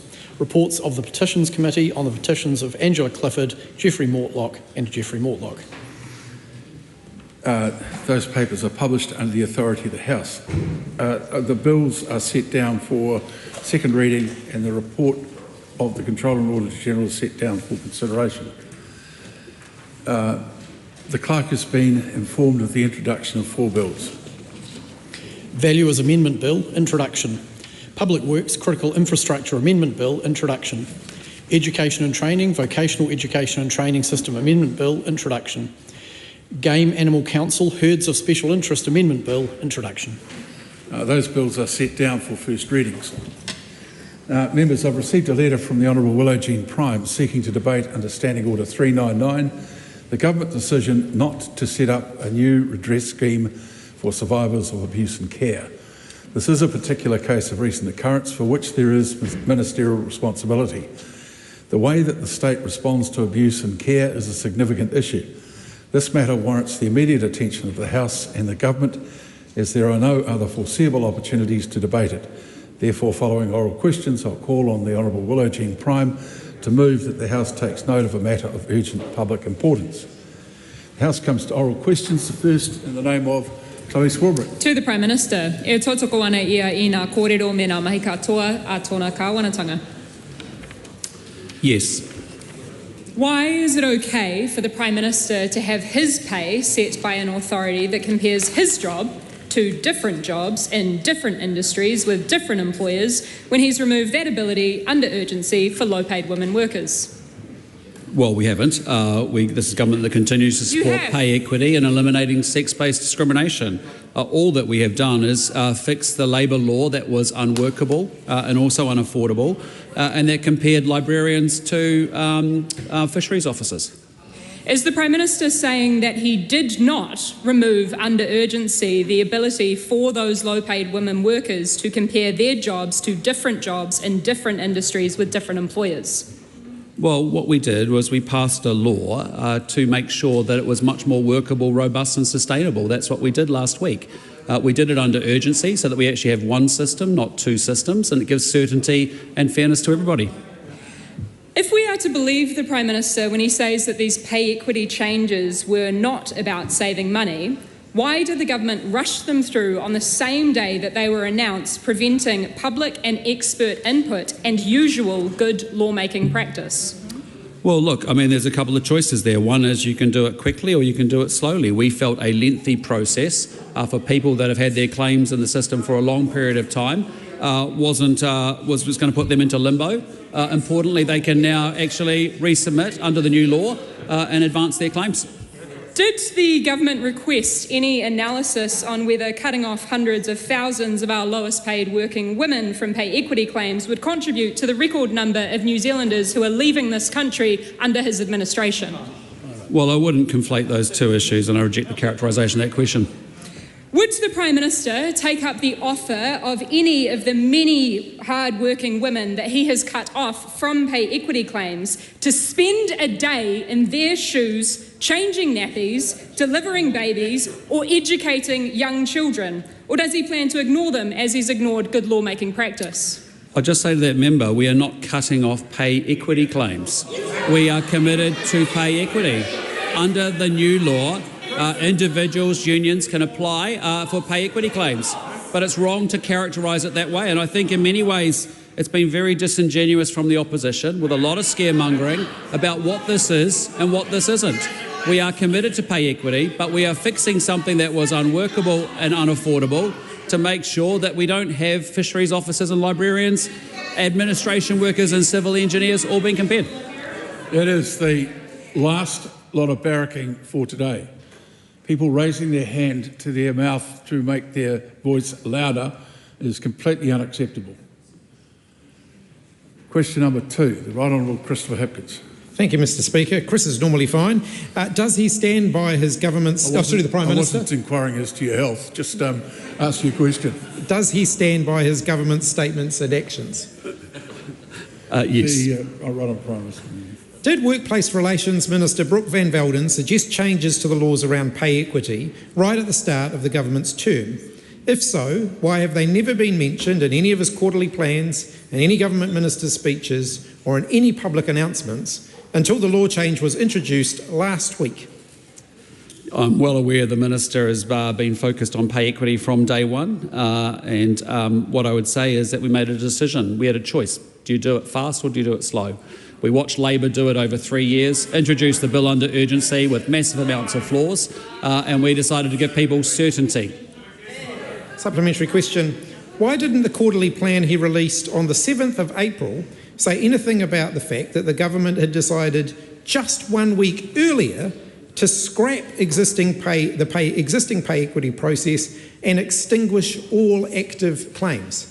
Well, we didn't want to create a situation where there was uncertainty, and that's why we moved under urgency. Supplementary question. How would it have created uncertainty to tell people that you're going to change the law before you change the law? Well, that's the point. We didn't want to signal that we were going to do that because we don't want to create uncertainty in the system. Supplementary question. Why did Nicola Willis state on behalf of the government in May last year, quote, "The government remains committed to pay equity and to meeting its obligations under the Equal Pay Act 1972, end quote, given the government had already at that point agreed to explore changes to the law to reduce those obligations? Well, the statement's true and that's correct. This is a government committed to pay equity. It's a government that's committed to equal pay. Is committed to collective bargaining. I've seen a lot of disinformation, misinformation and scaremongering out there, but we're committed to pay equity. We're committed to equal pay. Supplementary question. Why were national MPs briefed on the changes to the Equal Pay Act on Sunday the 4th of May, yet the following day at his post-cabinet press conference he didn't tell the New Zealand public, leaving them to find out the very same day the government intended to push the law change through all stages under urgency in Parliament? Well, I'll just say to the member, there are two choices we had to make. One was that we could move with speed to give people certainty and clarity about the system. The alternative was to take a long time and put people into limbo. We wanted to move with speed. Supplementary question, Mr. Speaker. Why did the government agree to backdate pay equity settlements as part of a range of collective employment agreement negotiations over the past year, despite having already agreed to repeal the law and extinguish those very same pay equity claims they had agreed to backdate? And is that what his government regards as good faith? Well, we have said to you from the beginning, day one, we have been concerned about the pay equity legislation being unworkable. The Minister has had that on her work plan from beginning. We are making sure we are fixing Labor's law, which was unworkable, increasingly unaffordable, and when it starts to compare librarians with fisheries officers, admin workers with civil engineers, there's a problem. Point of order, Mr Speaker. Point of order. My question was why the government had agreed in the settlements that it reached through collective agreement negotiations to backdate pay, even though it had already decided that it was going to extinguish the pay equity claims that promise of backdating were based on. He didn't address that issue at all. Prime Minister might care to elucidate slightly. Yeah, look, just not aware of the detail of that in order to answer that question. But what I would say to that member is that we are determined to make sure that we have workable pay equity legislation in this country. The Labor's law had massive amounts of flaws in it. You had people from lots of different occupations being compared, and multiple employers being compared to a sector. You had a situation, as I said, where you've got librarians being compared to fisheries officers. We are making sure that we fix our pay equity legislation. We have put a huge amount of money aside to deal with future pay equity claims. Anyone that's had their claim discontinued can submit under the new law.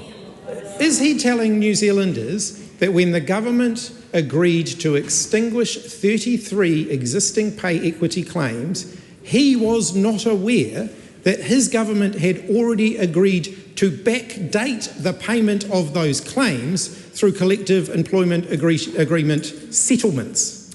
I am aware of that, but what I'm saying to the member is that we have decided to change and fix the pay equity legislation in this country.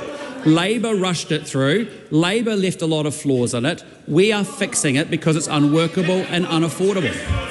Supplementary question, Mr Speaker. Just wait for the House to regain its composure. Please. Who is correct, Christopher Luxon, when he said the decision to take billions of dollars from working Kiwi women has nothing to do with the budget, or David Seymour, who said that the decision to do so had saved the budget? Our primary motivation for the legislation that we passed last week was to make sure that we have pay equity legislation in this country that is focused on the core intention of the legislation, which is to eliminate sex-based discrimination. I can also say that that legislation had a number of flaws, which I think if the member was honest about it, he would say that actually he admits that there were flaws in that legislation. We are fixing it. That's what we do on this government. We fix Labor's messes, we make sure that it's workable, affordable, and we make sure that pay equity claims are there for people in the future. Just make it very clear that you can't question another member's honesty in this House. It would be it is inappropriate. Ryan Hamilton.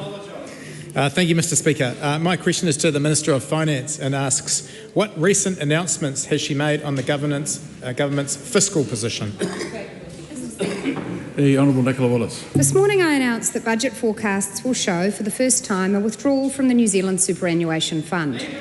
In recent years, annual contributions to the Super Fund have been between $1.5 and $2.5 billion a year. We are now approaching the time when the Super Fund is big enough to ensure that withdrawals, rather than contributions, are the normal outcome each year. This is not a government decision. It is driven by a formula in the relevant Act. It is something of a milestone event. The first withdrawal is forecast to be in the 2027-2028 fiscal year, a very modest withdrawal of $32 million. This is earlier than previously anticipated, mainly because the Super Fund's investment returns have been better than expected. Mr Speaker, what is expected after 2027-28? Well, Mr Speaker, in the short term there will be some bouncing around between withdrawals and contributions. But from 2031 onwards, projections show that withdrawals from the Super Fund are expected in every year. Withdrawals help cover the costs of New Zealand superannuation, so taxpayers don't face the full cost each year. This does not mean that the Super Fund will get smaller, far from it.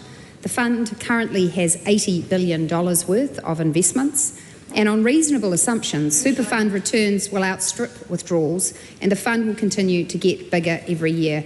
The Leader of the Opposition says thank you Labor. I say thank you taxpayers. What other announcements did she make about the Super Fund? Mr Speaker, I also announced that next year, the $61 million contribution that would ordinarily have been made to the super fund, together with $39 million from the budget 2025 capital allowance, will go into the Elevate New Zealand Venture Fund. Diverting super fund contributions to Elevate is not a new approach. The previous government did the same in budget 2019. Elevate invests in other venture capital funds alongside the private sector. These funds provide capital to potentially high-growth New Zealand businesses at an early stage in their development. Elevate was established in 2020 and is administered by the Guardians of New Zealand Superannuation. It is the government's intention that realisations from Elevate's investments will ultimately be used to fund superannuation. Mr Speaker, what are the benefits of investing in Elevate? Mr Speaker, innovative businesses begin as startups, and those startups require investment. That is usually risky, although potentially has a high payoff in the future. Few investors have the appetite to invest in firms at this stage of development, and New Zealand's early stage capital markets are typically short of funding. Elevate aims to close that funding gap by co-investing alongside private venture capital, resulting in more technologies being commercialised and exported. This is expected to stimulate the development of venture capital in New Zealand so the market eventually becomes self-sustaining, and to support many more startups and entrepreneurial ventures to flourish and help grow our economy. Question number 4, the Honourable Barbara Edmonds. For Yapsia, Mr Speaker. To the Minister of Finance, does she stand by her statement this morning that, quote, "We need to keep pay equity claims able to be lodged and able to be progressed where there are claims genuinely based on gender-based discrimination," unquote? If so, which of the 33 cancelled pay equity claims does she not think are genuine, if any? The Honourable Nicola Willis. Mr Speaker, yes. And in answer to the second part of the question, it is not for me to make a legal judgment to determine which claims are genuine.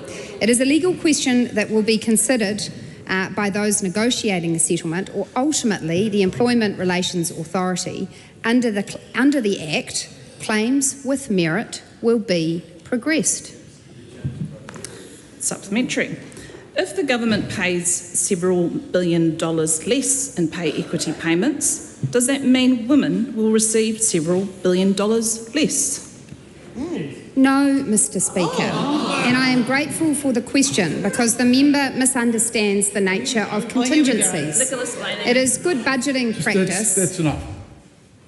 It is good budgeting practice for the Treasury to forecast potential costs that on the basis of probabilities may occur. Therefore, under the last government, it was the practice that money was being put in the forecast, not revealed to New Zealanders, allowing for the fact that there could be significant future settlements. Whether or not those settlements would occur and the size thereof was still a matter to be determined through negotiations. I'd note, Mr Speaker, that a number of the claims that were in progress had become bogged down due to the lack of clarity in the pay equity regime and the different approaches that employers and employees were taking to negotiating those claims. We now have a clear system, a transparent system, and we fully accept there will be future pay equity settlements. If the system was so bogged down, how were there 10 equity pay settlements done under the last term? Well, Mr Speaker, it is the case that in the first instance there were a number of claims where the government was the employer and where the government was therefore at the negotiating table with public sector unions. Those settlements, Mr Speaker, stand. And for the benefit of those opposite who seem to be ignorant of the fact, that has resulted in pay increases for nurses, for social workers, for teacher aides, for librarians, for a number of women-dominated professions, and our government has retained every single dollar of funding needed to honour those settlements. Supplementary. Why did she call advocates for women being paid enough a grievance industry? Mr Speaker, what I referred to was the fact that pay equity regime should be used, and was intended to be used, for settling claims that relate to sex-based discrimination. It is absolutely the case that significant groups of workers in the New Zealand economy, not just those dominated by women, but a number of groups, wish to see their pay increased. And we have a number of mechanisms for achieving this. The principal one is through negotiation between employers and employees. It is appropriate that unions and others use those mechanisms to argue for further pay. And here's the other thing, Mr. Speaker.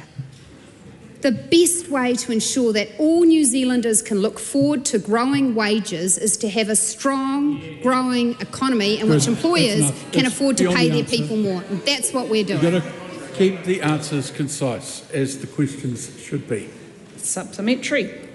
Are underpaid plunket nurses or underpaid hospice nurses a grievance industry? Mr. Speaker, if groups of workers have had their work undervalued and underpaid as a consequence of gender-based discrimination, then it is appropriate that they make pay equity claims and that their claims be judged according to whether or not there has been sex-based discrimination. Mr. Speaker, it is self-evident that there are a number of issues in an economy which can lead to pay levels. They relate to where people work, the industry in which they work, the qualifications required, the skills required. There are all number of factors that are brought to bear on the pay that people receive. To ignorantly claim it's all down to pay equity is just wrong. Supplementary. Supplementary, the Honourable David Seymour. What are some of the factors that lead to growing wages in any economy, and do they include a Byzantine arrangement for setting pay through overly complex labour laws? Well, Mr. Speaker, the member makes a good point. There are two things happening here. One is about gender-based discrimination and how we make sure there is a clear process for negotiating settlements to amend for that. The other is how we grow wages in this economy. And the way to do that is to have more productivity, more growth, employers who are better able to pay their people more. Because while others would like to labour under the illusion, the truth is there is no magic pot of money available to wipe every tear from every eye. Actually, a country must always live within its means. Supplementary. Honourable Barbara Evans. Why is she continuing to gaslight the estimated 150,000 women who are saving her budget, or like always... I think if the member just thinks about the ruling that I read out at the start of question time today, she might, in considering that, like to rephrase that question. Thank you, Mr. Speaker. Why is she continuing to downplay the very real concerns of hundreds of thousands of women to save her budget, or like always, everyone else is wrong, but Nicola Willis is right? Mr. Speaker, I am simply making it clear to those who have been misled by many claims made in the past few days that our government is upholding protections for equal pay in law, that we are upholding pay equity settlements, and that we are both funding and putting in place a good system for resolving future pay equity claims. Beyond that, Mr. Speaker, it is rich for the member opposite to talk about saving budgets. I'll tell you the biggest constraint on this government's budget. It is this. We believe in responsible fiscal management and don't believe that simply spending more, taxing more and borrowing more is the path to economic nirvana. That way lies terror. Question number 5, Debbie Naurua Packer. Just wait while the House settles itself down.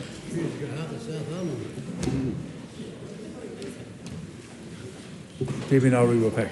Tēnā koe I te pika. My question is to the Prime Minister. Does he stand by all his government statements and actions? The Right Honourable Prime Minister. Yes. Supplementary.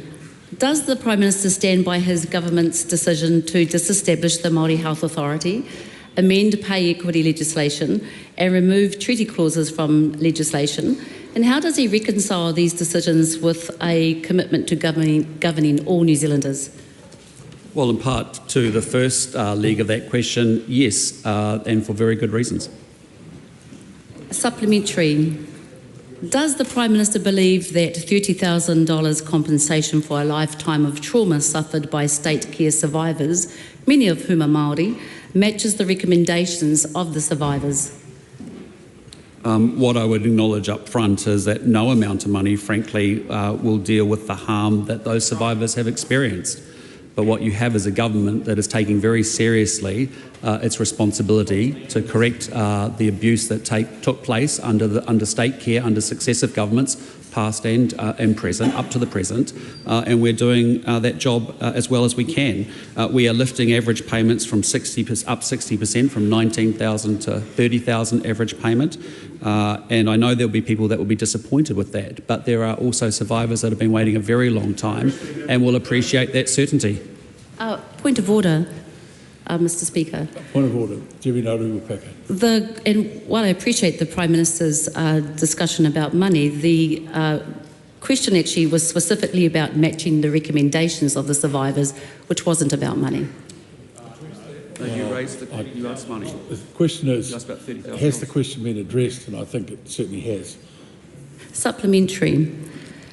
Why has this government, for the first time in history, barred the NZCTU and other unions from attending next week's budget lockup when they represent hundreds of thousands of workers who will be significantly impacted by the budget's decisions, including the decision to cut or gut pay equity claims?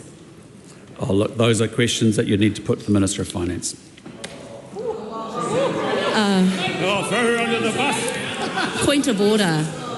Please, Mr. Speaker.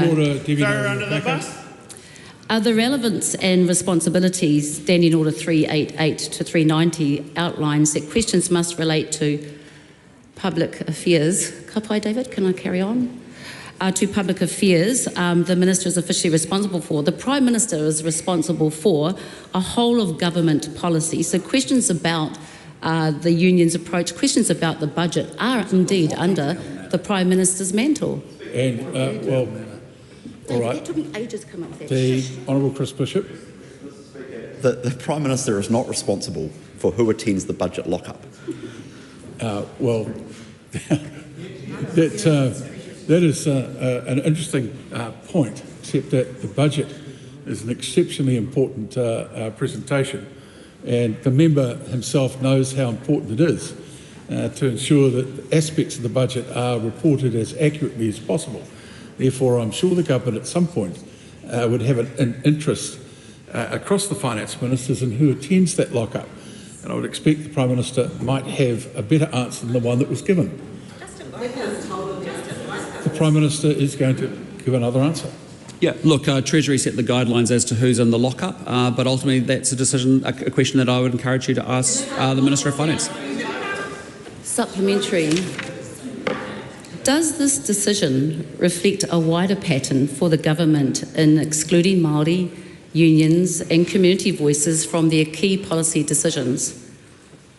390's been violated. Sorry, I don't understand the point of the question. What do you understand? Ask again.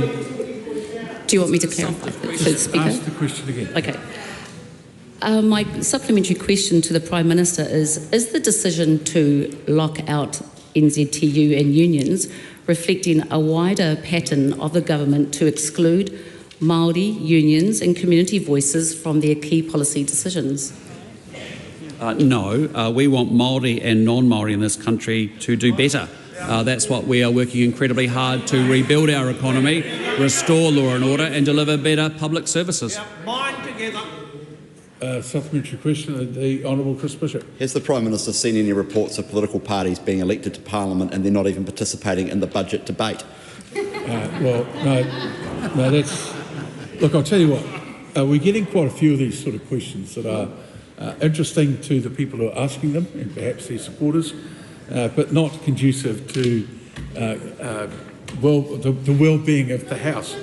No, sorry, you know that it's inappropriate for any member to talk about the absence of any other member. Therefore, to ask the Prime Minister to breach standing orders seems to me a pretty risky sort of thing to do. Debbie Nalawimapaka. Point of order. Point of order. Well, it better be a new one. It is a new one because it requires me to correct what was just said by the Speaker. Now, when someone alleges non-participation, it does not infer absence, just non-participation. Words matter. You're quite right. I'm a very, very foolish man. I should have understood that right from the start. Nonetheless, my ruling stands. Debbie Narua-Paka. Supplementary. Was this decision made to avoid scrutiny of the budget that will disproportionately impact Māori, women and low-income earners? Well, I just think it's a bit rich. The member hasn't even seen the budget and there's a leading assumption in the question. This is a government that has picked up an economy that was wrecked by the Labor government because of the illiteracy that sits on the other side. Point of order. It created pains. A point of order, the Honourable Kieran McAnulty. Speaker's rulings 2054. Yeah, I know. What you're really clear. And with the greatest respect, sir, if it's that obvious, the Prime Minister or any minister should be made to stop the minute they breach that, not wait till the end of the answer to bring it up. Within seconds of the Prime Minister going down that track, you were on your feet. I'm good like that. Yeah, well, some people would say you're fast, others would have a different view. Debbie Narua-Paka. Point of order, please, Mr Speaker. The question was in relevance to the decision to lock out the unions. I'm not quite sure what it has to do with seeing the budget. The best way to handle this would be for you to ask the question again.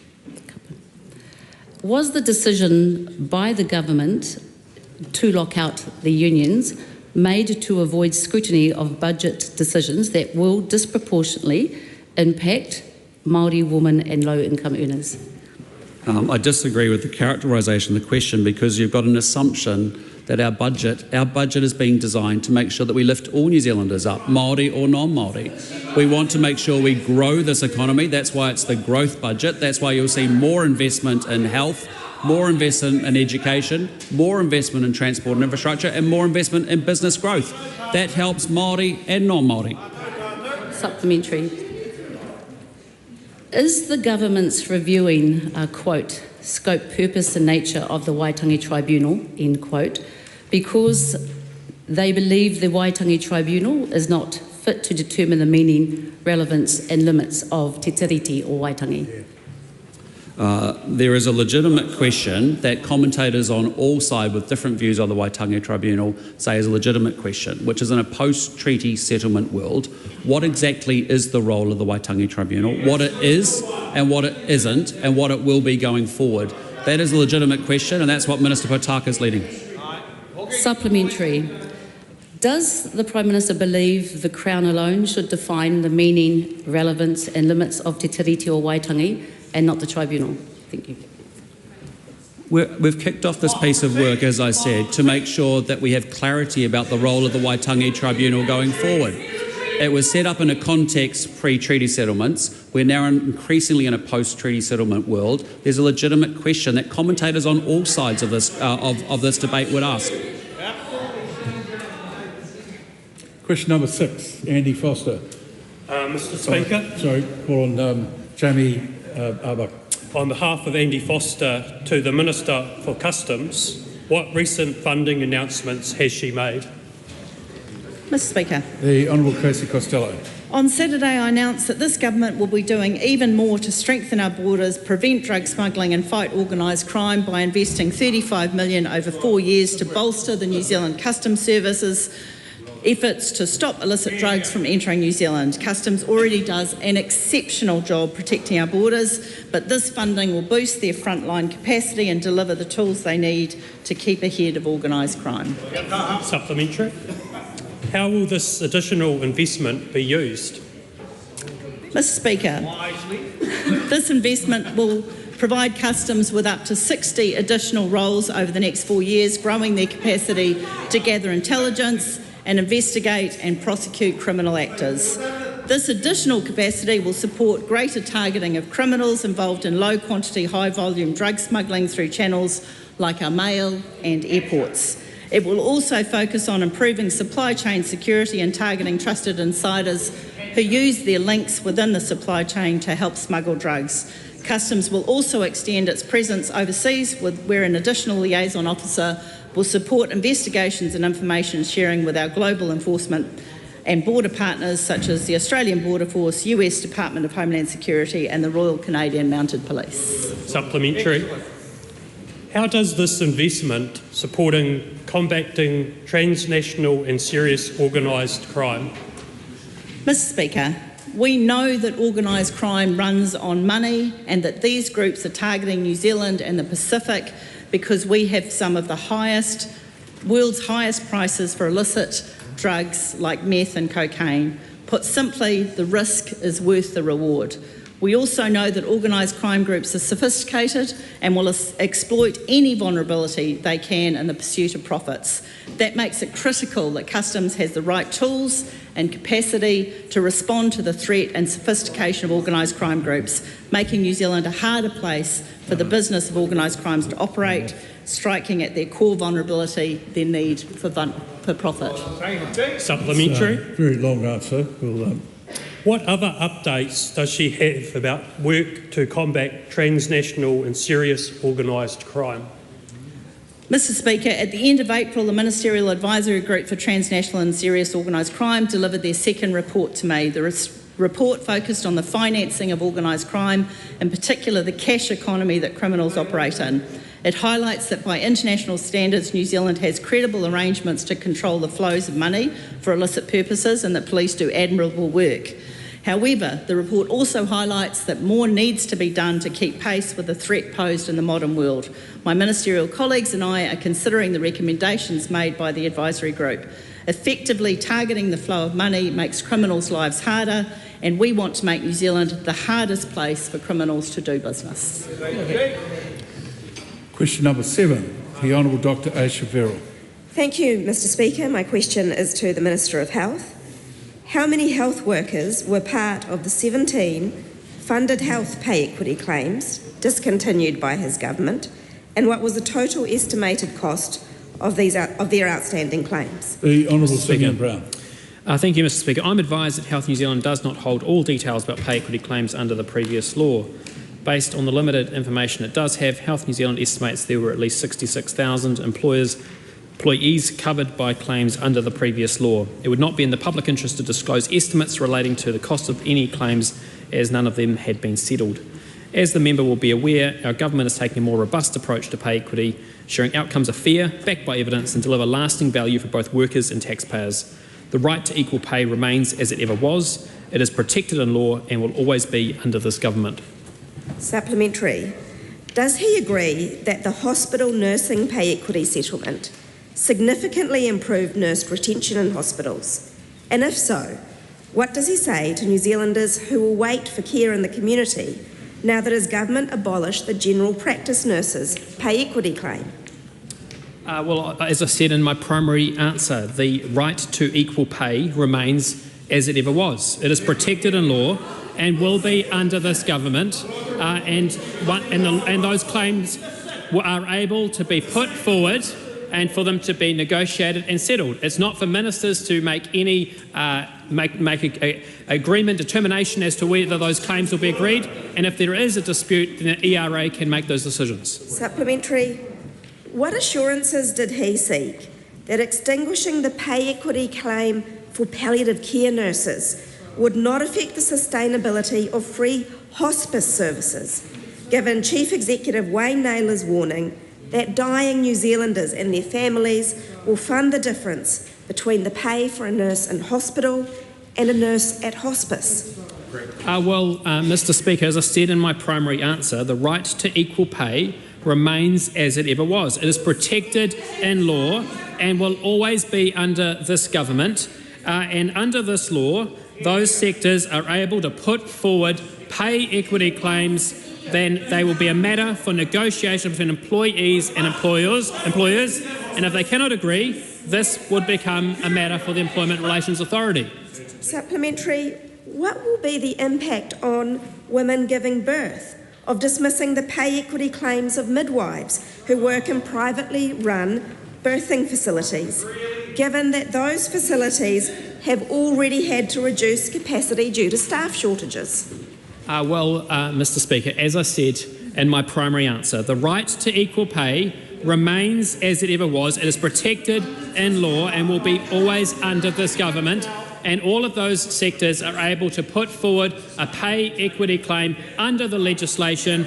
It is then a matter for negotiation between employees and the employers, and if they cannot agree, it becomes a matter for the Employment Relations Authority. Supplementary. How can equitable pay for over 200,000 health workers be achieved without comparing their roles to other industries, when work in the health sector is overwhelmingly care-based, undervalued and done by women?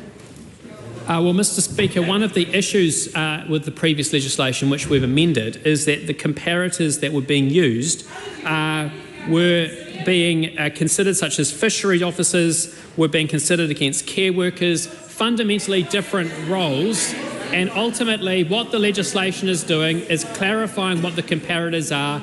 It is putting in place a clear process, and it is then a matter for negotiation. Stop. Yelling out like that is not going to change the answer, nor is it going to particularly change the outcome of the whole question time. So could we just have the Minister answering the question? And then it is a matter for negotiation between employees and employers, and if they cannot agree, then it can become a matter for the Employment Relations Authority. Question number 8, Carl Bates. Thank you, Mr. Speaker. And my question is to the Minister of Transport and asks, what announcements has he made regarding anti-social road users? The Honourable Chris Fisher. Mr. Speaker, excellent news announced on Sunday alongside Minister Mark Mitchell. Government turning up the heat on boy races and fleeing drivers with a suite of stronger measures to deter antisocial driving. Penalties for antisocial or intimidating driving behaviour aren't strong enough to deter this appalling behaviour. The police reporting shows some types of antisocial road events are increasing in frequency. Kiwis are sick of these idiot drivers putting everyone around them at risk, so we're taking action. Well done. Call on Vanessa Winnick. Is being proposed, and how will these benefit the people of Banks Peninsula? Well, Mr. Speaker, I'm aware from talking to the member that the boy racer issue in Banks Peninsula is a real one, and the new offences and penalties will include the establishment of a presumptive sentence of vehicle destruction or forfeiture for those that flee police, street races, intimidating convoys and owners who fail to identify offending drivers. We're also going to give the police more powers to manage illegal vehicle gatherings by closing roads or public areas and increasing the infringement fee for making excessive noise from or within a vehicle from $50 to $300. Question number 9. The Honourable Marama Davidson. Thank you, Mr. Speaker. Ki te Premier, e tautoko ana ia i ngā kōrero me ngā mahi katoa a tōna kāwanatanga. The Right Honourable Prime Minister. Yes. Does he stand by his government's slashing of regulations for early childhood education, despite sector critics saying these cuts would pave the way for baby farming? New Zealand has one of the most expensive early childcare costs in the world. Part of that is actually making sure we get rid of regulations that are pure red tape that don't create any benefit. I think the Minister's done a good review of it, and I'm pleased with the progress. Does he agree with his Associate Minister of Education that, quote, burdensome rules and regulations put ECE out of reach for many, or does he think early childhood education is out of reach because corporate profiteering means that New Zealanders have to fork out for the least affordable childcare in the developed world? In answer to the first leg of the question, yes. Is it responsible fiscal management for the government to spend $2.7 billion every year on early childhood education without knowing how much of that goes into our children's care versus inflated rent costs or profits that go offshore? Well, I'm proud that the Minister has picked up an issue around early childcare costs, acknowledging that they are expensive. I'm proud of our Family Boost policy, and I'm proud of the work that he's done on regulation to make sure that he simplifies the system and takes cost and compliance out. Is he comfortable with large corporate providers bringing in millions of dollars in profit while some centres don't even have enough nappies or food? The member's conflating a couple of thoughts in there, but I mean, I just say in general, I am comfortable with the concept of profit. People take risk, they put a business together, they hire people, they employ people, they create value in our economy. That's a good thing. Who benefits from cutting regulations for early childhood education, our tamariki, or the private companies that profit from providing our children with subpar care? Actually, parents benefit because the costs get lower because the regulation's smarter. Supplementary, the Honourable David Seymour. Can the Prime Minister confirm that the regulatory changes agreed to by Cabinet will increase the focus on the health and safety of young people, will improve the information for parents so that it is easier for them to select quality, and will free up early childhood educators to focus on equipping the youngest New Zealanders to navigate the world in the 21st century instead of filling out paperwork? Absolutely, and I commend the Minister for his work. Question 10, Rima Narkley. Thank you, Mr. Speaker. My question is to the Minister of Health and asks, what recent data has he seen on childhood immunisations? Mr. Speaker. Mr. Speaker, recent data provided to me by Health New Zealand shows that for the first time in 3 years, more than 80% of children are now fully immunised by 24 months of age, the highest rate since 2022. Just 7 months ago, 75.7% of 2-year-olds were up to date with their immunisations. Now that figure has risen to 80.2%. News of a measles case in Auckland this week highlights the importance of our immunisation target and the work that our government has underway to improve childhood immunisation rates. We still have a lot of work to do, but reaching 80.2% is a big step forward. Supplementary. How is the government's childhood immunisation target tracking? Mr. Speaker, after years of decline, we're now seeing the positive impact of dedicated efforts and general practices up and down the country alongside coordinated and targeted community-led outreach and support. By bringing back health targets, investing in community-based services and growing our frontline workforce, our government has enabled the health system to better protect our most vulnerable. Validated quarterly figures show an improvement for 24-month coverage from the first quarter of 24-25 from 75.7% to 77% in the second quarter of 24-25. We're taking a step in the right direction and will remain focused on meeting our target of 95% by 2030. Supplementary. What regions have seen the greatest improvement in childhood immunisation rates? Well, Mr. Speaker, we are seeing some excellent improvements across the country, and I'd like to take a moment to acknowledge the work underway. In Tairāwhiti, coverage at 24 months is up 12.7% compared to the previous quarter. The West Coast also saw a 12.7% increase. Taranaki is up 5.4% and Auckland is also up by 4.5%. These improvements are promising and show that our targeted approach, backed by a record investment of $16.68 billion in investment in health across 3 budgets, is delivering tangible results. Supplementary. How important are childhood immunisations? Mr. Speaker, our government is committed to ensuring every child gets the best start in life. That's why immunisations are a priority for us. This achievement comes as New Zealand confirmed a new case of measles in Auckland this week, underscoring the urgent need to protect both children and communities from vaccine-preventable diseases. It serves as a timely reminder that measles spreads quickly and can be dangerous, especially for young children. Each child deserves protection from serious illness, and that protection starts with immunisation. Question number 11, the Honourable Willow Jean Prime. Thank you, Mr. Speaker. My question is to the Minister of Education. When was she first made aware of the government's changes to pay equity legislation, and what advice did she receive regarding its impacts on the education profession, if any? The Honourable Erica Stamford. Mr. Speaker, I became aware of potential legislative work in this area through a Cabinet strategy meeting in December 2024. I received papers regarding the nature and substance of the subsequent proposal in March 2025.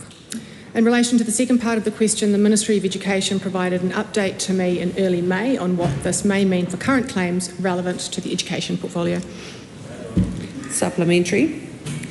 What was the Minister told about the impact of the pay equity changes on the education profession, in particular for the nearly 30,000 secondary school teachers who will no longer be eligible for pay equity? Mr. Speaker. The advice from the Ministry of Education said that they expect, they gave me advice on the claims that wouldn't be carried ahead, and they said in their advice to me that they expected that those claims would be re-lodged and worked through. Supplementary. Was she aware that changes to the pay equity threshold would lock out secondary school teachers from future claims?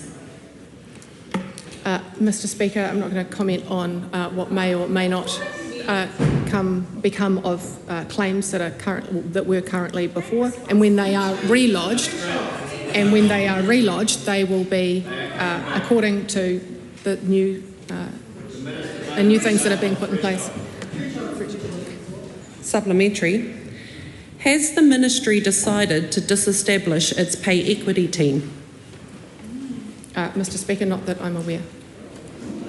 Supplementary. If there is no pay equity team at the Ministry, how can she claim to be committed to pay equity? Point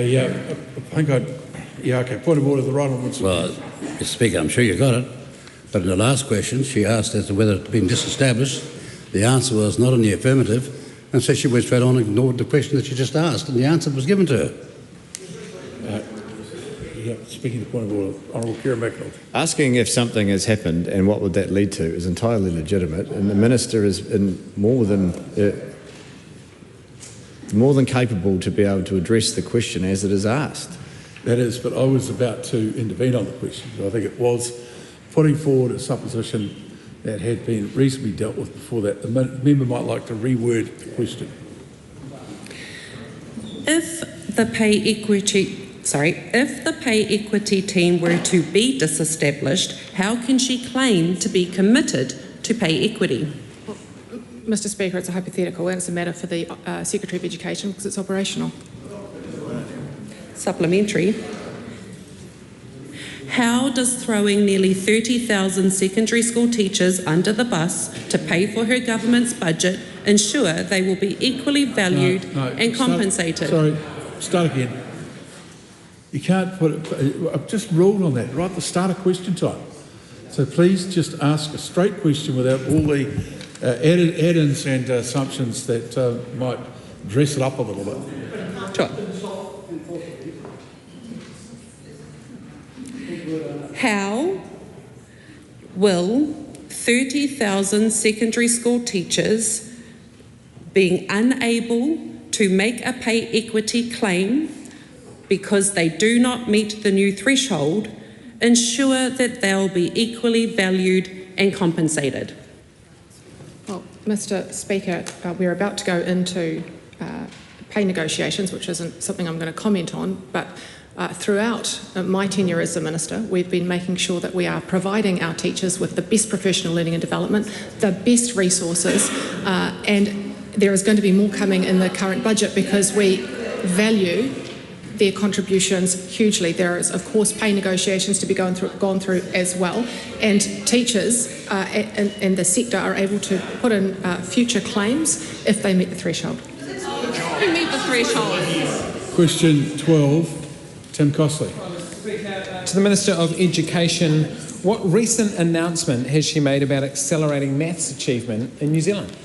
Mr. Speaker, we are investing $100 million into ensuring young learners who are falling behind in maths get the support that they need. We've known for some time that maths achievement in New Zealand isn't where it should be. And in 2021, the New Zealand Principals Federation said alarm bells should be ringing when it came to maths achievement. Mr. Speaker, through Budget 25, we've delivered Phase 2 of our Make It Count action plan to turn around and lift maths achievement in New Zealand. Well, what has she announced for years 0 to 2? Mr Speaker, from next year we'll be introducing a maths check in the students' first 2 years of schooling. Similar to the phonics check for literacy, the maths check will identify students with additional maths needs really early, so targeted support can be provided right at the start of a child's learning journey. Professional learning and development and specialist support will be available to teachers to ensure the checks are used effectively. And for the first time, we will be getting consistent, quality nationwide data that will drive investment decisions to ensure we are investing to raise achievement. Mr Speaker, what has she announced for years 0 to 6? Mr Speaker, $56 million will be used to fund the equivalent of 143 new full-time maths intervention teachers for young people in years 0 to 6. These teachers will be trained to work with students in small groups who need extra support and will be supplied with maths resources to help implement evidence-based approaches to accelerate learning. This additional staffing is the same support we've put in place for structured literacy approaches. The initiative is about building strong foundations so students are confident and capable in maths from the start of school. And what has she announced for years 7 and 8? Mr Speaker, the remaining $40 million will be expanding our targeted small group maths tutoring and online tutoring tools for up to 34,000 year 7 and 8 students from term 1 next year. This will ensure students get the foundational numeracy level they need to be confident in NCEA and life beyond school. All of these initiatives will be introduced in Te Reo Māori for students who are learning in a bilingual unit or kura kaupapa, so they all have access to the same resources and support. Mr Speaker, the system-wide boost in maths education is a game changer and will raise achievement in schools across the country.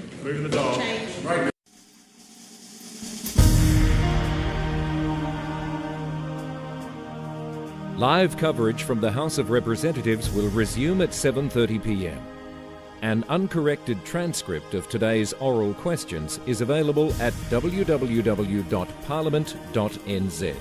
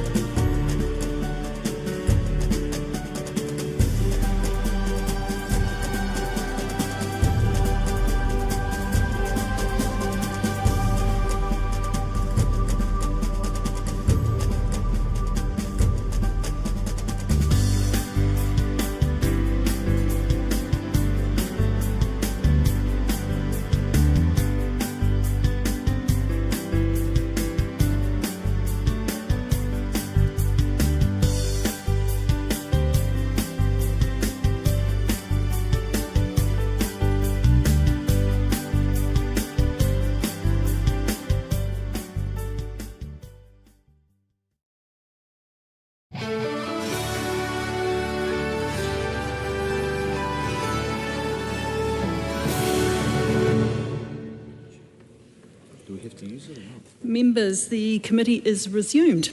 I'm just a little bit ahead of me. When we suspended for the dinner break, we had concluded our time with the Minister for Workplace Relations and Safety. The Minister of Police is now available for 1 hour to respond to members' questions.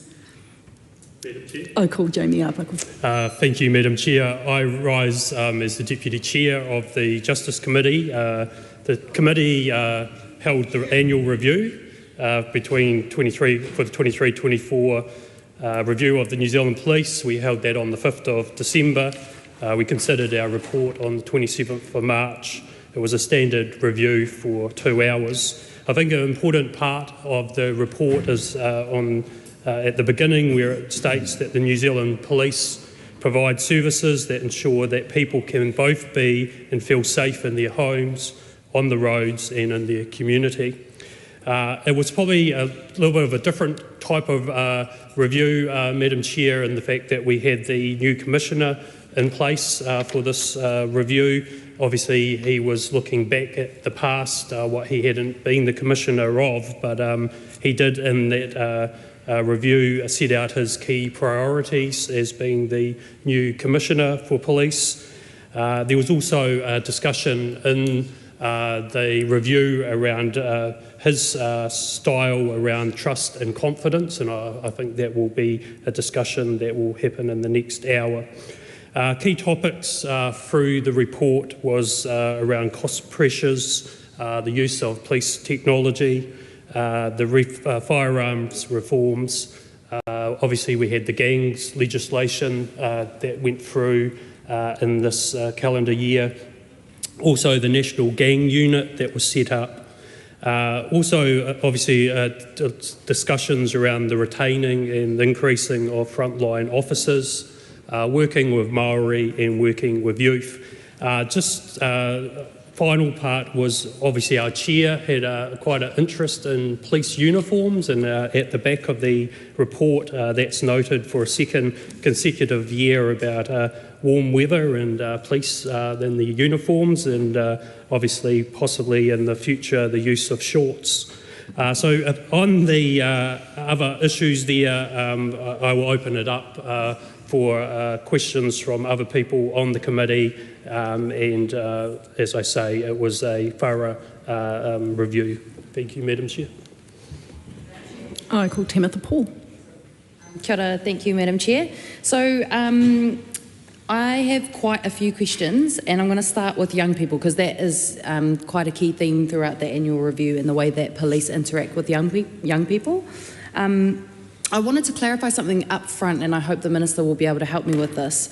I noticed that in Labour's 2023 budget there was funding under this appropriation for the Fast Track program, which kind of helps to do wraparound support for young people who have offended and support them through alternative pathways through the youth justice system. But I couldn't find that within National's 2024 budget, and wanted to check whether that has been transferred over to Oranga Tamariki or whether that is just gone.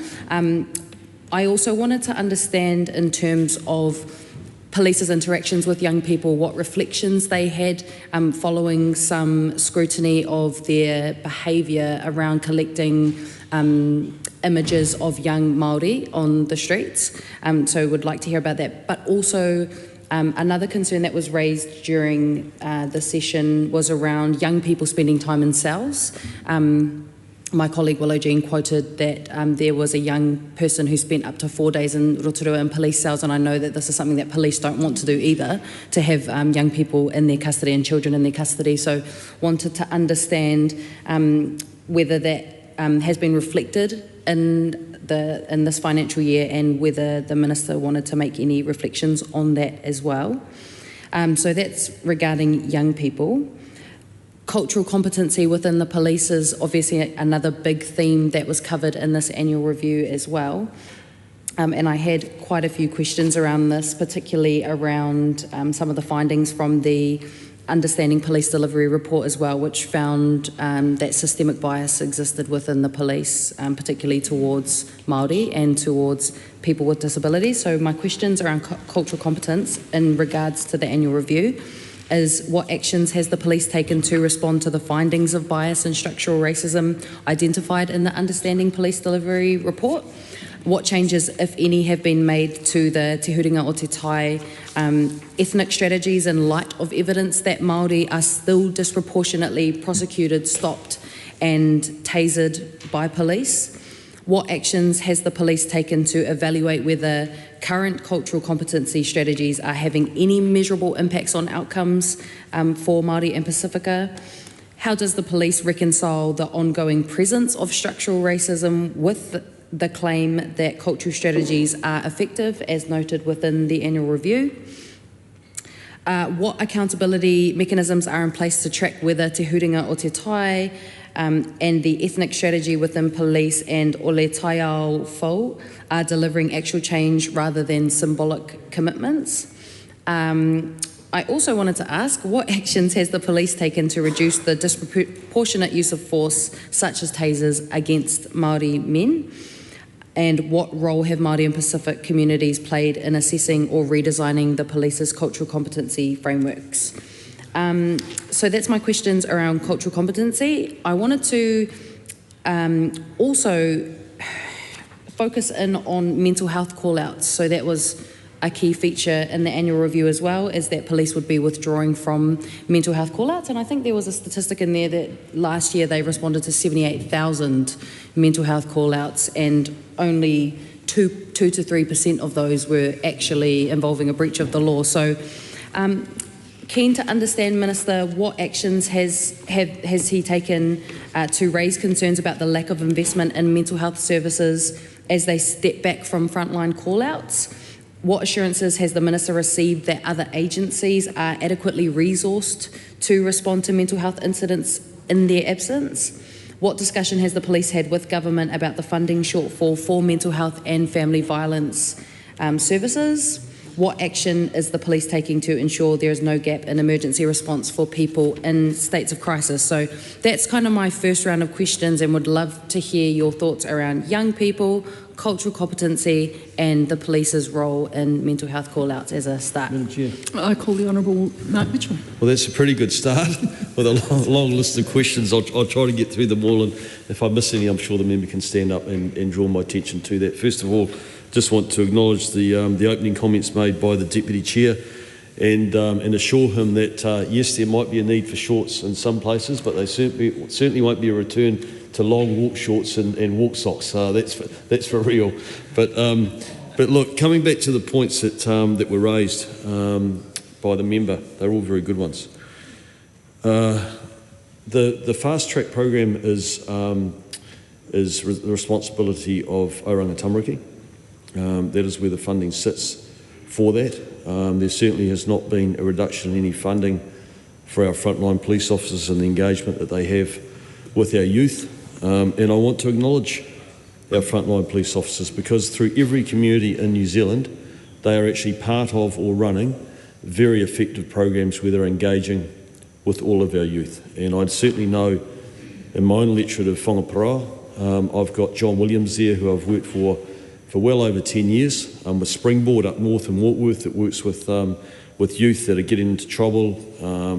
They're coming from difficult backgrounds, and they're probably on a fast track into the adult justice system if we don't help them, support them and mentor and do something with them. And I was lucky enough that John is now down in my patch. And last week I was with him and a group of our young people from my electorate, from a couple of our colleges, and with one of the principals was there as well. And I was there to actually participate with them for the day, to see the program that they were doing and actually try to firsthand get an idea of how effective it's been. And it's been very effective. And I actually want to come back to a comment that the member made, which is a very good one, in terms of how do we measure that? Is it reducing the offending? And fundamentally, that's how we should be judging any of these programs. Is it starting to reduce the offending? Is it starting to have a positive impact on the young person where all of a sudden they're starting to realise that there's great opportunities in this country and they're being supported to actually be able to realise their potential? And the good news is with this program, it is starting to reduce offending. Now, that doesn't mean that offending has gone entirely, because especially when you're dealing with recidivist youth offenders, You're being successful with the program, not if you're stopping offending altogether. That is the perfect world. That's what we'd like to see. But if you start reducing that offending, and if you start making progress with those young people and getting them onto a better track, then actually that is success as well. Now, ultimately, of course, we want to get them to a place where they no longer offend, where they've either got the education or the skills to be able to get into some meaningful employment and actually, or get back to school and actually start making something of their life. So I just want to reassure her that our police force do an incredible job in this area. I'd invite her to come out with me and go and visit some of the sites, some of the programs, some of the officers that are delivering that. We have got a world-class police service, and the reason why I say that is because I spent 10 years overseas where I worked with lots of different law enforcement agencies in lots of different countries, and I can talk from that viewpoint in saying that we've got a police force that engages with their communities, takes their responsibility to them seriously, and works really hard to try and fix some of the intergenerational issues that as a country we grapple with, and we're trying to improve. In terms of cultural competency, again, I'd come back and say that we're a contemporary country now, without a doubt. We are multicultural. I think we have over 170 different ethnicities that have made New Zealand their home. If you look at our police service, it is a modern, outward-looking police service that reflects back on a lot of those communities, and they're deeply engaged, and they're very sensitively aware in terms of how they deal with and work across a lot of those cultures, a lot of those communities. In terms of the UDP, that was a report, that was a piece of work that was commissioned under the last government. That is not my report. It's not something that I asked for in my letter of expectation to the Commissioner. It was something that was asked for in the letter of expectation to the Commissioner by the Honourable Chris Hipkins. So that's their report, and I don't accept for 1 minute that we have a racist police force. In fact, quite the opposite. I think that we've got a police force that we should be extremely proud of, that is multicultural itself, that has lots of ethnicities sitting inside it, including a big proportion of Maori officers that are extremely proud to be serving in the police, and also many of them work as our iwi liaison officers. And Madam Chair? The Honourable Mark Mitchell. And many of them work as iwi liaison officers and do an outstanding job. And again, I'd encourage you, I'm very happy for the member to come with me, if we go to some events, and let's take Waitangi, the Waitangi celebration, Waitangi Day. Come up and see the outstanding work that our iwi liaison officers do on the ground around the country every day. And by the way, I just want to acknowledge our Maori wardens who have got a very strong working relationship with police, and I'm very pleased that after years of decline, they seem to be strengthening, they're getting more numbers, and they're back out there and they're present and they're respected, and they've got an important job to do right alongside police. I want to acknowledge Mani Tahiri, who is the young chairman of Ngāpui. And we all saw recently that we've got a big challenge in our country with methamphetamine. That's a global challenge, but it's a challenge that we have here, and we have to do something about it. And he came to see me. He's very concerned about his own people in the north. And I said to him, Mani, the police cannot do this by themselves. We need to have leadership from local government, from communities, and iwi and hapu are critically important in terms of working together on a joined-up strategy and how we make our country a safer place, and how we start to purge this awful, destructive drug called P that is a wrecking ball through people's lives. And I said to him, Mani, if you can, step up and say that we'll work together. It'll send a very clear message to the communities that we're trying to support and trying to make a difference to, that we're united and we're developing a strategy together. And he went out and he did that. And I want to acknowledge him, because that was a courageous and a brave move, because he probably copped a lot of flack too. But he got out and he said, the police are not our enemy. We've got a part to play in this. We want to help our families, our hapu, our iwi, and we're going to work together. And my commitment to him, he was with me again at the end of last week. My commitment to him clearly is that we're going to get alongside him, and we're going to make sure that we do it, and we do it together, along with local government, along with community organisations across government, with multiple government agencies having a stakeholder in that having a stake in that as well. Mental health call-outs, yes. the police has been for a long time our only real 24/7 social agency. And they're also an agency that looks for solutions. So if you ask them to do something, they'll step up, they'll look for solutions, and they'll respond. And we should applaud that, and we should thank them for doing that. But the problem with that is they've moved into spaces that they shouldn't be in. And that includes mental health. So a lot of people with mental health issues, they deserve a health response. They need someone that's properly trained, that understands, that can help triage and diagnose them and work out pretty quickly what sort of support they need. Our police, in many cases, are not the right people to do that. They try their hardest. Our frontline police officers do their best. But not only should they not be in that role, but they should be back on their core business. They should be back available to respond to the Kiwi that puts their hand up and needs help from our police force. So we are working really hard as a government. I'm working very hard with Minister Matt Ducey. We acknowledge that we have to rebuild a mental health workforce, and that takes time because it is an expertise. We've been very clear that the moves that we're making to try and replace a police response with a health response, we're doing that carefully, we're doing that smartly, we're not rushing it. We're doing it when the various districts and areas are ready to actually step into that role. And the feedback that I'm getting is it's very, very positive. And it's step change. And change is hard and change takes time, but we're committed to it, and we're committed to making sure in this country that someone with a mental health issue gets a mental health response and gets the appropriate response. We've been very clear, the police have been very, very clear that if it's a situation where that person is a danger to themselves or a danger to the public, then that requires a police response, and they'll keep responding. But the police had an over 60% increase in mental health call-outs. That is not sustainable for them to be able to deliver the services that our public expect to get from the police. So I hope that I've covered off most of the issues that you've raised. Like I said, the member can take an opportunity to stand and clarify them. The Honourable Ginny Anderson. I have a couple of quick questions in relation to firearms, which was covered in the review.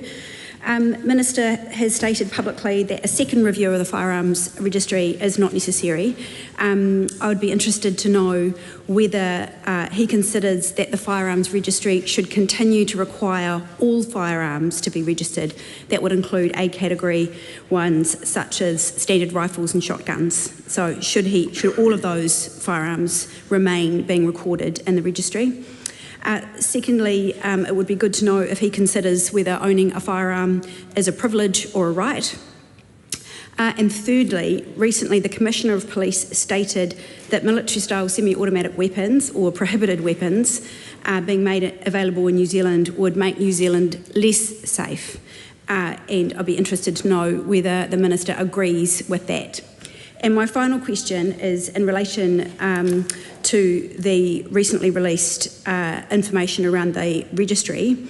Does he consider that guns are no more harmful than toasters or ovens in light of the argument in the Associate Minister of Justice Cabinet paper that claims a gun registry cannot be justified because there are risks that house fires caused by household appliances and therefore no registry for those items is required, whether he agrees with that line of argument. Madam Chair. The Honourable Mark Mitchell. Well, firstly, I've been very clear that yes, I support the firearms register, that it is going to be a really useful tool for us to be able to track and have a clear picture of where firearms are, who's got them, who's in possession of them, and it's clearly got public safety implications, and also for our frontline police officers as well, who unfortunately, have to deal with more firearms incidents than they should have to. So, yes, absolutely, fully supportive of the firearms registry. I'm not going to get ahead of the work that's been done because the Associate Minister of Justice is doing a rewrite of the Arms Act. It's a big piece of work for her, and as she seeks decisions on parts of that rewrite, she'll bring that through Cabinet. And I'm not going to get ahead of Cabinet of any decisions that are made around that. But I can assure the member that as the Minister of Police, yes, I'm a supporter of the register, that the register must stay because it provides, and as a result of the review that was just undertaken, clearly that is the case that is reported back to us. The Honourable Ginny Anderson. Oh, thank you very much, Madam Chair. I just had a couple of questions in relation to methamphetamine and organised crime that the Minister had already mentioned. Recently, the Ministerial Advisory Group on transnational organised crime has stated that New Zealand is losing the fight against transnational serious organised crime, and that alongside of record profits and a 96% increase in methamphetamine use in New Zealand over the last year. I'd be interested to know whether the initial focus that he took on gang patches was not enough to really stem that increase in flow. That was there a missed opportunity in terms of more resources being targeted into transnational organised crime and targeting our borders and enabling that strategy to bed in more?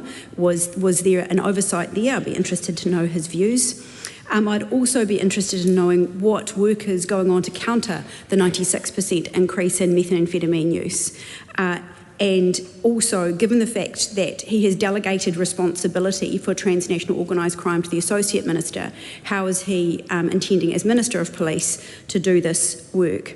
And finally, are there any programs such as Te Aotearoa that are going to be expanded, and what other plans does he have in place alongside of what's in place already to counter the significant increase of methamphetamine use that is causing ongoing gang disputes and turf warfare in parts of New Zealand, as well as instances of more heightened and violent crime?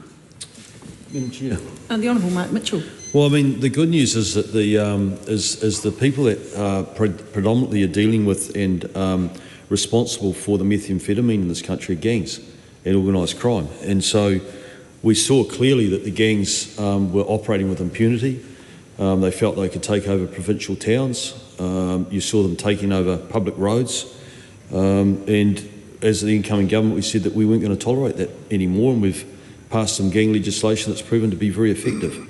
And I had feedback from Gisborne Hospital the other day to say that not only are the staff and patients no longer intimidated by gang patches in the hospital, but it's also de-escalated the aggression in the gang members because they're not putting on patches and feel like they have to live up to the to the macho sort of behaviour that you see when they put their patches on. And the other thing is that, funnily enough, a perverse outcome of this too is that some of the gangs are really enjoying not wearing their patches because they're no longer targets when they put them on for inter-gang warfare the members talking about. So yes, we are cracking down on gangs, and we're going to continue to crack down on gangs because that will also have a flow-on effect of being able to shut down the methamphetamine that we've got in the country. And by the way, I'll use Aotearoa as a classic example, where the police ran a outstanding operation over there. They effectively took down the entire mongrel mob barbarian chapter in Aotearoa. It was the only town in New Zealand that had a reduction of methamphetamine. So we're going to, the police are going to make sure that they keep the pressure on the gangs. So don't have any fears about that. You'll probably see some more very good legislation coming through this House that's going to continue to support them and give them more powers. In terms of transnational crime, yes, I'm very lucky that I've got an Associate Minister of Police who is also a very experienced detective and is also our Minister of Customs, who's got a big role to play in the transnational crime and protecting our borders and the methamphetamine that comes across the border.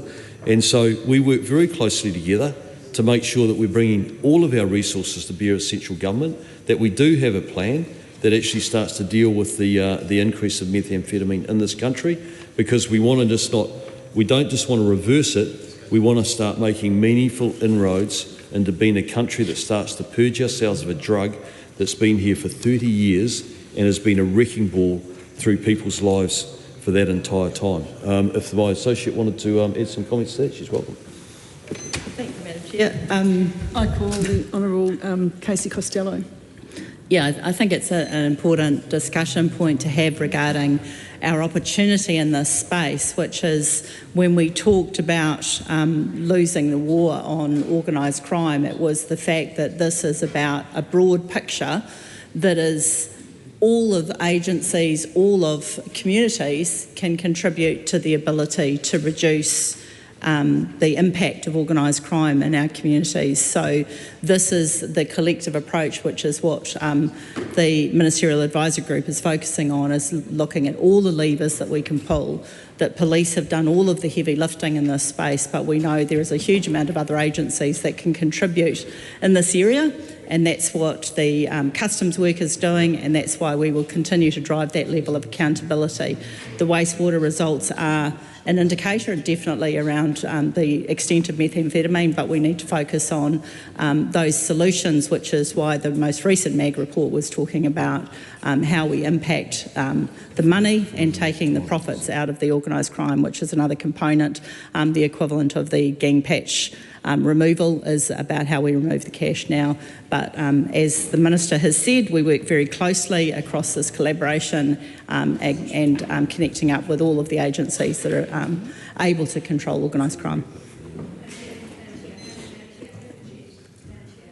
Ko Hannah Rafferty, Maipi Clark. Tēnā koe. Thank you, Madam Chair, and what's mihi to the Minister and to the Justice Select Committee and different opposition members that have talked on this subject.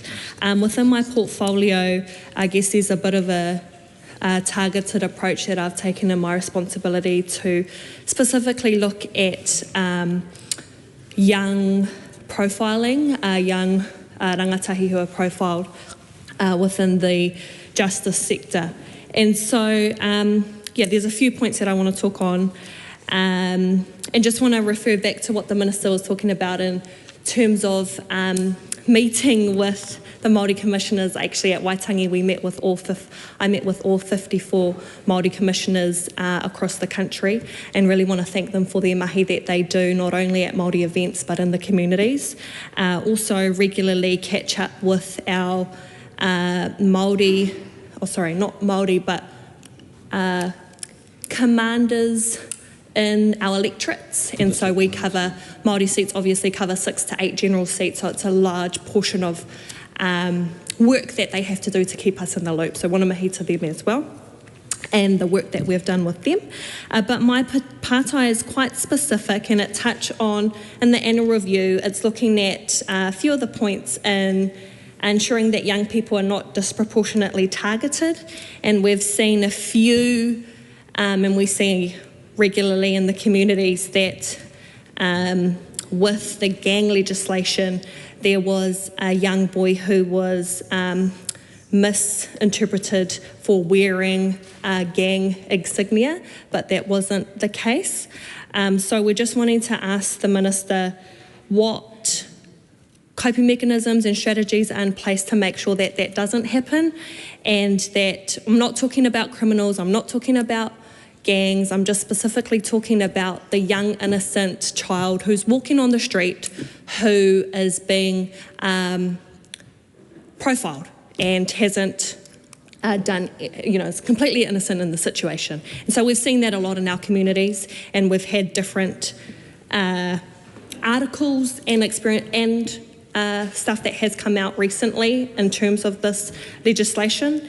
And I just want to quickly, I know we don't really have much time in my party left, but we have actually, last year, I was talking to the Minister in this time last year around tangihanga, gang tangihanga, and there were 3 tangihanga in my electorate that weren't affiliated to gangs at all, and we had an extreme distressing experience, and we had met with the commanders in place of that electorate, where we were able to really resolve some issues and find ways and strategies with marae, with gang members, with the police, to make sure that it is safer for everyone in the community. So there are definitely solutions, but what solutions specifically is the Minister looking at in terms of young rangatahi who are being falsely profiled? Madam Chair. I call the Honourable Mark Mitchell. Yeah, first of all, I thank the member for the positive feedback and for making the effort actually to engage with the police and recognise the work that they do. Thank you for that. In terms of rangatahi being targeted with gang insignia on, the fact of the matter is the police use their discretion in every situation that they deal with. In my experience, and probably I think most people would agree with me, they're pretty sensitive in the way they do that. Kids shouldn't be in gang insignia. They shouldn't be walking around in gang insignia. They become a target themselves for other gangs by doing that. And sorry, what the other issue was?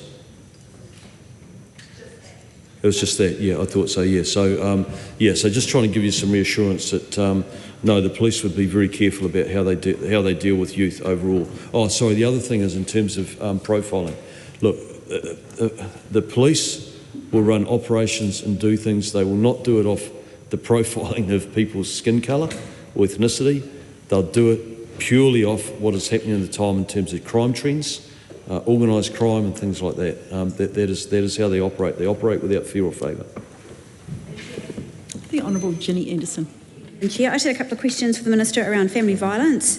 There are now multiple agencies who are frontline providers for family violence services who have reported that when they have called police that they have not come at all, or that they've been delayed for 3 to 4, 5 hours, and that's when there has been an assault or a crime committed. So there's more than one of these that have become public now, and this leaves victims without a response. Oh, shall I say it again for the Minister? So family violence, multiple NGO providers have reported when they've called police for help with a victim, they have not come, or they've waited 4 hours and when the offender has left. And I would be interested to know what the Minister's view on that, considering he has stated that he wants to put victims first if victims aren't receiving a police response when a crime has been committed. The second point I'd like to know is, does he have data on the number of family violence call-outs that police have attended, but how many call-outs without them, how many calls have come in without a police attendance a car or a person being allocated to that job? And the last question in this space I've got, is it possible that because the government set itself a target of 20,000 fewer victims of crime, and given the fact that the single biggest increase in violent crime over the past few years is family violence, is it a possibility here that the government will achieve its own government target on reducing victims of violent crime by simply not turning up to family violence call-outs? Madam Chair.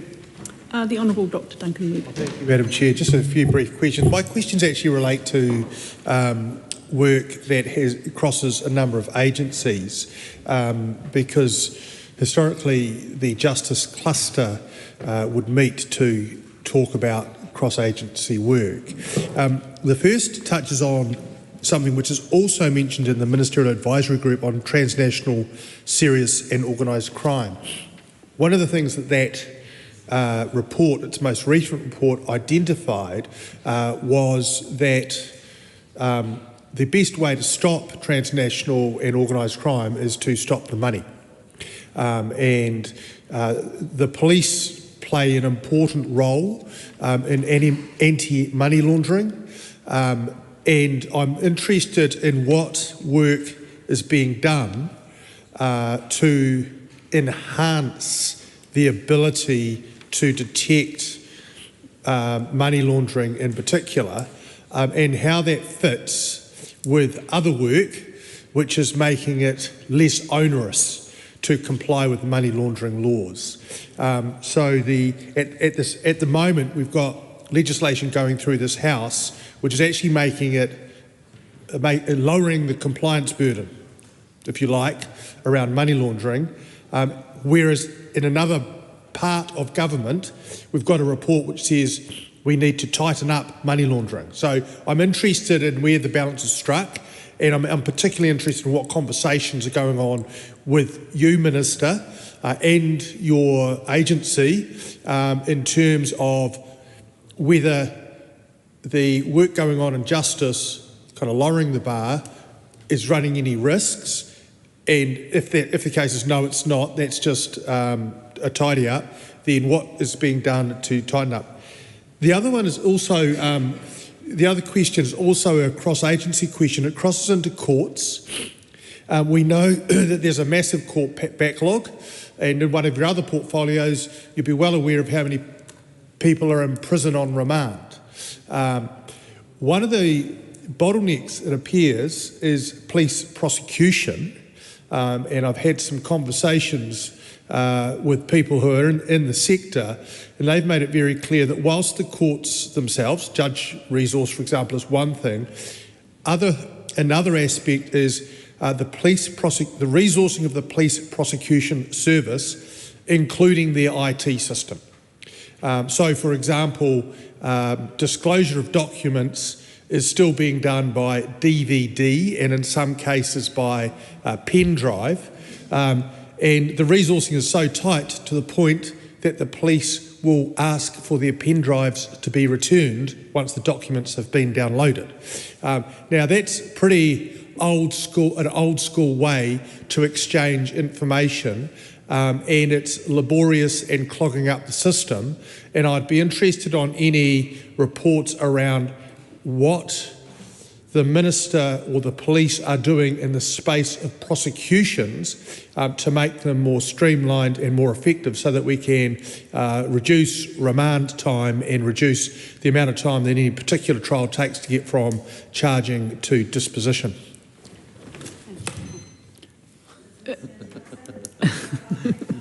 The Honourable Mark Mitchell. So just very quickly on the family harm, no, police has not changed its response to violent crime in the home. They'll still respond where there's violence in the home.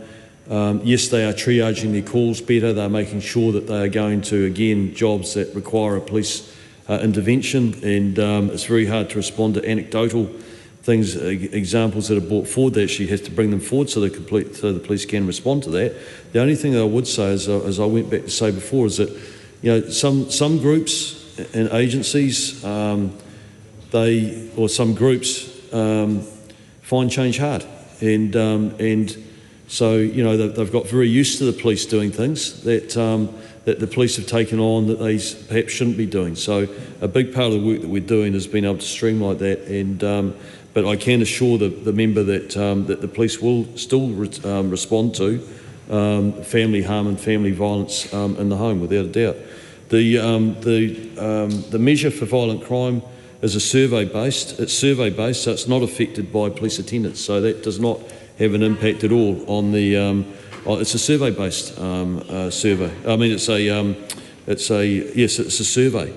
And to the member's question around prosecutions, well, that's exactly the same process that was being used under the previous government. The only difference is that we have got the prosecution uplift program that the police are rolling out. It's proving to be very effective. It's building in major efficiencies between police and the court system, and we've reinvested in that, and that is starting to deliver some outstanding results for us. I'll call Scott Willis. Thank you, Madam Chair. And firstly, I want to thank the Minister for not wasting any more resources or time on a second review of the gun registry. That's an important thing, because those of us who have the privilege of being gun owners have also a responsibility to ensure public safety, and keeping tabs on where guns are, who has them, is a really important part of that, and where they're stored. So my question is there a risk that the registry could be moved to another agency other than the police? Because this would seem, if this were to happen, it would certainly, as we've heard, put the police at greater risk when they're investigating where guns are or dealing with criminal activity. And my second question is around the assessment on the relaxation of regulations for firearms clubs and ranges, for the effectiveness of that relaxation for public safety. What oversight, what plans do the police have to keep tabs on how effective this relaxation has been for ensuring public safety in the first instance? Thank you. Honourable Jenny Anderson. Thank you. I had a couple of questions around retail crime. So the latest surveys out from the data that retail crime has continued to increase during the term of this government. During one of the main responses that the government has given is to provide the citizens arrest provision. Police have raised some reasonably serious concerns regarding public safety in the implementation of this law change. I would be interested if the Minister agrees with the police advice. So does the Minister agree with police advice? Police is not convinced that the benefits of these changes outweigh the potential risks. So that's police themselves. Interested to know if the police Minister agrees or disagrees with police advice. And the last question in terms of retail crime and the provision for citizens' arrest is police has also said that there's a fair chance when they turn up they might arrest the retail owner for kidnapping. Just interested from his own operational experience whether that might happen. I call the Honourable Dr Duncan Webb. I'm just curious around the police training framework, and the Minister, I think, has said that he's missed his own target on that, but I'm interested to understand what that means financially. And I'm just, two things. First of all, is it the case that not recruiting police, 500 new police, will save around $30 million a year? And has that factored into any decision making?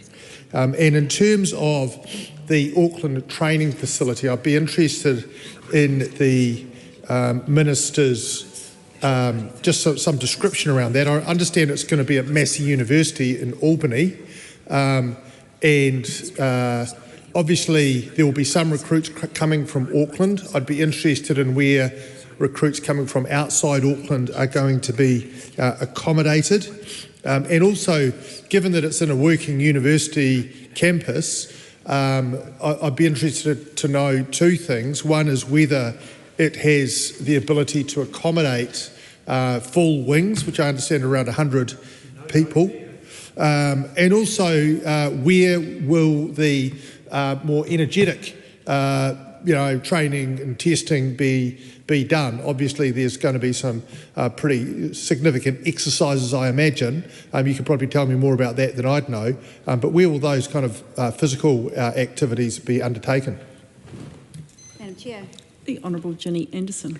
Thank you very much. There's a few questions building up there. I try not to ask the same ones twice. I've got a few questions around the 500 police.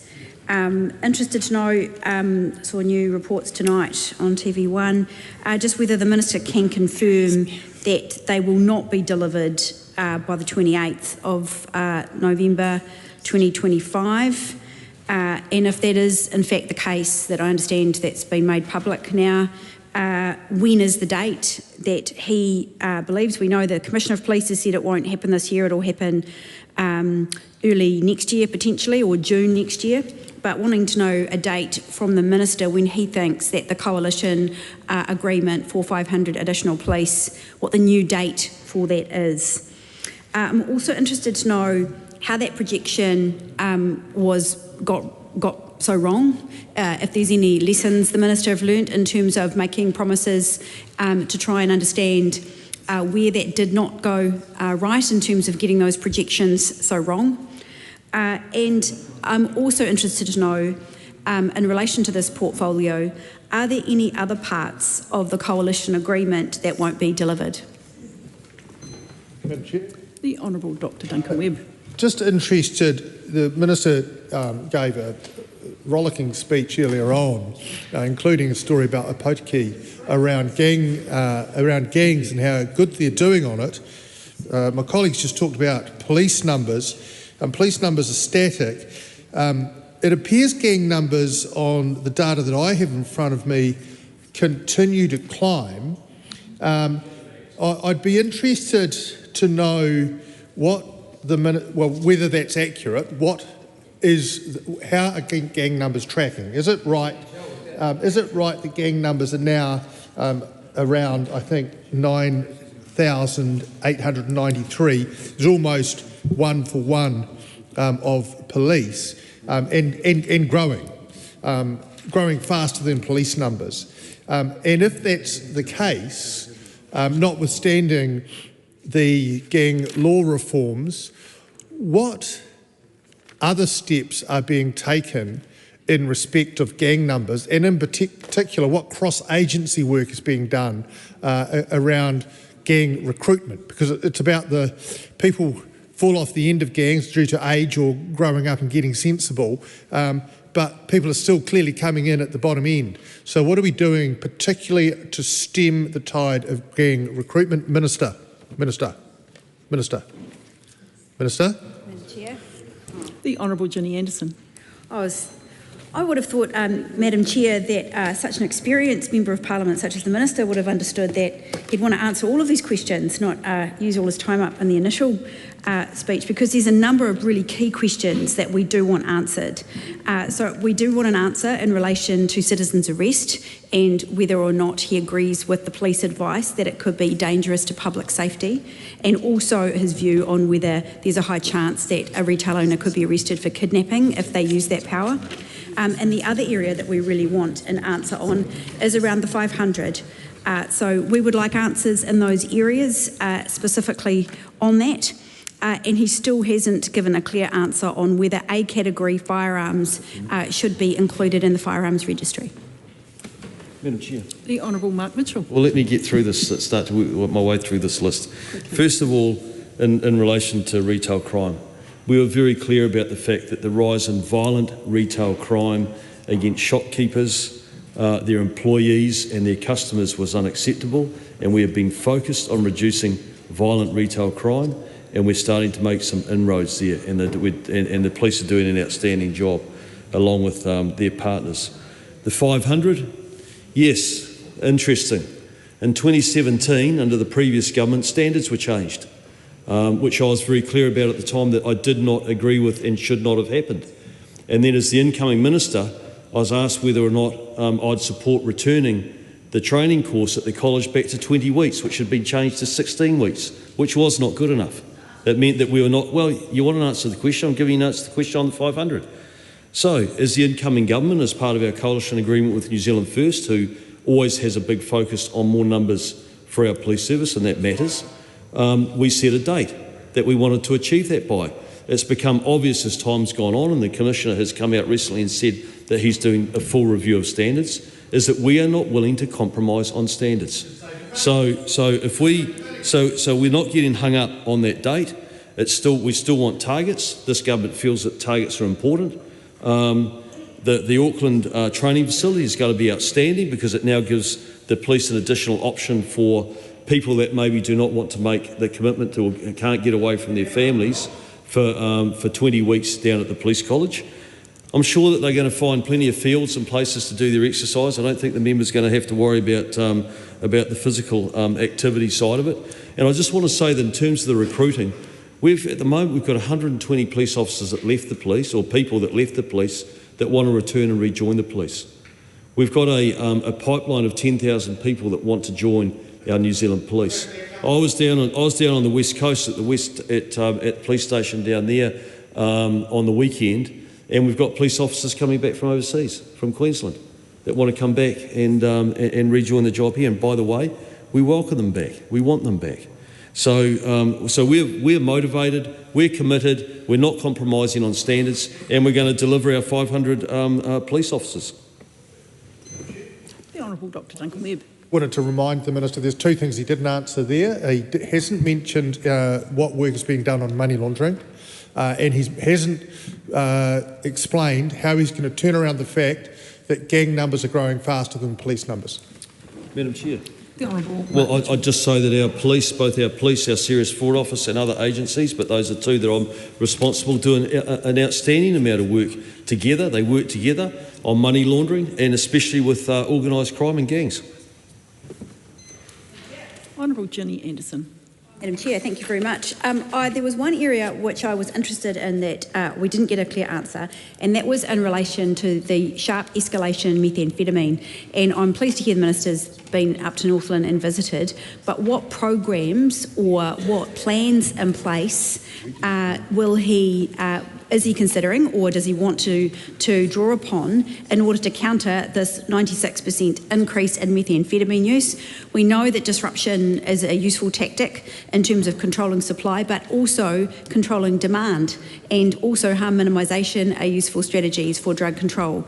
So I'd like to know what strategies are in place. What is the sprint team that the Prime Minister announced recently with himself, Paul Goldsmith, and also Matt Ducey? What have you been considering in terms of ways to counter the sharp increase? Madam Chair. I call the Honourable Casey Costello. The stand-up programs, and I think the member is referring to Te Araoranga in Whangarei, which I met with just 2 weeks ago to work through the successes that they're finding. It is being rolled out, and that's a challenging process. The meth harm sprint team is still very in its infancy stages, and a lot of decisions still to be made. But the member will be aware of the resilience to organised crime in communities. So the Kaikoai work is underway. The Porirua program of work that's underway, there's work under in Potiki, which is all about, exactly as the member's talking about, is reducing the demand components and building resilience into those really at-risk communities. So that will continue to be rolled out as part of the TNOT refresh strategy, as long as the ROC program is still continuing.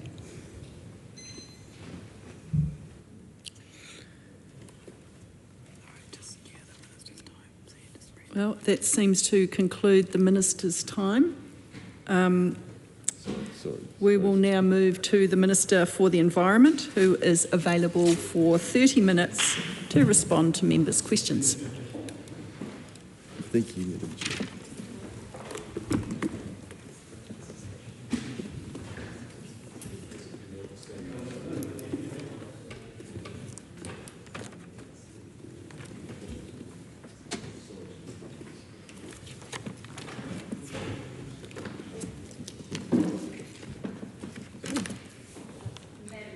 I call Catherine Wedd. As the Chair of the Environment Select Committee, I will make a few opening remarks on the annual review.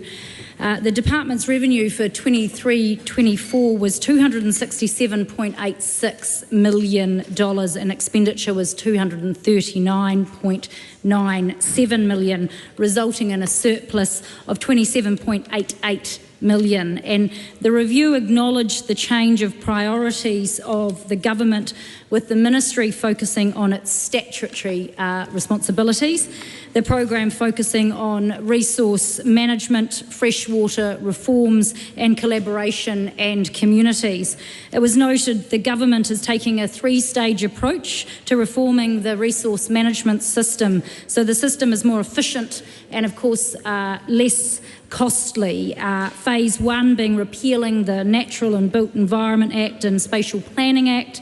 Phase 2 introducing the Fast Track Approvals Bill, and 2 further bills to amend the RMA and introduce national direction instruments. Other areas canvassed were emissions reduction. We heard modelling takes recent government policies into account, including removing agriculture from the ETS, reversing the ban on oil and gas exploration and the Fast Track Approvals Bill. The committee also heard about the waste disposal levy and how best to use the levy for positive environment activities. And we also talked about staff reductions. The ministry told us about its recent workforce changes to align with the government's budget priorities, and standards for drinking water. We discussed how the ministry interacts with other agencies to improve drinking water quality. Also biodiversity credits were also part of the annual review discussions, and Maori and treaty settlement commitments. Thank you. Madam Chair. I call the Honourable Penny Simmons. Thank you, Madam Chair. I'm mindful of the short amount of time that we have, so I'll just make a few introductory comments. Obviously, our environment is incredibly important to both our economy and to the health and well-being of New Zealanders. The economy in New Zealand relies heavily on the natural environment, with our primary industries and tourism sectors comprising a significant proportion of our export revenue that sustains our way of life. In the year ended June 2024, primary industries contributed $53.3 billion to exports, and in the year ended March 2024, international tourism's contribution to total exports was $16.9 billion. Madam Chair, conversely, when things go wrong for our environment, our economy and our people suffer. An example of this is the cost to our food and fibre sectors to recover from Cyclone Gabrielle is estimated to be between $700 million and $1.1 billion. If I could just scamper quickly through a few of the key achievements during the review period. As was noted, we repealed Labour's Resource Management Act reforms before Christmas 2023 and made a series of quick and targeted amendments to provide relief to our primary sector. And I know Mr Bishop will want to talk a little bit more about that in detail later. We granted $6.6 million to clean up 4 historic New Zealand landfills and dump sites that are vulnerable to extreme weather events and coastal erosion. Those were in Tairāwhiti, Southland, Canterbury and Nelson. We enabled faster consenting for flood protection projects in Hawke's Bay to enable stop banks, spillways and other infrastructure to increase flood protection there. Against the background of broader waste legislative reform work, we undertook urgent legislative reform of the waste disposal levy provisions for budget 2024. Those changes enabled central government share of the levy, the 50% share, to be spent on a wider range of environmental activities.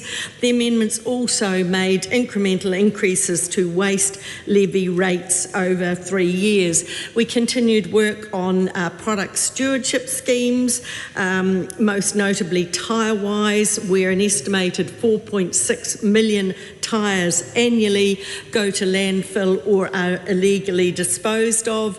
Tyre-wise was brought in March and fully implemented by September of 2024.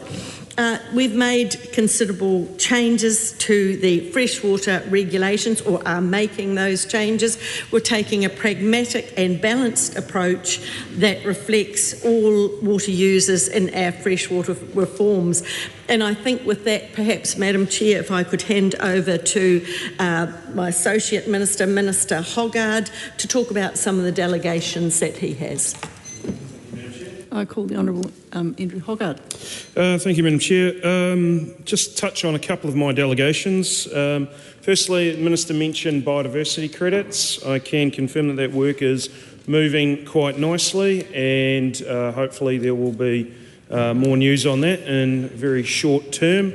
And, you know, I see that as a particularly beneficial project that will help out our farmers quite considerably and other landowners who have native bush on their farms or land, and basically give them a carrot as opposed to the stick approach of here is an incentive to further look after it.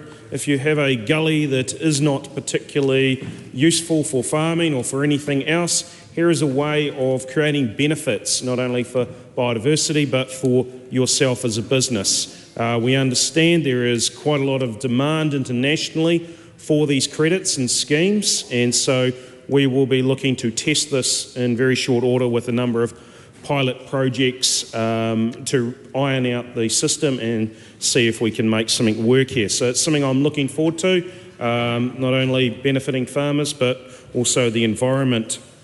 Also just keen to touch on farm plans, which is another one of my delegations, and the focus on that has been on removing duplication, unnecessary volume in these plans, and really focus it on what are the key issues that the farmer should be focusing on in terms of delivering bang for buck. I've seen examples in the past where there were farm plans going into probably 70, 80 odd pages with upwards of 80 to 100 recommendations. Quite frankly, that is just far too much.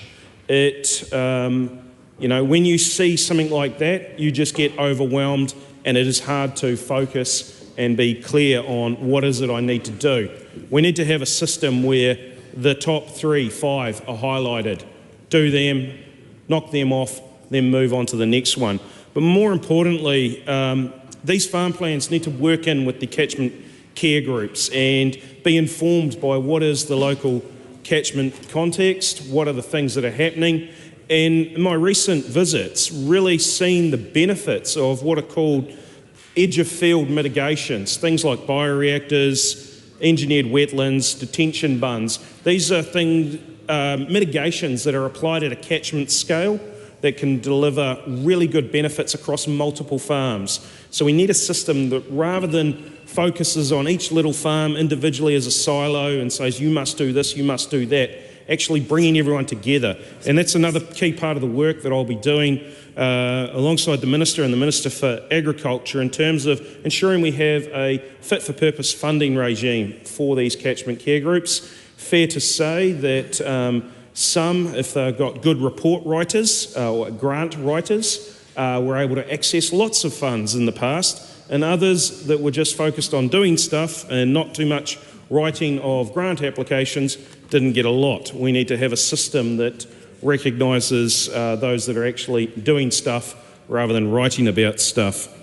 And finally, I just on behalf of the Minister, I'll touch on the work that's happening within the EPA in regards of the Ag Hawk chemical products review, the regulatory review there. Obviously, it's not a delegation of mine, but wearing my other hat as Food Safety Minister, I work in tandem with the Minister on this project because obviously the ACVM is the other leg to the stool in terms of getting these products into market.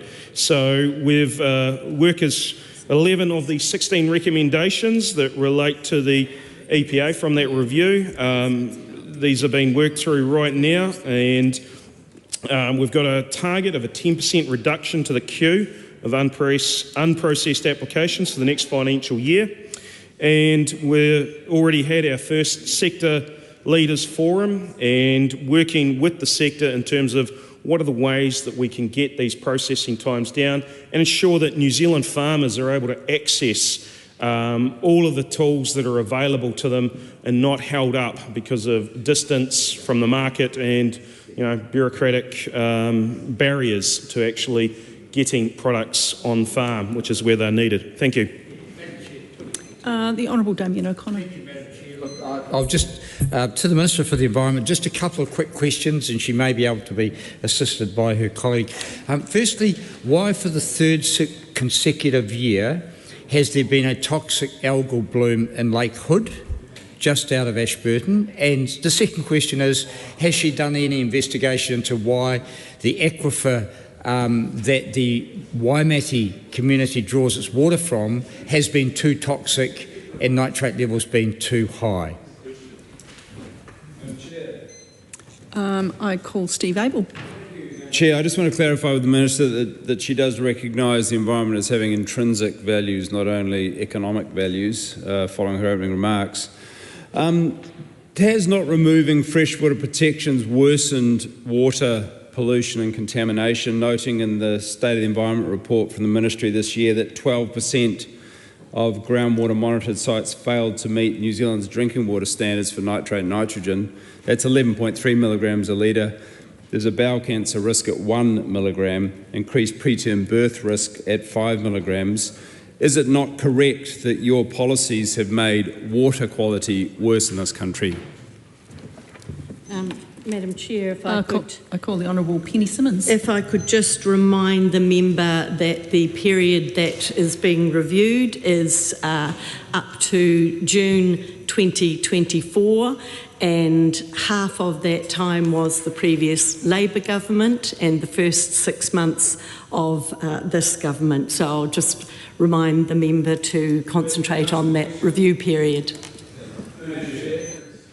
I call Steve Abel. What is the indications of the impact of your policies on water quality up until this point, please? The Minister's... I call Glenn Bennett. Kia ora, Madam Chair. In continuing on, the Minister spoke about the waste policy and the Waste Minimisation Act. There's work being done on that, I understand. I'm wanting to know a little bit about where that is going, because in looking at some of the work that the Minister has been part of in her ministry, in terms of the regulatory framework, in terms of compliance, monitoring, enforcement provisions, seem to have been lessened under her lead and her watch. Some questions I have for the Minister is, what is the time frame for the Waste Minimisation Bill to be introduced? Secondly, I want to ask around the previous issues just mentioned, the previous Labor government, and we had been doing work on this waste minimisation bill. What sort of policy development is she doing that's different to what was already proposed? And my third question in my tranche of three is around what is the issue with the third tranche around the hard to recycle plastic? Because you've banned the pause. Sorry, I don't think it was you, Madam Chair, but the Minister has paused the ban and the work on the third tranche of the hard to recycle plastics. And I'd like a comment on that, please. Thank you, Madam Chair. I would just remind that member again that the Waste Minimisation Act changes, that work is yet to occur, and that we are starting work on that now. It certainly didn't occur in the review period that we are considering.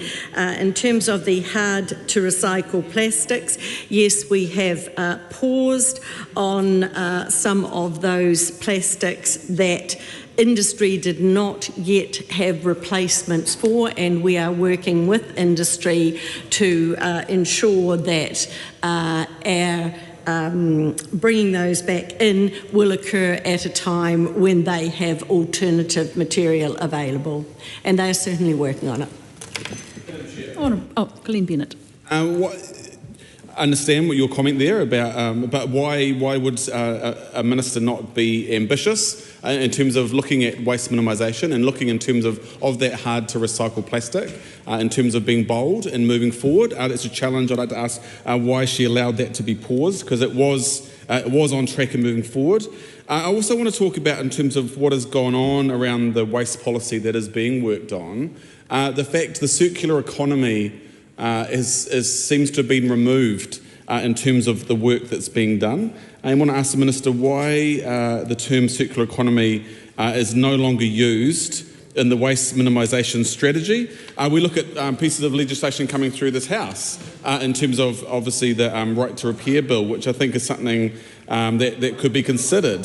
So my question would be, why has it been removed, and what is wrong with the phrase circular economy? Hannah Linden. Tēnā koe. Wanting to explore with the Minister in relation to mātauranga Māori and the way with which the Ministry gives effect to mātauranga Māori and its relationship with tangata whenua. Can the Minister please explain their understanding of what Y262 means and how you operationalise it within the Ministry and their business? Kia ora. Glenn Bennett. My next question, I just want to finish off around, or from my perspective, on the waste space. The Minister was privy of a government that obviously brought in the Fast Track Approvals Act, and part of that I want to talk about is the waste to energy plant down in Waitaki, down in the township, which has totally gone out of my head, but I can see it there. And my auntie will be very upset with me. But the question is, why under her watch as the Minister for the Environment was she supportive of the Fast Track Approvals Act, having something on the piece of legislation the waste-to-energy plant, which actually, in Waimati, thank you, which goes backwards in terms of, because it's about burning as much material as possible, as opposed to looking at recyclable solutions and looking at circular economy, feeding the beast, in fact. So why, under her watch as the Minister of Environment, did she allow for the waste-to-energy plant in Waimati to be put on the Fast Track Act? Steve Abel. Madam Chair, I would like the Minister, if she would answer, more questions about water.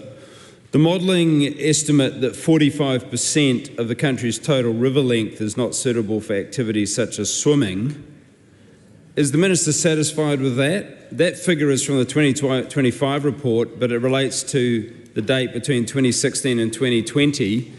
My second question is, what investment is the Minister making ensuring that we have up-to-date data on water quality?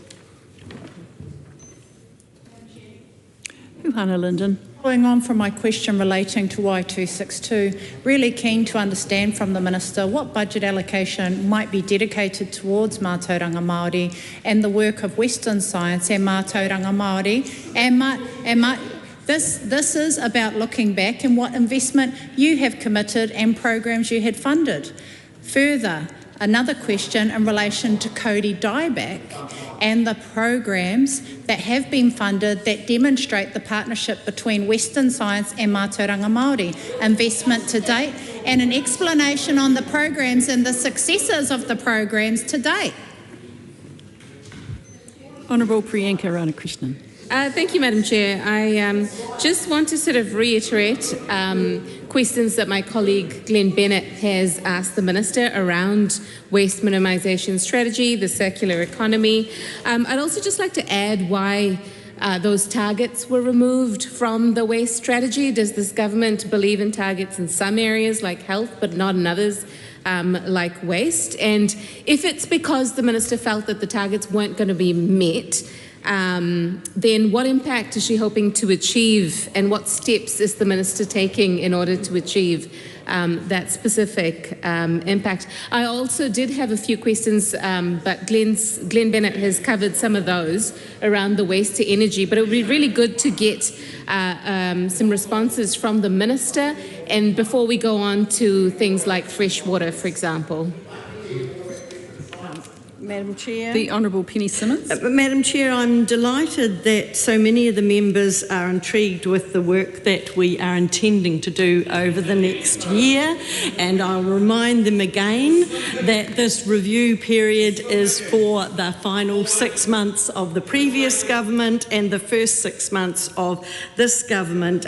With regard to science investment, can I just advise that up to 30th of June 2024, 14.7 million was spent on improving the environment and climate information, including 5.7 million on statutory reporting obligations, 4.8 million on environmental data systems, 3 million on policy evidence, and 1.2 million associated with science governance, assurance and strategic partnerships.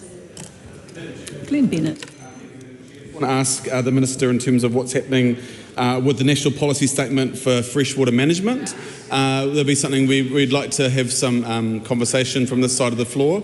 Also want to acknowledge the Minister made it quite clear that she didn't felt that Te Mana o Te Wai fitted in. I want to know why she thought that, and she still stand by that. So can she please talk to the removal of Te Mana o Te Wai and in terms of the freshwater, the National Policy Statement for Freshwater Management. Steve Abel. Be interested to see if the Minister has any answers related to water. We've just had another one. 46% of lakes larger than 1 hectare, TLI scores indicating poor or very poor health in terms of nutrient enrichment. Is the Minister satisfied with that?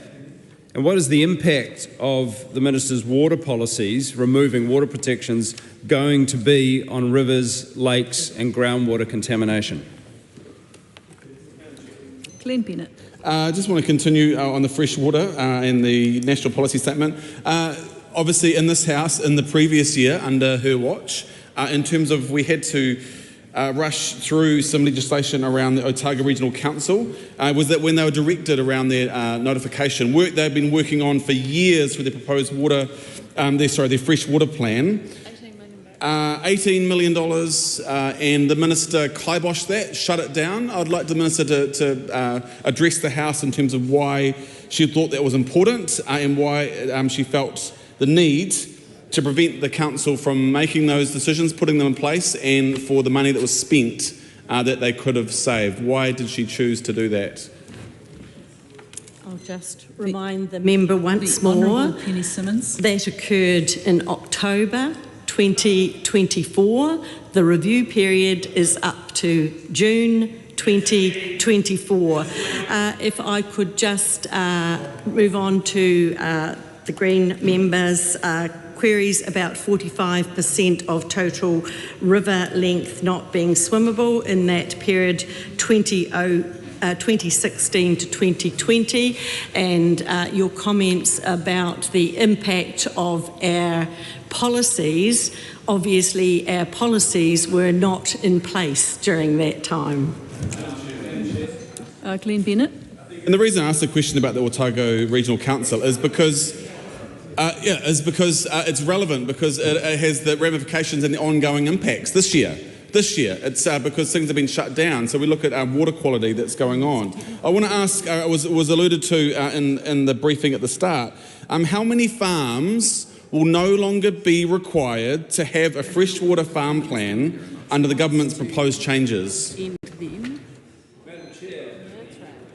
Steve Abel.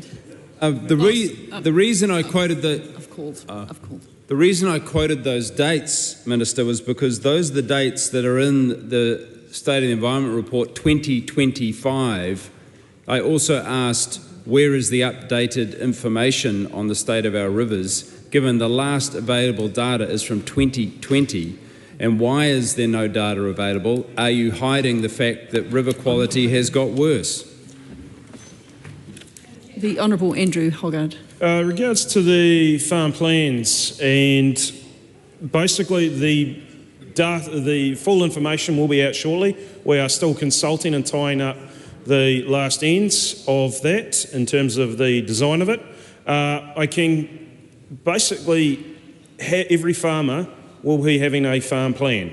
Whether they are certified and the level they need to go to will be different based on their risk.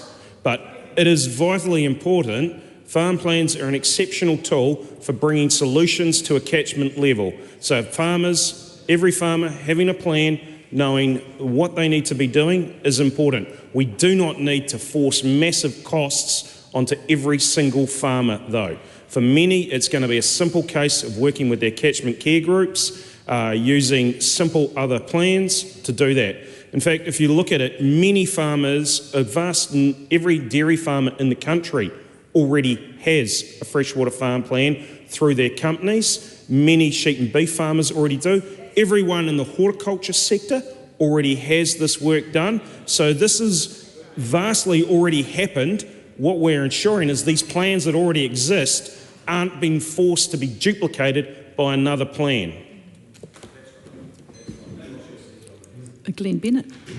Continuing on that line of questioning, did the Minister receive any analysis to support the decision that was made to reduce the number of farms subject to the freshwater farm plans? And is there any value actually in even having them if he feels like he's watering it down and less farms are actually responsible to have a deeper analysis of that?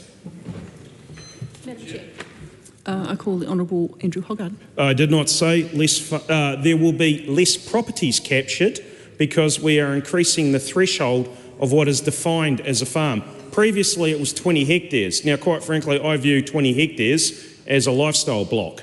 We need to be realistic on what is the size of a real commercial farm where someone is earning a real income and can be effectively doing activities that would require this level of management. So yes, we are not including a whole range of really tiny little properties, but every real commercial farm will still be captured by this, but obviously there will be a risk matrix applied to that in terms of what they need to be doing. Francisco Hernandez. Quick questions to the Minister. How many staff were served redundancy notices from 27th November to 30th June 2024? And how much were the cost of the redundancy payments? I call the Honourable Priyanka Rowan Krishnan. Thank you, Madam Chair. My question is around the community environment funding because during the last estimates hearing, the Minister stated that community environmental projects that have been defunded by this government need to look elsewhere for funding. And we know that under Budget 24, the government scrapped the Community Environment Fund, the Environmental Legal Assistance Fund, and of course in conservation, the Jobs for Nature programs as well. I'd like to know from the Minister whether she's conducted any analysis to determine whether those groups have have in fact secured alternative funding, and have any of those projects, the community environmental projects, had to shut down or stop any of their work as a result of the withdrawal of government funding? Madam Chair. The Honourable Kenny Simmons. Thank you, Madam Chair. Of course, the Jobs for Nature funding was scheduled to finish anyway. It had a fiscal cliff, so that came from the previous government. There were changes in the amount of funding that went to NGOs.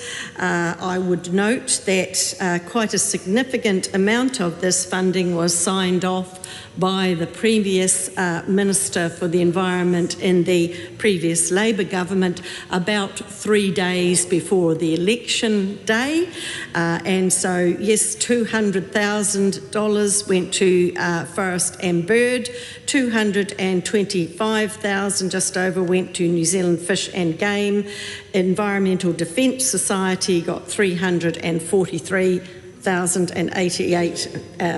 $883. The environmental hubs of Aotearoa Incorporated got $1.4 million. Parakore Marae were given $1.2 million. You are quite correct. Quite a lot of that funding was not carried on, and I'd have to say I found it an astonishing thing for the previous minister to sign off hundreds of thousands of dollars like that just days out from an election. A point of order, Honourable Penny Henry. Madam Chair, I'm seeking your guidance on this matter. We've heard on several occasions from this minister brushing off that was a decision or that was something made under the previous government. That doesn't mean that the work of the ministry that she is responsible for stops immediately. Now, the answer might simply be, we canned that when we became government. That might simply be an answer, and that's totally acceptable. Now, in that final answer that the minister just gave, she went back into the same period that she was brushing off in other questions with a rather detailed answer about saying, oh, well, we find it astonishing that it should be signed off. And I'm seeking your guidance on this matter, Madam Chair, because we've heard it throughout this entire session with this minister. Understood. Speaking to the point of order, Honourable Chris Bushy. Mr Speaker, Madam Speaker, I should say, that the minister was answering a question about the review period in question, which relates to the question put by his own colleague, and the minister was simply reflecting on the extraordinary nature of the funding, which the minister is perfectly entitled to make a point about. Yeah. Thank you. It was a debating point rather than a point of order, so we'll carry on. I'm sorry, members, but the minister's time has concluded. We now move on to the Minister for Conservation, who is available for 30 minutes to respond to members' questions.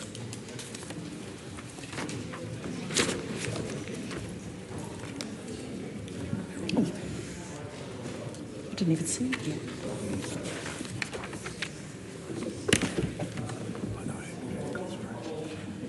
We're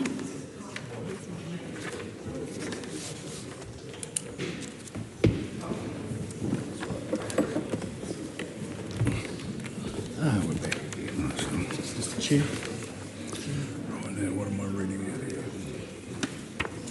Hello. The Minister of Conservation is now available for 30 minutes to respond to members' questions. Catherine Wedd. Mr. Chair, as the Environment Select Committee Chair, I will give some opening remarks on the annual review of the Department of Conservation. So the Department's total revenue for 23-24 was $713.86 million and the total expenditure was $686.86 million, resulting in a surplus of $26.99 million.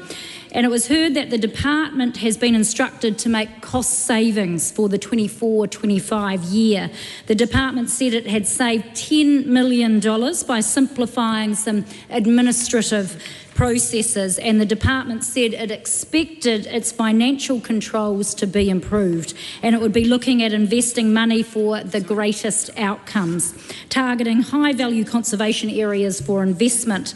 The department also reported that science informed management has led to improved conservation outcomes. It provided an overview of the technologies and tools it was using to create efficiencies, and this included in the areas of pest and predator control, which was also addressed, and the department continues to carry out an enormous amount of work, it said, in this area in terms of predator control, and the clear priorities in predator and pest management. And asset management was also addressed. The department has been investing $12 million annually to replace assets. If assets continue to be maintained at this rate, it will cost $487 million over 10 years. The annual review also reports that on the 1st of October 2024, the International Visitor Conservation and Tourism Levy increased from $35 per person to $100 per person. But decisions about the allocation of this revenue had not been made at this point. Concessions, hunting and fishing, relationships with public and private sectors, and with iwi and settlement obligations were also addressed in the annual review. Thank you. Celia Wade-Brown. Thank you, Mr. Chair. Minister Potaka Tenakwe. I have a series of partai talking about the effect of last year's appropriation for conservation, the effect of announcements during that year, signalling further cuts, and some questions on progress, if any, towards local and international targets. It's pretty important because only by protecting and restoring nature can we ensure that future generations can enjoy that beautiful native birdsong. I'd like to acknowledge, thank you, Chair of the Environment Select Committee, the members of the Select Committee who interrogated those issues and brought these annual reviews, Department of Conservation and Predator Free 2050 forward. I'd like to actually thank all of the Department of Conservation staff in head office and out in the field, all of the predator-free volunteers and staff. I think that includes quite a lot of MPs as well from previous conversations. So, does the Minister believe that savings and cuts to Te Papa Atawhai of $47 million have contributed to the increasing number of terrestrial species at risk, as referred to in our Environment 2025? So that was over a 3-year period, which includes that annual review. Our Environment 2025 was jointly produced by the Ministry for the Environment and Stats New Zealand. Carry on, how does those cuts address the need for $2.3 billion assessed to manage all threatened species? How has reallocating DOC staff from climate change and biodiversity to a dedicated hunting and fishing unit help any endangered Indigenous species? In what way has reducing funding for several programs that support Maori dolphins contributed to Te Mana o Te Tai Ao? And given the success referred to in this annual review of community support for 1080 application in the Rokumara range, supported by Ngāti Porou and Te Whānau a Apanui, has Te Papa Atawhai been able to increase support for that necessary poison elsewhere, and have they been able to deploy as much as is needed across public conservation land? Looking at our commitment to the Global Biodiversity Framework targets, especially Target 1, protecting 30% of lands and ocean, especially given our country has the 6th largest EEZ in the world, exclusive economic zone. I'd also like to know whether the national targets for the Global Biodiversity Framework in terms of governance, legislation and funding systems are any closer to being met. In particular, whether the costs and value of restoring Indigenous biodiversity have been quantified and inform decision-making. The last conservation-specific question, before I hopefully get another call and can deal with predator-free, is, does the Department of Conservation, now mentioning 4,300 species at risk or threat of extinction, up from 4,000 previously, suggest that the Department of Conservation is not resourced to do the required mahi? Thank you. I look forward to the answers. All right, now just before I call the next speaker, just to let members know that National have 41 minutes and 42 seconds left, ACT have no time left, New Zealand First have 16 minutes and 27 seconds, Labor 32 minutes and 56 seconds, Greens 15 minutes and 25 seconds, and Te Pāti Māori 10 minutes and 41 seconds. Priyanka Radhakrishnan. Thank you, Mr. Chair. I too would like to begin with a few questions around the Minister's priorities for protecting biodiversity. I refer to a cabinet paper of the Minister's, where out of 3 priorities that he has listed as his specific focus areas, unfortunately enhancing biodiversity comes third. The same cabinet paper, of course, lays out the fact that our native wildlife is at serious risk of extinction, species decline. We're one of the worst countries in the world for it, and yet at the estimates hearing, the Minister was at pains to point out that he can't protect all species, and there seemed to be a serious lack of ambition there to protect species. And so I would like to know, given the funding cuts that my colleague Celia Wade-Brown has mentioned as well, has the Minister sought any advice on what biodiversity protection or specific conservation outcomes Te Papa Atawhai, the Department of Conservation, has identified as being at risk as a result of the budget cuts, or in the Minister's language, the savings exercise? I'd also like to know how much of that 47.2 million in planned savings will come from a reduction in grants, partnerships or support for community-led conservation specifically. I've got a couple of questions around the cuts to Jobs for Nature. Of course, that was support for community-led conservation projects across the country, but it also led to the creation of about 11,000 to 13,000 jobs. I'd like to know from the Minister whether he accepts that the cuts to Jobs for Nature funding undermines not just those conservation outcomes, but also frontline conservation jobs, and if so, what advice has he sought on the number of jobs that has been reduced because of that funding cut? I too have some questions around predator-free. Of course, we've seen just in the news lately that predator-free Wellington has seen massive funding cuts as well, and that will impact the work that they do here, despite the fact that we've seen the outcomes from that funding. Of course, at estimates as well, we heard that pest incursions will occur more often in the future and will have a greater effect as the climate gets warmer as well. So I'd like to know what the Minister's priorities are when it comes to predator-free and predator control. Hana Rafferty-Clark. A koe te pika, tēnā rā koe hoki e te minita e tama potaka. tēnā rā tātou e te whare. I have very short, broad questions to ask in terms of conservation tonight. Just want to get the Minister's view on tautoko, actually our Green Party members and colleagues raising the Y262 claim, tēnā koe huhana mo tērā in the previous debate. So I just want to ask what the Minister's view is on Y262 being incorporated into conservation, as that directly relates to partnerships with iwi and hapu, settlement obligations, pine trees, the native fish species. It's basically the integral, most important claim that there is that encapsulates environment, conservation, intangible, taonga species. So it's a huge part. What does he think about it? How does he think it relates to conservation, and how is it incorporated into this? Also, in terms of the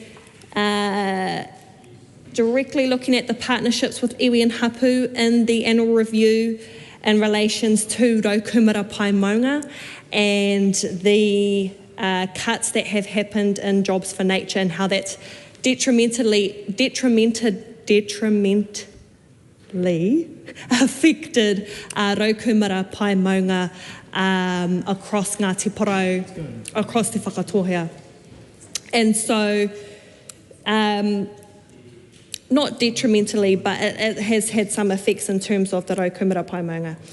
Also want to ask the Minister in terms of settlement obligations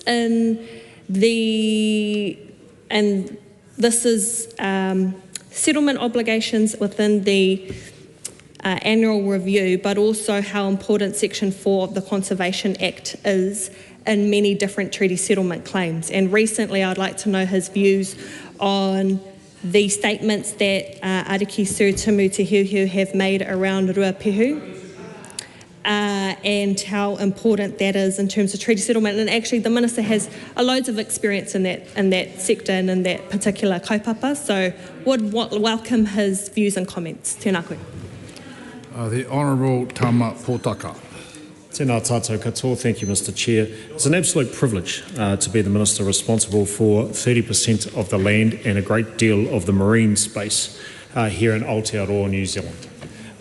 Iconic, majestic and pristine places that are our seascapes and our landscapes, and are very humbled to serve in the Cabinet of Christopher Luxon dealing to these issues. Biodiversity is top of mind. Many questions have been asked, and there's a little bit of misinformation out there as well, particularly when it's alleged that I have a lack of ambition to protect species. And what I want to reiterate to this House is that we are doing quite a bit around biodiversity and ensuring that we can get to grips with not only the importance of moving 4,500 species from threatened and at risk into the persistence or persisting status that we all want them to be in, and of course, in the words of our famous vision, Toitu Te Taiao, nature thriving. So we've done that in a variety of ways, and it's not perfect. It's a work on. But we've got a lot of work going into a very important bioplanning tool that enables us to understand how we can invest in and commit resources to not only ecosystem regeneration, but also the wildlife and species regeneration that goes with that. Yes, we have one of the highest levels of endemic species in the world, and that lends itself, because we've been separated from the rest of the world for the last 80,000 years, that separates us from many, many other countries in the world. There was talk about the funding and the budget 24, where there was a reduction in the funding of the conservation portfolio by around $48 million, $48 million. A lot of that was uncommitted, whether or not it was Jobs for Nature, Kermadec Ocean Sanctuary and a few other things. There was uncommitted funding. In relation to Raukumara Pai Maunga, that is ongoing funding until the end of 2026, significant Jobs for Nature project. Other Jobs for Nature funding was time limited. There was a fiscal cliff, and the previous government did not baseline that level of funding. It was time limited. So a number of other projects are no longer funded. I am very aware of Y262 and some of the intersecting arrangements around Section 4 and certainly the comments, recent comments by the Ariki Tumutu Hiuhiu, I'm well aware of those, and appropriate responses have been made to the Ariki, and also a sense that a lot of the issues that have been raised will be carried through the mahi that Minister Goldsmith is undertaking with the Tongariro National Park negotiations in due course. Thousands of settlement obligations with DOC. It's the entity across government that has the highest level of commitments and settlement obligations, and we are, the team is working feverishly to make sure that those matters are addressed in a timely and reasonable manner. Not easy, particularly as new settlements come on, which have additional obligations, for example, Te Korowai o Wainuiarua and Ngāti Haua up on the Wanganui River and surrounding tributaries that have included and inhaled a lot more settlement obligations that go with those settlements. Happy to take more questions. Priyanka Radhakrishnan. Thank you, Mr. Chair. I would be grateful if the Minister would actually give us some information about what he has done to prioritise species protection, because everything that he's pointed to has happened in spite of him being Minister, not because of him being the Minister. So, for example, the bioplanning tool, what does that actually do in terms of species protection? With the Jobs for Nature, of course, the Minister makes the point that it was time-limited funding. We would have made the choice to extend the funding. He's made the choice not to, but what I asked was the impact of the reduction of funding in that space when it comes to community conservation, and we've had no answers around that. With Predator-Free, of course, their funding is being reduced by approximately 2/3, down from 2 million to 500,000. And I would like to know what message the Minister reckons that sends to conservation workers and community conservationists who are working to ensure predator-free is actually successful. Also, my question around species protection is in light of, for example, in the Hauraki Gulf, there were two aspects to the government's response to the decade-long work that local communities undertook through the sea change process. One of that was the Tikapa Moana Hauraki Gulf Marine Protection Bill, which we understand is going to be watered down in the 11th hour. The other aspect of that was the work that DOC was doing in terms of bottom trawling. I understand that there's been public consultations that took place in 2023.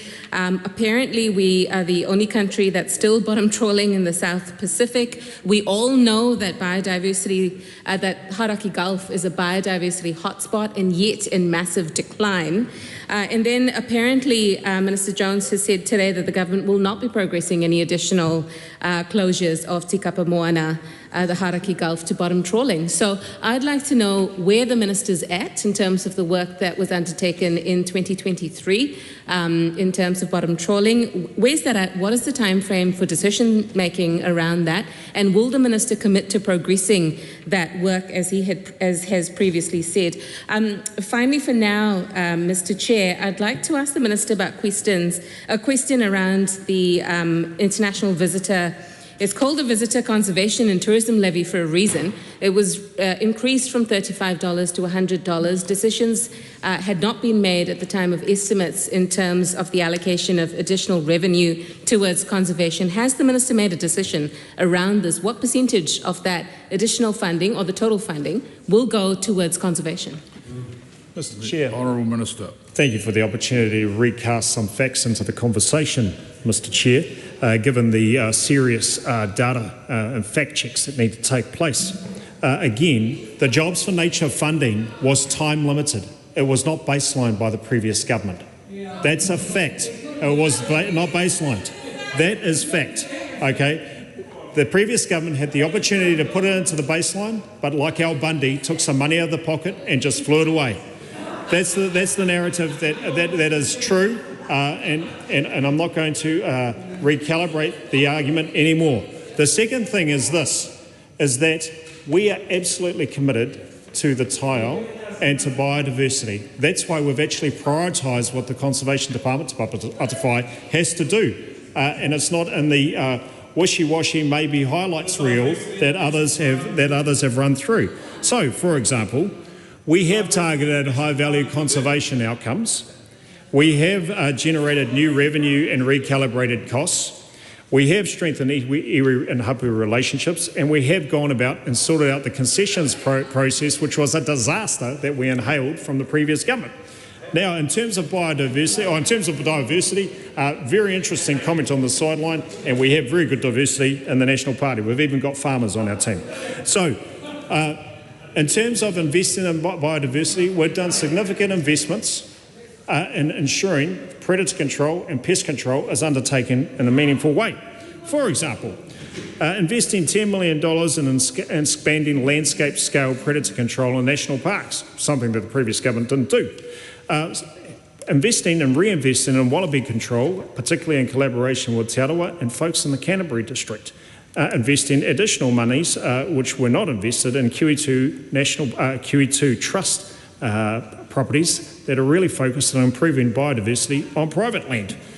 Investing in the Maungatautari Sanctuary Mountain kaupapa. There are a range of projects that we have stepped out and ensured that we've reinvested into and not let them die a slow and unhappy death. That's what we've done. There has been discussion around Okura Paemaunga. As I said, 2026 is the timetable in which that Jobs for Nature funding is scheduled for, and my team at the Papatawhai Doc are looking as to how we can further support that into the future. There was also a dreamy statement about the Community Conservation Fund being cancelled or being terminated. It's the first I've heard of it, and maybe we should do some fact-checking on that as well. Celia Wade-Brown. Thank you, Mr Chair. I'd like to follow up with the Minister. Thank you for your positive words in some aspects, but where is the Minister's encouragement for predator-free 2050? My colleague Priyanka Radhakrishnan mentioned Wellington, predator-free Wellington. It's got international acclaim. It's got special mentions in the Lee Kuan Yew Prize. It's got international coverage, and now it's going to be put. Where's the encouragement from that? I do note that the chair of the Environment Select Committee went and saw the people, and I'm sure she was very impressed. There is already support from Wellington City Council, though it might not be,